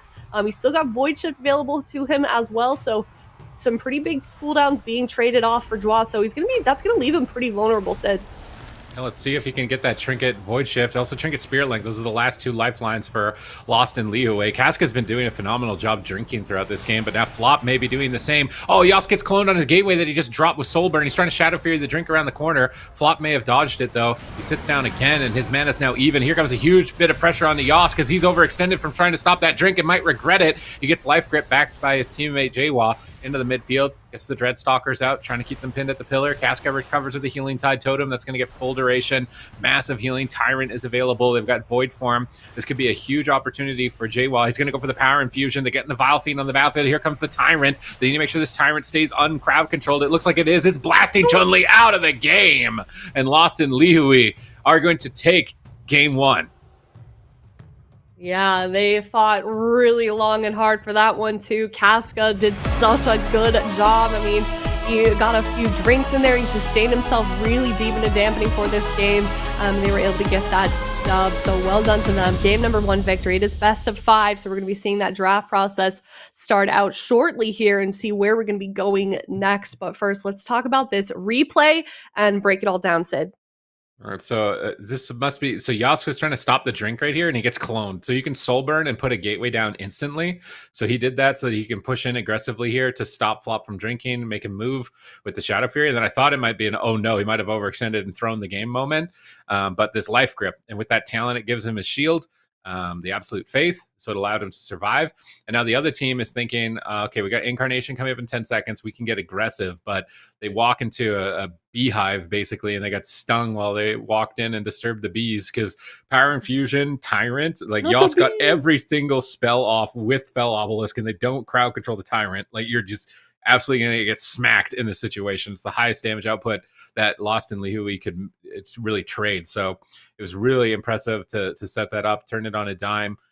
So really well done to them. They're looking really impressive. Like, I wasn't sure if they would be able to operate in the current meta with the compositions that they're bringing. Like, Casca's, I think, pretty much only Resto Shaman. Maybe he's practiced a little bit of other healers on the ladder, but I feel like as far as comfort in a tournament, I would only expect Resto Shaman. And not really, they don't have a Rogue and they don't have a Boomkin. Like, they don't have a Rogue, they don't have a Boomkin. They got a Demo Lock. They got one of the things, but not having a Rogue or a Boomkin. And for a team to be, performing this well, making it this far in the tournament, like if they could beat the Super One-Shot Frogs, is going to be a really impressive feat. Yeah, that would definitely be huge for them. But, on that note as well, Super One Shot Frogs kind of playing an interesting comp. Also playing that double evoker. I mean, is that something you'd like to see them switch off of, Supatees? I mean, it seems like it's just kind of their flavor. Like it's just something they like to. I feel like Super One Shot Frogs, they just play comps that they like to play, Yeah. as opposed to like this is the meta comp that we need to be playing. And this has happened in a few seasons. Like they'll play Hunter Mage sometimes with like Marksmanship Hunter. They play the comps of the style that they have the most fun with. As to whether or not that's going to work in a competitive format might be another story. Lost and LIHUE, they're not making a change. This comp looks really good, honestly. Shadow play with a shaman and a demo lock, I think, is really heads up as a counter to the sub rogue teams, and seems to be decent in Wizard Mirror as well, which is where it could have potentially have been lacking. So it actually seems like a decent answer. And it's interesting the parallels between Europe and North America. Like we have Bamboozle in Europe running that shadow play with a Destro Warlock version and a Resto Druid. And then we got Lost and LIHUE now in North America running a shadow play as well. So the similarities and the differences between the two regions. Seems like Boomkin Warlock is like a really popular comp in Europe, and nobody's playing that in NA. Like absolutely nobody. I don't even think on the ladder anybody's playing Boomkin Warlock.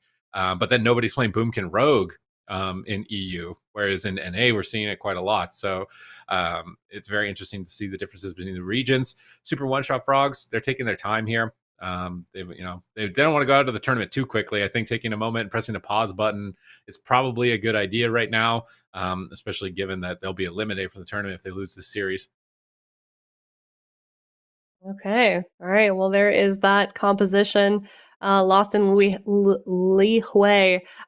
They did win that first one, so it's kind of up to Super One Shot Frogs to win the swing match. They could tie it up here, but that third game is going to be really the make or break for this team if they have any hopes of winning this one, because like Sid said, they are facing elimination. So certainly a tough spot to be in, especially when you're so close to making it to Championship Sunday. So they really just have to prove themselves here in this coming game, as well as Lost in LIHUE. So this is we're only one game into this, Sid. This is already turning out to be a pretty difficult series. I feel like these two teams, they seem pretty evenly matched. I love that we're seeing kind of two compositions that we don't often get to see. We haven't really seen much, especially Super One Shot Frogs with game number 1. So not this one, obviously, not talking about Rogue Mage, but I think this is going to be really interesting. And who do you think wins this one, just based off comps alone? I feel like as an arcane mage, you don't really like Warlock Shaman. I feel like that can be really tough.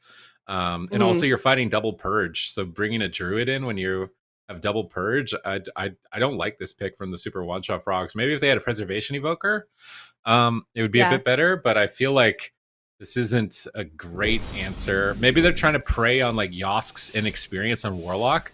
Like if you're not a great Warlock, we've seen what can happen. Like you will just be punished heavily against a lot of these rogue comps. Like you'll die really fast. So maybe they're trying to prey on inexperience with this. But as far as comp wise, I would think Shadowplay has the edge in the matchup here. Wealthy Man's moving forward in stealth with that sprint, looking for a sap, gets it on Casca, and they're going to open on the Warlock with a Garrote. Cubsy already channeling missiles with that Arcane Surge, and he could connect a lot of damage here. Multiple Arcane Blasts incoming. Weltman gets peeled away with a Lightning Lasso. Yas needs to get out of that Ring of Fire as soon as possible. It's adding quite a bit of extra damage, but there's an Earthen Wall stack. Doesn't want to leave it. He drops the Observer. It's going to get sniped by a barrage, it looks like, up in the sky. It's actually still alive for a moment. Now the Observer will be taken out by the Bone Spike there, Wealthy Man. And they're not running a Dwarf. Oh, this could be a mistake. I feel like when you're fighting an Acid Rogue, I don't know if teams just haven't made Dwarf characters on the tournament realm. It could take a little bit of time to set up a character, but not having a Dwarf against Deathmark, which has just been popped onto Yosk, is going to be a lot of bleed damage. And Wealthman's still all over him, lands an interrupt into a Garrote, Garroting the entire team right now. Taking some page out of Nelio's book here from the old school days. Just Garrotes the entire team, gets pulled back there with that static field totem. Wealthman can't escape. He's caught inside of a stun. Could be risky for him. Defensive Ring of Frost, but Tyrant is casting. Flop staying really far away from the fight on this Resto Druid. He's going to need to make sure that he's drinking in a fight like this. It's definitely going to be a war of attrition.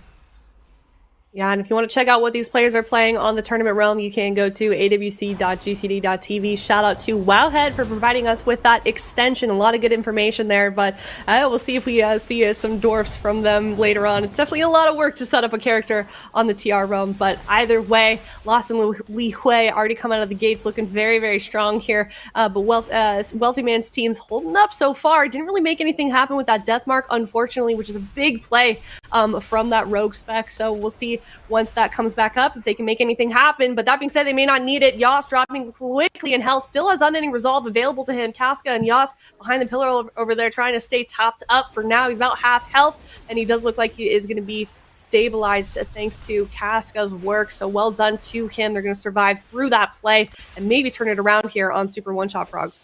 Oh man, Cubsy is doing so much damage in this game, which is quite remarkable given the classes that he's facing right now. Like, he's doubling, like clearing miles right now over everybody else in the game. And if this keeps up, I think they're going to inevitably fall. That smoke bomb gets huge value, even with Earthen Wall Totem. Yosk is struggling. Here's a blind now onto Casca. It's going to be a major cooldown from the side of Lost and LIHUE. They need to be careful. Dark Pack for Yosk, but doesn't absorb that much when you use it on low health. A step Garroting the whole team again. Flops in position, gets a bash, and Yosk might just drop here. Where's the Void Shift? Jwa out of position, looks for a Master Spell, but he's out of line of sight of Yosk. They drop another Earthen Wall Totem, and Yosk will recover. Now here comes Power Infusion. Yosk needs to get this Tyrant. He's going to go for it. He gets they can swap the flop right here with that Lightning Lasso, and they're going to, but he Tranquilities to immune damage. Another swapping onto Weltman's. Tyrant is free casting. Cloak of Shadows is more than fair here, but a big Nature Swiftness is going to come out. Weltman's back to full health. He's recovered. Flops in a good position. Cubsy in a good position to line of sight the Tyrant. They need to keep respecting it. Now that Tyrant has subsided, it's time to get aggressive. They're getting back in the fight. Kidney shot onto Yosk. Here comes the Arcane Surge. They grip Yosk. They're trying to get him back to the pillar.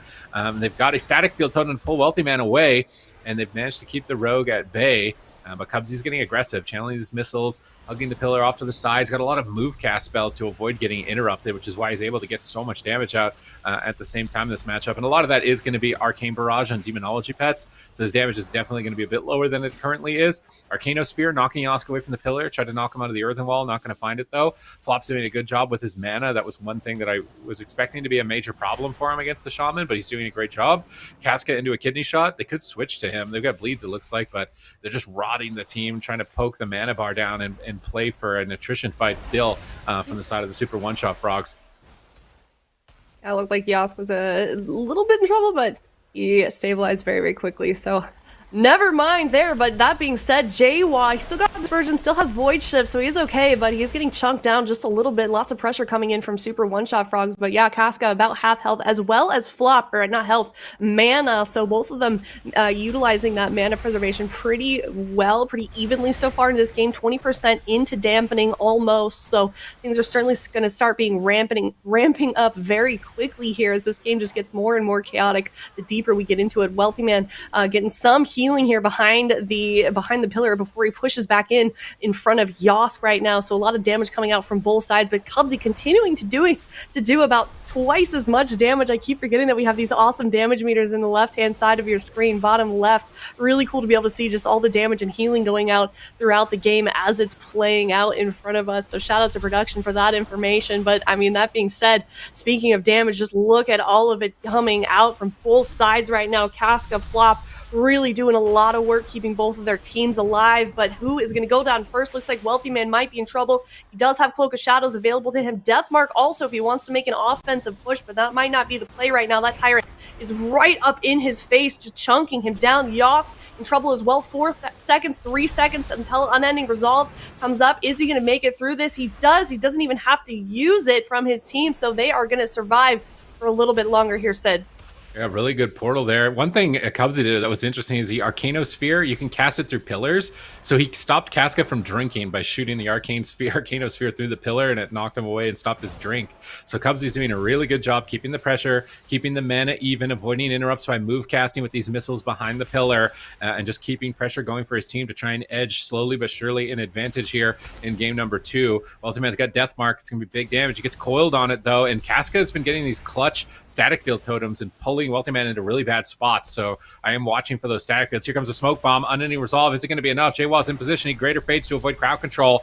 And Yosk, is he a portal anytime soon? He might need to think about it. He's getting really low, and Cass is going to respect it. Drop a Spirit Link Totem. That I like using that one first because that's a much harder cooldown to actually coordinate together with your team. Void Shift is going to be more guaranteed. Jwa just Trinket Void Shift. It's easy peasy. Whereas Link, you need people nearby, and you got to be in a good position. So I think it's a fair trade to use Spirit Link first between those cooldowns. Lightning Lasso on Wealthy Man, trying to hold him at bay, but they're having a really tough time getting pressure. Yosk is just Kidney Shot. I don't like Jwa and Yosk standing next to each other. This is letting Wealthy Man just bleed 2 targets and really disrupt both of them at the same time, and it's a double ring of fire when it connects. Here comes a Tyrant. They just need to survive this Tyrant for as long as possible. They also have a Thing from Beyond which is one of the deeper talents for Shadow Priest. So when those pets are both active, they get a Ring of Frost on all the pets, though. That Ring of Frost is perfectly placed here by Cubsy. He knows exactly what he needs to do in this matchup. They've maintained it throughout the late game. They're at the 7-minute mark. They've totally tapped Casca's mana. I don't think he's going to be able to drink. As long as Wealthy Man can stay aggressive here with Cloakle Shadows,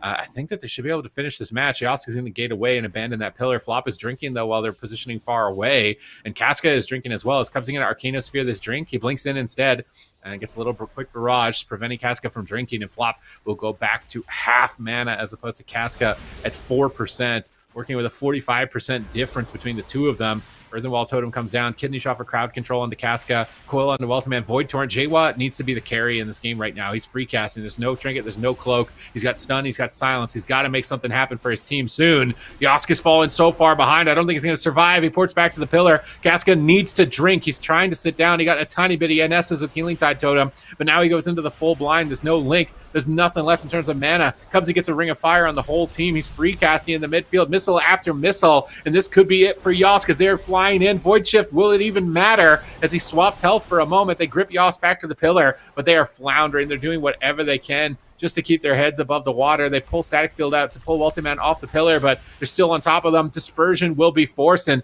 the super one-shot frogs just have them in a chokehold, and I think it's just a matter of time.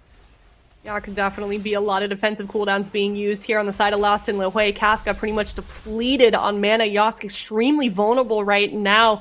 This 30 seconds for Unending Resolve. I don't know if he might make it, but he is kind of slowly getting topped up here. But I mean, I can't even see blue on Casca's mana bar. So there's that Observer as well. You can see it up in the sky. Definitely got to line that thing, but I don't really know if they have to worry about it too much. But it looks like they might be okay, to be honest here. I mean, Yosk, he is half health, but not oh my too God. much is going on, but that No being way. said, Wealthy Man. Is he gonna? He's 10%. Are they gonna be able to finish? And Flops in a fear, no trinket. Evasion comes out. He's silenced now. Jaywa's carrying. He gets put into the kidney. Are they gonna take Jaywa out on this push? He desperate prayers. He's got power infusion coming up in a second. He pops that power infusion right away. They know they need to win the game. 5 seconds away from Cloak of Shadows, but Flop gets a big heal. Wealthy Man recovers, and oh no, the kill might have been lost. Casca drops down Spirit Link Totem in defiance, doing whatever he can to keep his team alive right now. And I'm getting kind of like Sea-Doo at BlizzCon vibes versus Laser Chicken. Casca's keeping his team alive with absolutely nothing. Everybody is dead, trying to keep it going for as long as possible. Yosk makes a trade on any Resolve Dark Pack to come off cooldown exactly when they needed it. Another fear on the Flop. He gets Iron Bark up onto the road. Casca's got Healing Tide Totem down, trying to do what he can. He fishes for a Hex. He gets the Hex. No way! Casca gets the Hex right there. Oh, but it ends up breaking. Oh no, Cubsy can just remove it. The Epic Hex is not going to matter. Yosk goes down to the Kidney Shot. They did everything that they could, but they will not be pulling off the miracle in game 2. Boy, almost 10 minutes that game lasted. That was a very long, very intense game. We're tied up now as well, Sid. I feel like that second game definitely indicates this is going to be a really close series. Now I wonder if Yosk's team pull out any other compositions, because if this didn't look good, like I honestly think like a Hunter Shadow Priest wouldn't be bad into Rogue Mage. I think that it could be a decent comp into this setup, and they know that, well, I don't think Wealthy Man's going to play Subtlety. I don't think they have a sub rogue. So if they know it's an Asa rogue, I actually think like a Hunter Shadow Priest wouldn't necessarily be a bad matchup for them in a series like this. So winning the blind pick could be crucial to them potentially winning the entire series. Did we get a look at the score screen at the end of this? Because a lot of this damage from Cubsy, I think this is like actual details. So it includes pet damage. So I don't think he did like double everybody's damage. Is probably like 20% more, but I don't think it was double. Regardless, his positioning is really what won the game. Like, watch Cubsy just with arcane missiles, always hugging the pillar, staying out of line of sight of Casca, making sure that he's not interrupted, and he's just able to get so many casted spells out that any lesser mage would just not be able to get the type of pressure, and they would lose. I love their defensive play around the Tyrant, running away, Ring of Frost, Frost Nova, really good control on the pets. Really good game from them to keep the match going as long as they did here. This is that moment where I thought Wealthy Man was going to die. Like, there's a full fear with NS. If they could purge that NS, if they could purge that Nature Swiftness, that's why Wealthy Man gets healed to full. Oh man, did they not see it? They might not have saw it, because if they purged that off, that was the only reason Wealthy Man got healed. And then Casca gets this Hex on flop, and then I was like, oh, it's a mage. You can just remove it. It was like, oh my god, this is the most epic Hex ever. Just kidding. And mage just removes it.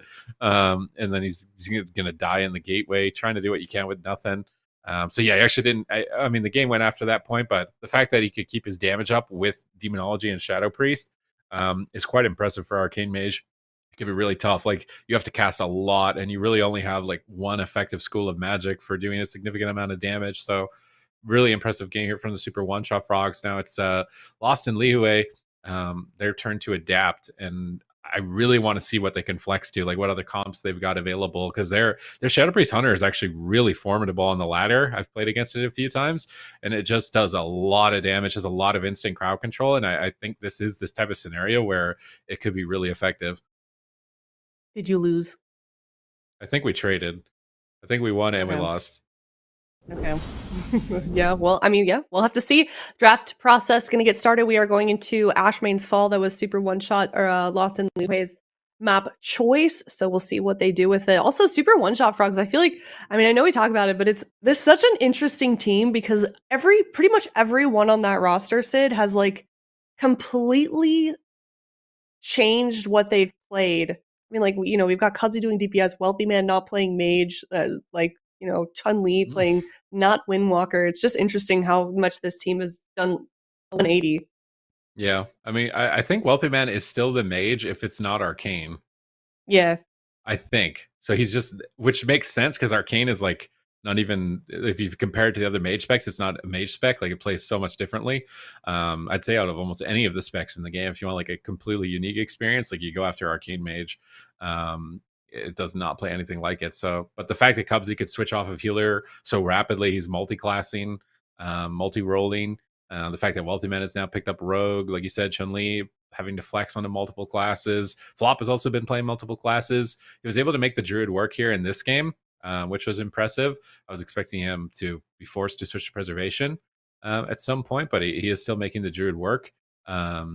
Even despite that, he was able to keep his mana advantage over the Shaman.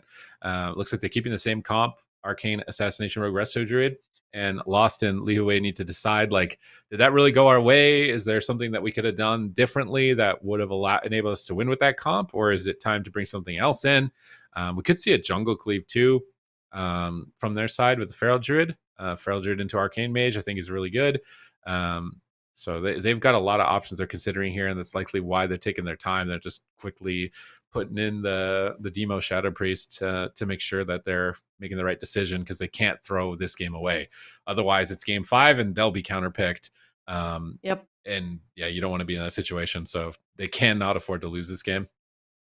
Yeah, this is a really good opportunity here for Super One Shot Frogs to turn this series in their favor, get that swing match win, but Lost in LIHUE, I'm sure, is not going to make it easy for them. So yeah, Sid already said it. They're going to be using their full timer here to see, kind of crunch the numbers on what the best choice is. And looks like they're going to be running this composition here, going on to Ashmane's as well. I mean, what do you think about the decisions from both of these teams, Sid? I'm kind of surprised, unless they're going to do something totally different. Like, they played a really defensive game. They just stayed at their pillar, tried to line of sight the mage. Maybe they flip this and they play a more aggressive game on top of the mage and on top of the druid is a possibility. Maybe that drink that Flop got, they could have had something in position to stop him, because if he didn't, they might have still been able to win that game. Like, the game kept going on past that point. Casca kept healing with 0 mana and not able to drink. So stop the drink, maybe play a bit more aggressive than they did, is their thoughts here. This seems like the most standard comp that they have, Warlock Shadow Priest, and it is a rogue, and Demonology Warlocks are good into rogues. So on paper, it makes sense. Even though that last game, man, might be a tilted. That was like a 10-minute game. Like, you gotta get ready for these like marathon series when you fight the Super One Shot Frogs. Like, it's not a sprint, it's a marathon. Like, you need endurance in a series like this if you're gonna be able to beat them. Yeah, I forget who said it, but someone said Super One Shot Frogs kind of changed the flavor of their roster, but you know, they're still going into those deep dampening games. So we'll see if they do it here again on Ashmane's, or how this game is going to close out. But Super One Shot Frogs, this is their opportunity to win that swing match, or is Lost in LIHUE going to take it here for game number 3? Let's see. This is an elimination round as well. Both these teams, crazy match that we've seen so far. Super even in terms of competition as well, Sid. Yeah, definitely. Very evenly matched here. Let's see how they decide to play this matchup. They're going to stun the rogue during crowd control in the Gila. It's a good idea. JWall is getting a bit more aggressive here with the stun, but he gets intercepted with a gouge. He can't silence out of it. So that crowd control chain is going to be dropped. And I do think JWall needs to be the more initiator, like pushing on the druid, getting stuns, getting fears, being a bit more aggressive on flop. If they're going to be able to pull off a win. I think he played a little bit too passively. I think they were expecting to win with dampening, and they actually just get ice block in the opener. That is a really good start right here for the side of Lost and LIHUE, and Flop is just dying to dots and pets. They're doing a much better job of harassing the druid and harassing the mage in this game number 3. Yeah, Super One Shot Frog starting off the match kind of on the back foot a little bit. We'll see if they can recover. About a minute into it so far. Last game number 2, went pretty long, about 10 minutes. We'll see if we're going to repeat that again. I mean, this is a very wide open map, so both of these teams have a lot of room to maneuver here. Yas kind of getting pummeled down in that ring of fire in the middle, but not going to be really in too much trouble. Flop caught in a fear as well, taking a lot of damage. Also, is going to I thought he was going to go behind that pillar and get some safety. He's about half health at the moment. Got a lot of mana so far. He's going to go into bear form, maybe try and get a drink. I'm not sure what he's going to do behind that pillar here. Yeah, so he's going to stabilize back there. Going to look really nice for him, and they're going to look to make another push because JWall, he's about half health at the moment. Dispersion still available, Void Shift still available, so he's nice and safe right now. No one too vulnerable at the moment, but this is going to be probably a pretty slow-paced game considering that last match as well, Sid. Yeah, Flop's already drinking. Oh, the Void Volley misses. Flop's going to be full mana in this position. And with how long that last game went, even though he ice blocked in like the first minute, he'll probably see another one.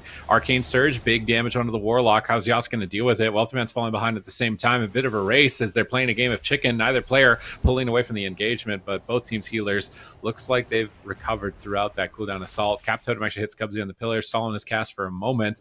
As he's repositioning, he is just mashing spell steal. He's like, your Earth Shield? No, my Earth Shield. Like, look at his global cooldowns. That's like 6 spell steals in a row, 7 spell steals, shifting power, resetting some important cooldowns here before he's probably going to mash spell steal again. Barrage flies through, missiles coming in. He's just trying to strip off Earth Shield and keep the Assassination Rogue bleeds on the target. Mass Invis here for Flop to drink.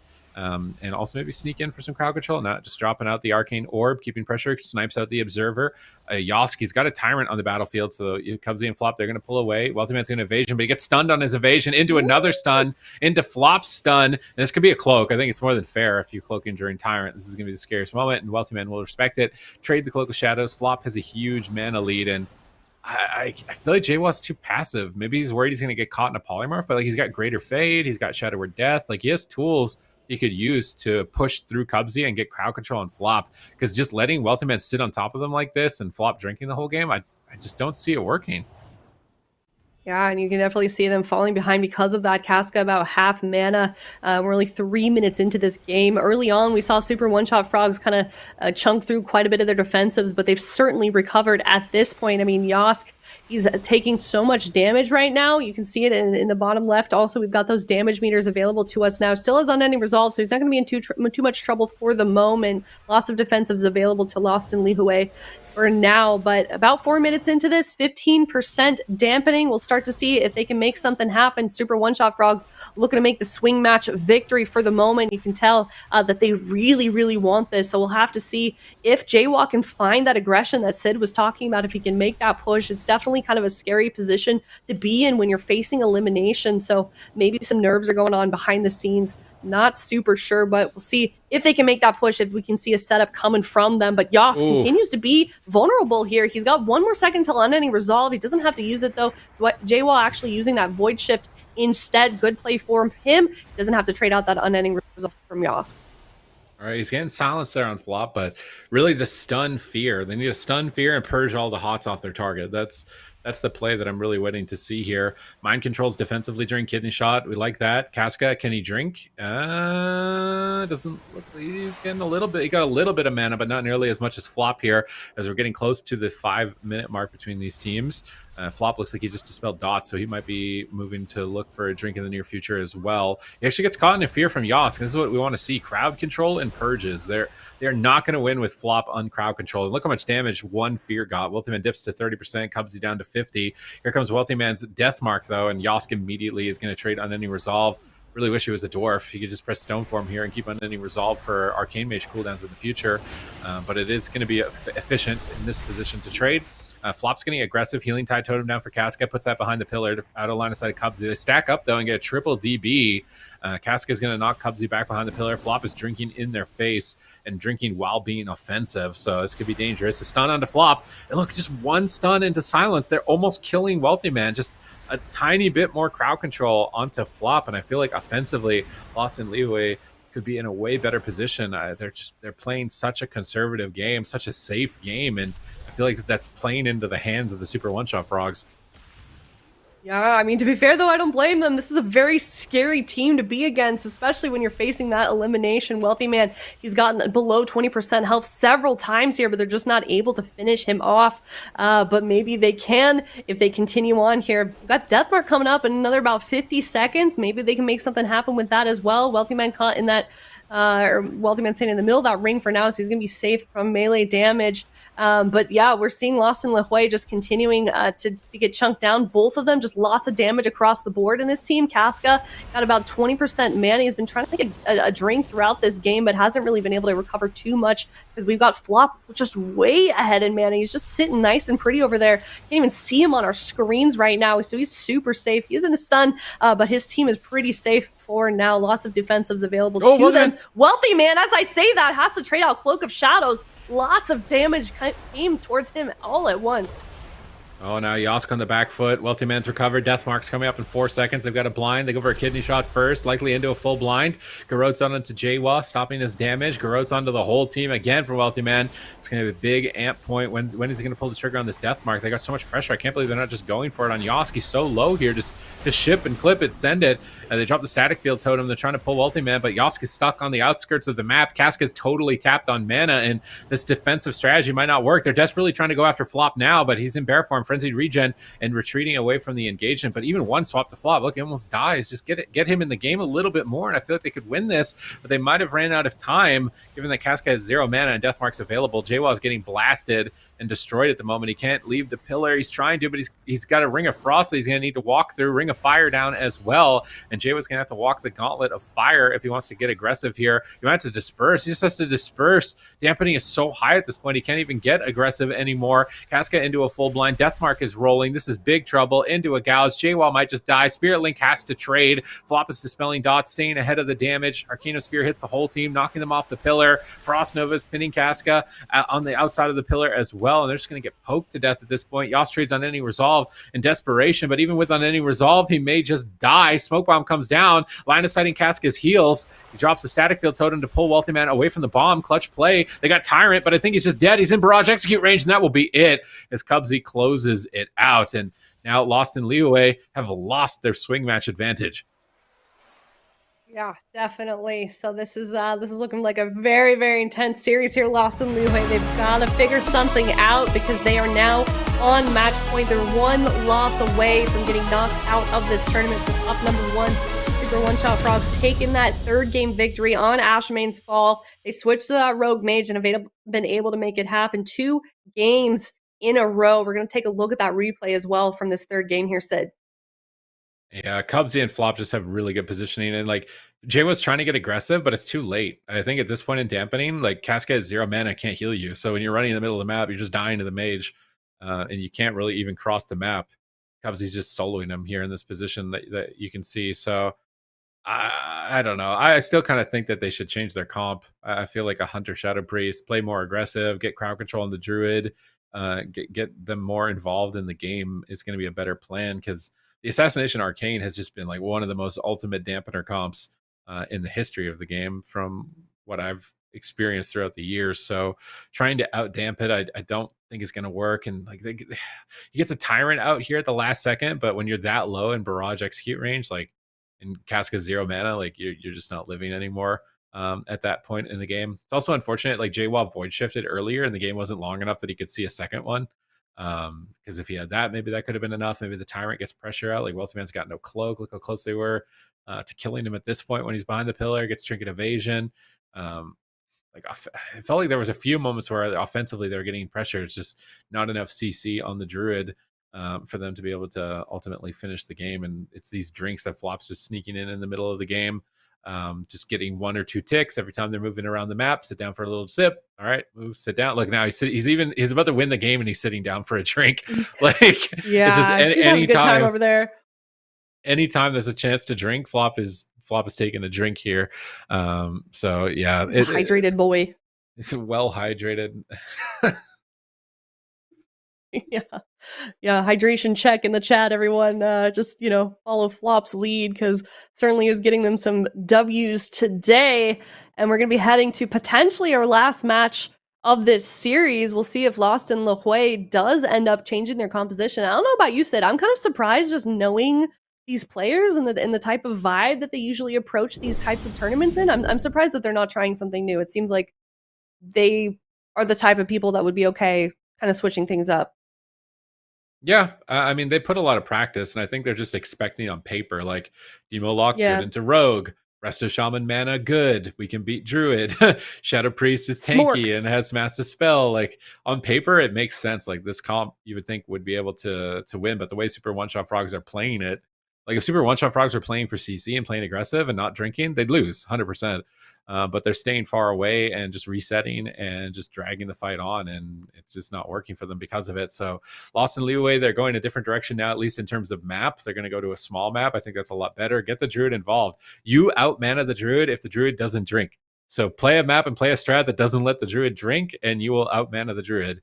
Playing a big map, staying back and letting the Druid drink, you're not going to win. So Super One-Shot Frogs might change their comp, but no, they're going to stick with the same, I guess, until there's a secured answer. And now, are they going to play jungle? They're bringing in Cyfoxy for the first time on broadcast. It's the last game, potentially eliminated from the tournament. That's a lot of pressure to put on somebody in the final game. Or maybe they play the same comp, but way more aggressive strategy on top of their opponents. Or they bring in Hunter Shadow Priest. It's kind of like a clutch pick. It's popped up a few times in the past. Like, Hunter Shadow Priest is a lot of CC and a lot of purge and a really good mage killing comp. So I could see it working. And if you're on survival, you also get the mending bandage to remove the bleeds of the rogue. It might be a decent answer. They're taking their time here on the clock. They've just played 2 brutally long games as well. I would only imagine that they're somewhat demoralized from both of those defeats, especially, maybe how close they were to getting a kill a couple of times in each of these games. So take a reset moment, honestly, here before going into the sewers for their final game. Yeah, I think especially when they're that long and you're that close, it's got to be really frustrating. But yeah, I'm curious as well if we see Cyfoxy come out. He's a long-term player of the AWC. We've seen him a lot, but not in recent seasons. So does he come off the bench, or is he truly lost in LIHUE? And it looks like we're unfortunately not going to be able to see him. But we are seeing Yoss bring out the Hunter Sid. Yeah, BM Hunter, this is so much damage, and you get guaranteed damage on a mage. I really think this is a good pick into an arcane mage. The only downside is you're kind of squishy. You're not as tanky as a Demo Lock. You're not going to survive as long, but I don't think you want to play to survive. This is like a play to kill type of game. It's going to be a lot more guaranteed damage and really scary for Cubsy in a matchup like this. So I want to see all-out offense, just mash purge, maybe even the trank darts from the Hunter, just remove all of the hots, keep Cubsy constantly struggling to kind of post up and cast missiles. And just get crowd control on the Druid and completely different play style I want to see from Lost and LIHUE after the last 2 games. Yeah, I mean, speaking of playstyle, you kept saying JY was playing kind of defensively. You wanted to see him play more offensively, and now they're playing a composition where that's pretty much required. I mean, if you're hyping this team up, if you were hyping up JY, what would you be saying to him right now? I mean, you could play passively as this comp. You could just sit at the pillar and do damage with pets. It's definitely, they've done that. They've done that against me too. You could play passive. I don't think it's good. I don't think it's good in this specific matchup to do that. When you can out mana the other healer, but you could do that. But I don't think it's worth doing here. Just play aggressive, try and style on Cubsy a bit. Like, he's got to dodge a lot of crowd control. So he's got Shadow Word Death, which can break Polymorph if he times at the end of a cast. He's got Phase Shift, so when he activates Fade, he goes to immune to spells for about a half a second or a second and a half. So if he's pushing in with a sprint, whether it's from Powered Shield or from like an Angelic Feather, and he gets that Phase Shift immune on a poly or a Death on a poly, and immunes it, he gets in on top of the Druid and gets a Stun Fear. That's where it starts spiraling out of control for Flop. So they just need to enable JWA. They could even use the Master's Call Freedom on him. Just get him sprinted and get him towards the Druid. Deliver the payload. JWA is the payload. Get him to the Druid. And I think you're going to be able to win All right. Let's see if they can do that. They've completely flipped the script here with this matchup. We're taking a little bit of time to get into this game, so I do wonder, maybe not actually, I do wonder if one of them used their delay timer. But that being said, we are getting into this game, potentially the last one of this matchup. We'll see if this is the trick, though, for Lost and LIHUE. They're bringing out Yosk on that Hunter. Always great to see someone hop back onto their main their main spec, something they're for sure known for. I mean, Yosk is a legend in the scene, hailing from the APAC region, now hopping over here. So we'll see what they do. We'll see if they can get this game and tie it up and take Super One-Shot Frogs to a game number 5, or Super One-Shot Frogs going to close it out here on Dalaran Sid. All right, Void Volley, not going to hit anybody. Earth Grab Totem, not going to hit anybody. So this means Welty Man Cubsy can sneak in and get a sneak attack. Maybe Yosk hits a flare. Yosk is still in stealth with a camouflage. Here comes the flare. Oh, Welty Man gets pulled out of stealth, but Cascade gets Ring of Frosted anyways. Yosk is waiting for Flop. He wants to go for a stun freezing trap as soon as possible. There's the stun. Does he land the trap? He lands the trap. Now they need to connect damage. They're going after Wealthy Man. I don't know if I like that. I mean, obviously the mage is going to spell steal, but I swear Arcane Mage is super flimsy to BM Hunter. He uses Beast of Wrath. Why is Beast of Wrath not removing the root on the pet? Usually you can break your pets out of roots with Beast of Wrath, so a little bit surprising to not see that be effective here. Earthenwall Totem down at the pillar. Roar of Sacrifice on the Arcane Burst can be really effective. They're attacking Flop. It can be good. Just keep pressure. Look, you just get a bar skin randomly from the Hunter tabbing to him for a moment. Now going back onto Wealthy Man. As Yosk is moving in, is he going to be able to land a Scatter Freezing Trap? Arcanosphere from downstairs here from Cubsy. A bit cheeky. Knocks Yosk back with that Earthenwall Totem on the Kidney. Good positioning from Casca. Flop is super defensive here. I really want to see Yosk and Jwall start looking towards getting on top of Flop. They get a stun. Where's the trap? Stun into trap. Oh, the trap was too late. He actually got a Tranquility to immune the Freezing Trap. Ring of Frost is now going to hit all the pets. And Yosk, he's got to pull away. With no Freezing Trap on cooldown, they don't want to be in line of sight of the mage. He needs to get out of line of sight as soon as possible. And he's going to pop his wall, but even with that wall, he's still down at half health. Void Torrent over onto the rogue, trying to pull back to the pillar, but that play from Flop, the mistiming on the freezing trap, is really now putting Lost and LIHUE behind. Is this going to be aspect of the turtle? He's got to be careful. He's got Trinket for Kidney Shot to break out into the turtle if he needs to. Sphere knocks him off the pillar. He tries to disengage back into it so he can line of sight the mage if he needs to. Now they're pushing back onto Cubsy. They've got Freezing Trap. Likely has Intimidation. His pet's in a root, though. Needs to try and get his pets more freedoms here so that they can get uptime onto their target. But it seems like just really starting to get pressure. Maybe a Static Field Totem to pull the rogue off to the side could be good here. Kidney Shot, Roar of Sacrifice going to negate a lot of damage here with the Earthenwall. They knock Yosk out of the Earthenwall. Cubsy's getting insane knocks this game, denying a lot of defense and good positioning with Blast Wave and Arcanosphere. Yosk globs out. I think that was a root trap. Cubsy blinked and ate the root trap, but Yosk was kind of just baiting it, and Yosk just can't push any. It's a turtle. Cubsy's just soloing him, and there's not enough pressure right now. They are not getting enough crowd control on Flop to win the game like this. This is going to get out of control quickly if they don't start getting control on Flop. Yeah, this is looking really rough for them. Lost in LIHUE. They went to a smaller map. They've changed up that composition, but so far, about 2.5 minutes into this, it's looking very, very scary for Lost in LIHUE. He had to use Yosk, had to use his aspect of the turtle, his aspect of the turtle to stay alive, and he's going to be okay for now, but I mean, it's just slowly coming out of control, like Sid already predicted. 20% health from Yosk. Cubsy, however, a little bit of trouble too. He's still got Ice Block available to him if he wants it. Flop full on mana also. Just got out of that stun as well, but Yosk continuing to be chunked down in health. Just so much aggression, so much damage as well, coming from both Wealthy Man and Cubsy onto the enemy team here. This is not going well in their favor. They tried to change things up, but I wonder if they can make this work. I mean, they are facing elimination. If they lose here, they are out of the tournament for Cup number 1. This is a huge moment from Lost in LIHUE. They want to prove themselves here, and this is their moment, but can they make it happen? Looks like they have recovered for now, but are they going to be stable enough to push it for another go onto Super One-Shot Frogs? Nice kick on the Ring of Frost. Wealthy Man going to connect, though, with a Kidney Shot. Another Ring of Frost being casted by Cubsy. Flop repositioning. He's down to half mana, but a triple Garrote. That's going to be a lot of pressure coming out from Wealthy Man onto all 3 members, potentially, of Lost and LIHUE. They're trying to stay aggressive and trying to push towards the mage, but they're getting snared quite heavily by Wealthy Man. Wealthy Man going to get Lightning Lasso. Jwall getting bursted down by Cubsy. Casca's got a lot of work and not a lot of cooldowns to do that work with. Yosk gets knocked off to the side. Ice Nova out of line of sight. Casca left behind. Jwall left behind. Earthenwall's down, but Yosk is overextended now without his teammates. He scatters Flop but he doesn't get the freezing trap. Now he's caught into a bash. They can swap to him for a moment. Ring of Fire cast onto 2 players of the team. Stun onto Flop. JWoww needs to get in position for the fear, but he just can't get there. They can't deliver the payload, and if Flop is not crowd controlled, they were not going to be able to take down a target here, as they're desperately trying to make something happen on a Wealthy Man, but he's just going to tank damage with full hots. Everybody's dying. Ascendance comes up in 8 more seconds. Casca in a Spirit Link Totem. He knows they're in dire straits right now. He needs to get the team recovered and get them a little bit more offensive at this point in time, but Wealthy Man's controlling them so effectively. They need to spread out and separate from the Rogue. They're just getting triple bled. They're not able to hit their target. They stun Wealthy Man. I do like these stuns, like a lasso on the Rogue with a scatter trap on the Druid or something like this could be a good way to win the game. And then in between, just pressure the Mage with the BM Hunter.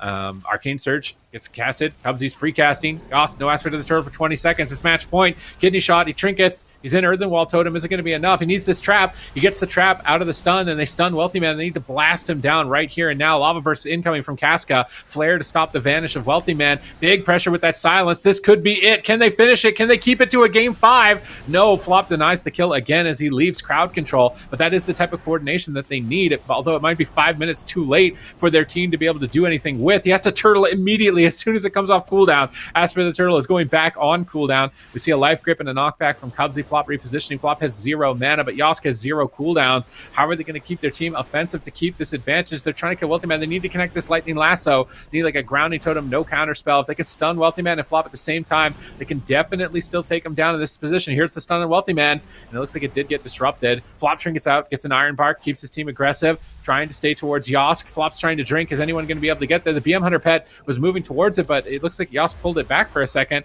Trap on Wealthy Man onto the pillar, but Flop is getting mana right now, and how much is actually the question. 40% mana. He was the same as Casca, and that might be the final nail in the coffin here for game 4.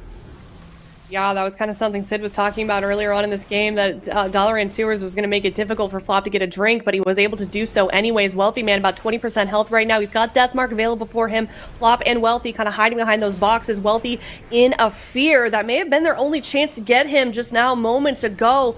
Wealthy so close to dying so many times throughout the series, honestly, as well as this game also, but Lost and LIHUE have just been struggling making that final push happen here, and now they're really getting pummeled down throughout this entire game on the side of Lost and LIHUE. I mean, we could say JWoww, he's low in health. Yosk, he's about 50% health. He keeps just getting chunked down again and again. Casca, absolutely 0 mana also. I mean, this just may be the end in a couple of moments here for Lost and LIHUE. They need to turn it around in these next couple of moments, or I really do feel worry for their longevity within this game. Yosk does end up going down, and that is going to be a victory for Super One Shot Frogs, 3-1. Lost and LIHUE knocked out of the tournament, Sid.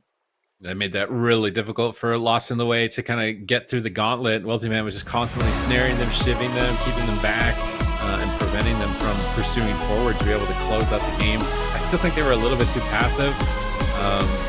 I feel like they had that one trap mishap at the start of the game where Tranquility immuned it, and then they just went full turtle mode for like 4 minutes after that. And I don't think that's going to work. I think the game was looking the most impressive when they're coordinating stuns. And they stunned Flop and they stunned Wealthy Man at the same time. That was the scariest moment for Super One Shot Frogs. So like right here, they silence, and then they stun Wealthy Man, but it's discoordinated or miscoordinated. So he gets to sneak back, he gets to the pillar, and he gets to recover. So a little bit more offensive crowd control coordination, and I feel like they could have won this game if they're playing aggressive like this when Casca had mana is also another thing. So he can actually recover. Would be good for their team. They trade what they can. They try and stay aggressive, but I feel like they waited too long to start making these pushes, and Cubsy was just so annoying. Like that Arcanosphere knocking them back when they finally got to the pillar, and then Frost Novaing them, and then repositioning and sneaking off out to the side. Like he was playing like a secret agent, just like totally dismantling anything that the other team was trying to do. There he knocks JWoww off the side. Like he was a menace in this game. Like Cubsy was just a menace in this series as a whole. Real. I mean, dude's kind of a menace in general, you know? He's a really strong player. He's been around the scene for so long. When he was a healer, he was a menace as well, and he's continuing that reign as a mage. So that's going to be 3-1 for them then.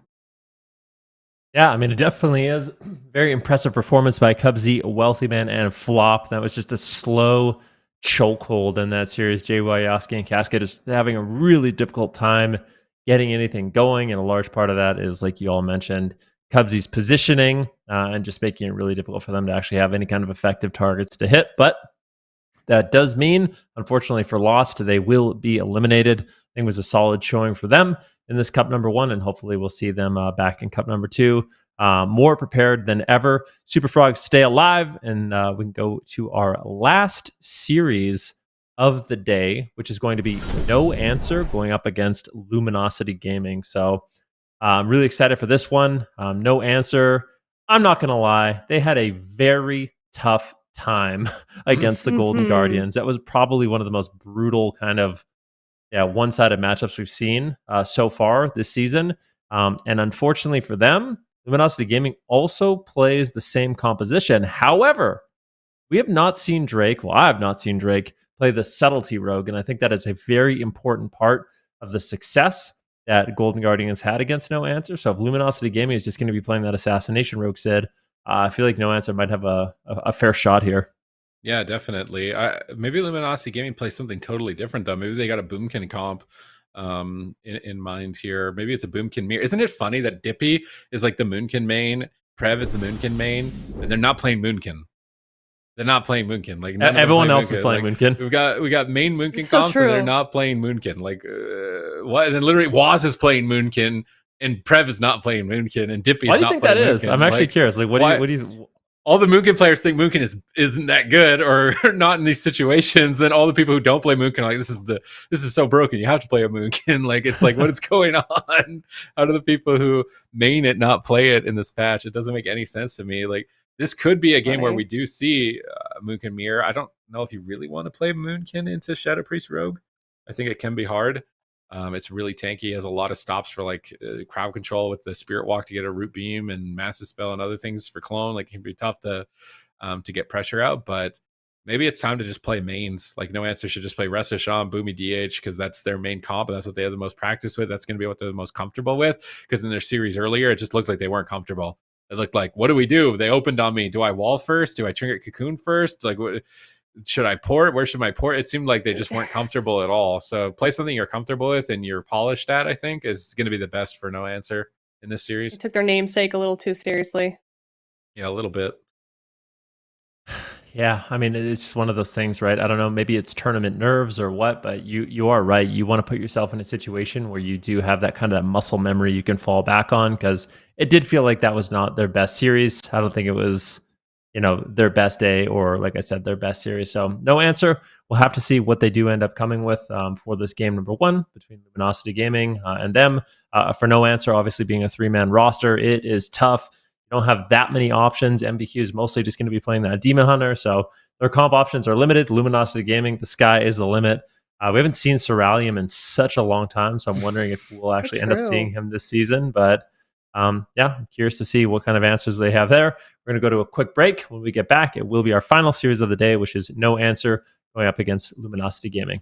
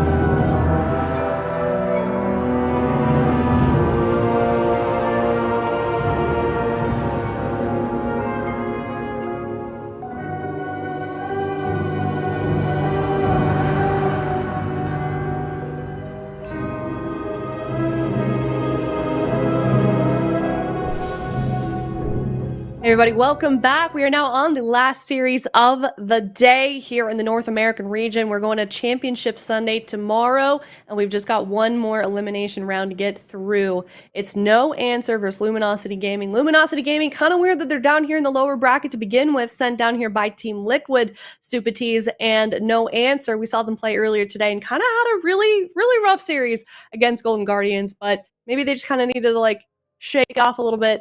And we'll see them make a comeback here for this series.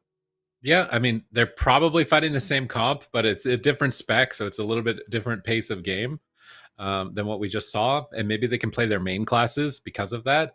I really want to see them play Boomy DH Arsham. We haven't seen any Boomy DH at all. And I mean, the main reason for that is Sub Rogue, and Luminosity Gaming doesn't have that. So it's like, come on, man. I think this is the time we see the Demon Hunter come out, the Boomkin come out. It does a tremendous amount of damage. This composition definitely underrated, even despite like the Sub Rogues kind of reining it back. So if there isn't a Sub Rogue, I really hope that they play it. Yeah, I hope so too. But it's going to be, I think it's going to be a difficult task for them either way. No Answer. I mean, kind of every single team has historically struggled here against Luminosity. They're facing elimination as well. Of course, we do want these teams want to get into the top 3 in terms of standings. So making it to the top 8 is good anyways. You are getting some points, Fen. But Luminosity Gaming, of course, have had just season after season of being a really consistent and strong team. Yeah, I think Luminosity Gaming at this point, it's like if they don't get first place, we're kind of confused. And if they're not in the grand finals, we're super confused. It's like, wait, what? What happened in Luminosity Gaming? Because it's just been time and time again. These guys are winning. I'm not tired of it, honestly. I want to see how far and how long this team can be dominant. So we'll see if they can march through that lower bracket, or if Golden Guardians and Liquid are going to have something to say about that later on in the tournament. But in order to get there, we need to see them actually take down No Answer, and then potentially the super one-shot frogs a little bit later on. But yeah, this is a curious one for me. I'm with Sid on this one. I'd love to see No Answer just play their main composition, which is of course going to be the Restoration Shaman, Boomkin, and Demon Hunter. But it looks like they are not going to do it. Corey Gunn's going on the Mystery Monk, Dippy on the Warlock, and MBQ on the Demon Hunter. So very similar matchup. The only difference, and this could be a big difference, we'll have to wait and see, is Drake is not playing Subtlety. So going to have a lot less crowd control, which is devastating for Corey Guns in that last game. But we'll see if that consistent damage coming from the Assassination Rogue is going to be as potent. 2 of the like most long-standing Boomkin players in the Boomkin patch are playing Warlock and Shadow Priest. I just can't. Yeah, I know. I'm just guffawed right now. I just can't. It's like a little bit disbelief here. So they're going to keep the Mistweaver Monk. I think it is still a better comp into an Assa Rogue than with a Sub Rogue for sure.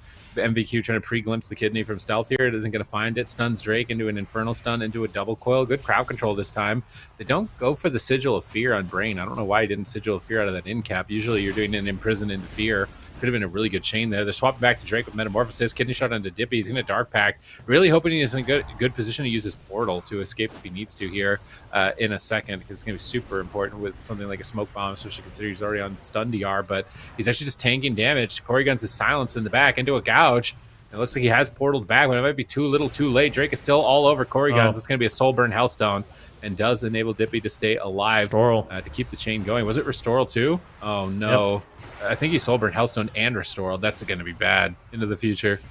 Yeah, that's a big overlap, unfortunately. But, I mean, I don't really blame No Answer. They kind of fumbled with their defensive cooldowns in their last series, so just kind of trading them out. Unfortunately, maybe a little bit of an overlap there, but we have a Gouge on the Corey Guns. Might have to trade out the Cocoon. There's the cheap shot. I mean, this damage is unbelievable. MVQ is still dead. Corey Guns just cannot heal. And I mean, I said Drake is going to be lacking crowd control in the Assassination Rogue. He's still finding the cheap shots. He's still finding the gouges. He's looking like a Subtlety Rogue out there, really forcing Corey Guns' hand. There's no Restore. There's no Trinket. There's no Life Cocoon. Luminosity Gaming is potentially just one setup from closing this out. All right, let's see if they can coordinate it together here. I think they could kill him through Unending Resolve. MBQ is just dying to dots right now. Not a good position for No Answer. Here goes the Gouge. They're initiating the crowd control. They've reconnected onto Dippy. He's going to Unending Resolve, but he's so low. MVQ is static fielded away. He's trying to kill it off and eventually retreat back into the fight. Looks like the Unending Resolve has been enough, though. Dippy's dropping out some rifts, trying to find a Chaos Bolt. Has to deal with a lot of interrupts against a Shaman and a Rogue, though. So having a tough time getting cast off. Gateway into the middle of the map. Gets step kidneyed on his Gateway. Void Volley connects. Dots are loaded up. Prev's in position. position. He's moving forward with the Angelic Feather. Is he going to get a fear? He gets stunned. He can't get there for the fear. MVQ is going to get Lightning Lasso, but it's a little too late. Grounding on the Chaos Bolt. Wind Shear on the fear. So much disruption. I can't imagine why you'd want to be a Destro Lock in this matchup. Just getting kidneyed on cooldown here. It just seems tough to get any sort of pressure out. MVQ's trying to carry damage at the moment. Another Chaos Bolt actually connects. Prev not able to get the fade off in time. It's quite a lot of damage. He's going to have to disperse on top of the Desperate Prayer, finally showing some signs of life. But here comes a full fear on the Korrigans. No reverse magic, it looks like, for MVQ. Dippy ports, but he walks back to Drake. He's trying to get in line of Korrigans. That will buy him time here to get the life cocoon, but they also imprison the Rogue. I feel like if they're saving no CC for the Shaman, like how are they intending to end the game here? Korrigans is almost out of mana. Prev a bit on the back foot from that I-beam. MVQ trying to stay aggressive, swaps back over onto Drake. Drake going to get disarmed by Korrigans. Disarm going to be really important here in a matchup like this with the Rogue. Maybe should save it for the kidney shot, though, because now he's got a kidney shot and full bleeds. He's got Deathmark coming up in 6 seconds. Korrigan's in the blind, no trinket. MVQ could die as well. Void Volley channeled full here with a precog from Prev. That's a lot of damage. Dippy's still so low. Not a lot of cooldowns for Korrigans. He's got a Rogue right on top of his face, going for a gouge. Likely going to even look for a stun lock out of that into a cheap shot. Korrigan's trinkets into a Shadow Priest stun. Prev's moving forward. Hex being casted by Brain. Goodness. Hex secured, and Dippy is going down. And Luminosity Gaming take first blood. Korrigans, man. I really feel for this Mistweaver in this matchup. I mean, Luminosity Gaming, I feel like Drake did kind of similar stuff to what we're seeing from Peekaboo, right? Like the Assassination Rogue, I guess, again, more crowd control than I initially thought. I'm not going to count them out again. These consistent gouges into cheap shots, super annoying, but once again, it's just Korrigans. He's not able to play his character for 15, 20 seconds at a time. Just these micro CCs after little micro CCs. It's really difficult. You see here a gouge into a cheap shot. He sets up this one. We'll see here. I think this is closer. This is still early on in the game. So they actually do get a decent amount of pressure at Prev. They were able to force dispersion, but I never really felt like Prev was in danger of dying like the whole game. So I feel like this was kind of a one-sided matchup. At this point, you can see Dippy down to 1% health, getting the cocoon, MVQ at the same time, incredibly low. Has to trade out the darkness, not exactly what you want. MVQ is forced to trinket out of the Lightning Lasso. Look at Korrigans right now. He's in a blind. He's got his trinket just rotating up here soon, but there's no real healing cooldowns, and this, I think, is the end of the game.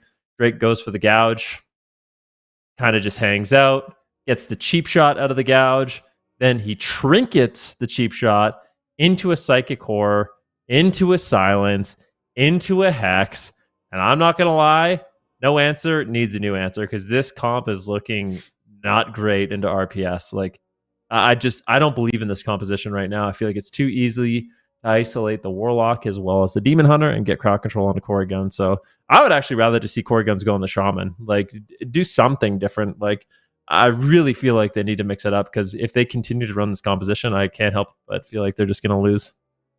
Yeah, I'd like to see them change something as well. I don't know if they've got war games or something that we haven't seen where Shaman was just looking terrible and they feel like it's not even an option for them at this point, but this looks really bad too. So maybe, again, there's just no answer. They locked that in so fast. There was no thought at all for something different. Just immediately going back into the Warlock, Mistweaver, and Demon Hunter. I don't know, man. I don't know. Come on, man. It's the Moonkin patch. At least play one game of Moonkin. You got to at least play one game of Moonkin. Like, who knows? Maybe this changes and Moonkin's gone forever. You never know. You know what's crazy about that game, too, is not only does No Answer have the capability to just lose to crowd control and setups the whole game, but Korrigans was almost out of mana. He's almost out of mana, too. Like, how do you win? What's the win condition? Because, I mean, they're not we're not seeing Spirit Link being traded. We're not seeing Void Shift any game. Like, Dispersion is the best you're going to get. I kind of wonder what PvP talents he's playing. If he should play something else. That last game he was playing Eminence, so playing the Portal and Stuns. I feel like he might not be able to play that. Because he's playing long... if he's got Peace Weaver, Port, and Stun, as well as Grapple Weapon. So I wonder if there's something else that he could play that might be a little bit better here. Give him a little bit more room to breathe, but... I'm not sure. It's really, really tough. I feel for the Mistweaver Monk here. Maybe something to help protect his heals because he's dealing with not only being crowd control, but when he gets out of crowd control, his heals are just being purged by the priest and the shaman. So really, really tough spot for Korrigans. Okay, let's see if they can kind of pull it back together here. They've got, all those games, they're just a warm-up. Now they've got enough games. They've seen this comp so many times. I'm sure they're going to be playing their best of their ability at this point here. I really want to see more coordinated crowd control, like the in-cap fear on the healer with a double coil, like setups like this, so you can free cast Chaos Bolt and get damage. I feel like there's just no offensive coordination. They paralyze the rogue and then immediately break it. Not going to be the best start here. MVQ getting blasted with a Void Torrent, now into a coil, but it's on DR from the in-cap earlier. And Void Volley comes out from Prev, getting those dots up for free without having to cast. Observer is down. They're going to try and kill that. It can be difficult as a Shadow Priest to kill Observer, so it's a lot of pressure. Prev's still feeling the pain of it. I-Beam going to connect onto Prev, looking to fish for some cooldowns with the Hunt. He's just fake casting it, baiting some cooldowns. Doesn't find the bait. We can see Corey Guns into a gouge, into a cheap shot. That seems to be a standard crowd control. Dippy is isolated for a moment. Now into a silence. Dippy's going to soul burn Hellstone, it looks like, and get a big boost of health. Drake's got Deathmark rolling, though. And again, not running Dwarf also. I don't know, why is nobody playing Dwarf? It doesn't make sense to me. It seems so good when you know you're going to fight an Assassination Rogue. Basically just like a complete denial of that cooldown. Dippy going to gate back to his healer after dispelling, but now Kidney Shot on his gate. Now he's next to him for a gouge. Dark Pact gets shredded. Void Torrent, looks like his Void Torrent's not being interrupted. Massive damage onto Dippy. He's down below half. Wind Shear on Dippy, denying his pressure. Mana, slight advantage. Here's the in cap. Are they going to go for the Sigil of Fear? No. Is he saving Fear defensively? I really don't know why. Is it because he's going to get gripped on it, maybe? He's going to get life gripped and avoid the fear? They need to coordinate more. I want to see stun, stop the life grip, in-cap fear, double coil. Like, there's just no setups offensively for no answer. They're just getting set up on. Like, right now, they can't move. Triple crowd control, and that's the Trinket Life Cocoon. And this is what, like, coordinated offense is going to net you. It's just going to put you so far ahead. Yeah, Kidney Shot on one, Lightning Lasso on the other, Psychic Aura on the other. It's like, just really perfect crowd control coming in from Luminosity Gaming, and they're getting the cooldowns out of the way. We got the Trinket from Corey Guns as well as the Life Cocoon. That's not going to be available. Dippy right now trying to get some casts off, and it's going to be MVQ is just getting absolutely blasted. Corey Guns is getting swarmed right now. You can tell Drake wants to go for the Kidney Shot. There it is. Does he have a gouge? MVQ just falls over. And I mean, this... I like, if they're going to play this composition, I feel like they're throwing the series. I feel like they have to at least try something else. Like, please try Boom BH. It's got to be better than this. This can't. I mean, come on.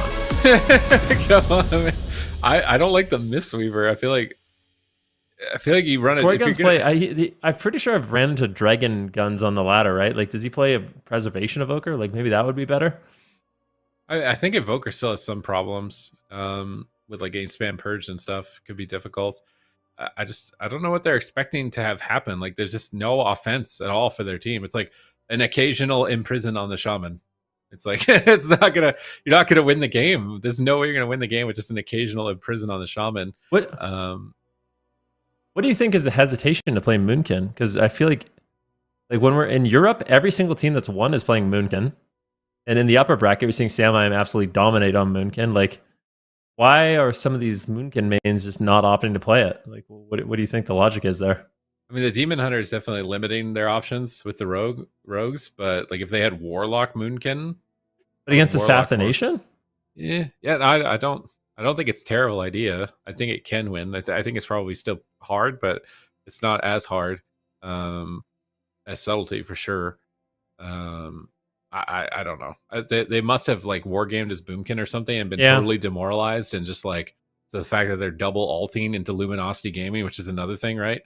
That they're double alting. It looks like they don't have the experience in the comp, at least offensively, to be able to like close out the game. So they're just getting walked on. Like the other team is just doing whatever. Like Drake's just like, oh, I'm gonna kidding your Mistweaver. I don't really need it for you, and just you're gonna just die to dots. Like, just walking all over them. So I would really like to see them play something that they're the most comfortable with, even if the war games they were doing weren't working. Because this even on paper doesn't make sense to me. Like, even if they were playing at the highest potential of this comp, it still doesn't seem like it would be good for them to win. So I know they played other things too, like Shadow Priest, Demon Hunter at some points.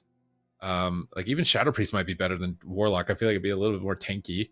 And it has more crowd control, more setup too. Yeah, so like even Shadow Priest is probably a bit better. And okay, they're changing the healer, but they're still keeping Dragon Destro. Dragon Guns is coming. Okay, I mean, it's better than nothing, I guess, but really surprising. to see them just, I guess, I mean, it's their name. They just don't have an answer. If they could have avoided RPS, I guess. Yeah. Unfortunately, there's two of them. It's entirely possible that it's just RPS is the biggest hard counter in the world to them, and they met it in the upper bracket, they met it in the lower bracket. But I'm not gonna lie, I feel like if you don't have an answer for RPS, you're never like your shot of going deep in the tournament is just not great, because you are eventually gonna be, I mean, more than likely run into Luminosity Gaming, run into the Golden Guardians. You could hope you get lucky and avoid them for a long period of time, but I feel like for next week, no answer, maybe pick up a fourth that could help them deal with this comp, because it seems to be what's really holding them back right now. But we'll see what happens. Corrigan's going to be locking in the Preservation Evoker instead. Let's see what he can get done here. All right, Drake gets rooted out of stealth, still gets the Garrote though. Sleepwalk onto Drake, stopping him from his advance, gets dispelled from Brain. There's the Imprison. Where's the Fear though? I really don't understand why. Did he pre-tremor or something? Like every single Imprison has not been Sigil of Feared. It's like a 2-second CC is not going to do anything. Dippy falling behind. Dark Pact going to be a big shield for a moment, but they've actually just already killed through Dark Pact. Spirit Bloom coming up from Corey Guns. Big heals from him. Onto the backline, now looking for a Fire Breath, trying to strip off some hots, trying to keep his team offensive. Verdant Embrace, connecting some big heals. Dream Projection to remove all the dots. I like that they stacked up here to get that triple Dream Projection and remove all the Vampiric touches, but they're still struggling to heal through the damage. Like, Drake is just running Dippy into the dirt right now. Is he going to just close this game out here? Corrigan's is desperate, spamming Living Flames, going for a Verdant Embrace and trying to boost his healing, and Time Dilation looks like it has stalled damage on Dippy long enough now for him to portal back to the pillar, but here comes a full blind. He's rotting down to the dots. Drake could just kill him. It's match point here. 1 second left on the blind. Do they have any follow-up? Emerald Communion. He gets a Communion when he's not CC'd. That's a really bad time to have to use Communion to recover, because now he's not going to have that if he does get CC'd. They're swapping to Drake, trying to make something happen here onto the Rogue, but not even forcing Cloak of Shadows. Another Kidney Shot. Void Torrent is probably going to get interrupted. It looks like MVQ shuts down the Void Torrent. If that Lightning Lasso is actually 1 second faster from Brain, I think the game might even be close to over. Even despite that, a Fear onto Corrigan. Dark Pact again from Dippy in desperation with Netherward and Observer to try and force them to stop attacking him as he portals back behind the pillar and repositions. Landslide onto the whole team, has got a little bit of distance for Dippy here in the middle of the map, but this is Void Eruption. Prev's going to do a lot of damage, just smacking into Dippy. A Kidney Shot connects as well. They're trying to pressure Drake. He's going to evasion. Gouge on the Corrigans. What's the follow-up out of the Gouge? They have anything? Doesn't look like they have it, but maybe they don't even need it, as that's every cooldown. That's Darkness, Unending Resolve, and Time Dilation, and he's still dead. It's literally every single button, and he's still dead. Fear onto Corrigans. Is he going to Trinket Rewind? I feel like he kind of has to right now. He's getting really low. He's sitting on Rewind. He's got a big heal in his back pocket, but doesn't get it off in time. And Luminosity Gaming are going to walk all over no answer to Championship Sunday. Yeah, Luminosity Gaming with a very dominant performance and no answer. Like I said, I feel like they had a pretty good performance overall. It's really hard to say, right? Like, if this happens to be the one composition that they cannot beat and everything else they're really good against, and that's kind of a tough break. But the reality is, like I said, they probably need to go back to the drawing board, potentially pick up a fourth, some sort of answer for RPS, because I don't think you can win these cups without being able to beat this composition. I think the likelihood of having to run into Luminosity Gaming or run into a team like the Golden Guardians is just way too high. But we could take a look at the final moments of this match, see Dippy rotting down, and it's a similar story. It's so difficult as the healer. I definitely don't envy Corey Guns in this position. He's just dealing with basically unbelievable crowd control coming in from Prev, Drake, and Brain. He's also dealing with offensive dispel. So even when he gets like a moment to breathe, try to heal, all his heal over time effects are just getting dispelled off. It's just not a really easy spot to be in as a preservation evoker. You see right here, I mean, he's not really in crowd control, but there's really not that much he can do. And even Brain is like, add insult to injury, getting root totems on him so he can't even use his Verdant Embrace. It's just like keeping him constantly global starved. It's not easy for Corrigan. So we'll see what No Answer comes up with for next week, hopefully. But for now, Luminosity Gaming will advance. I feel like we need a different meter on this damage breakdown. We need like time and CC, because if you looked at the scoreboard, you'd be like, wow, this was a really even game. Yeah.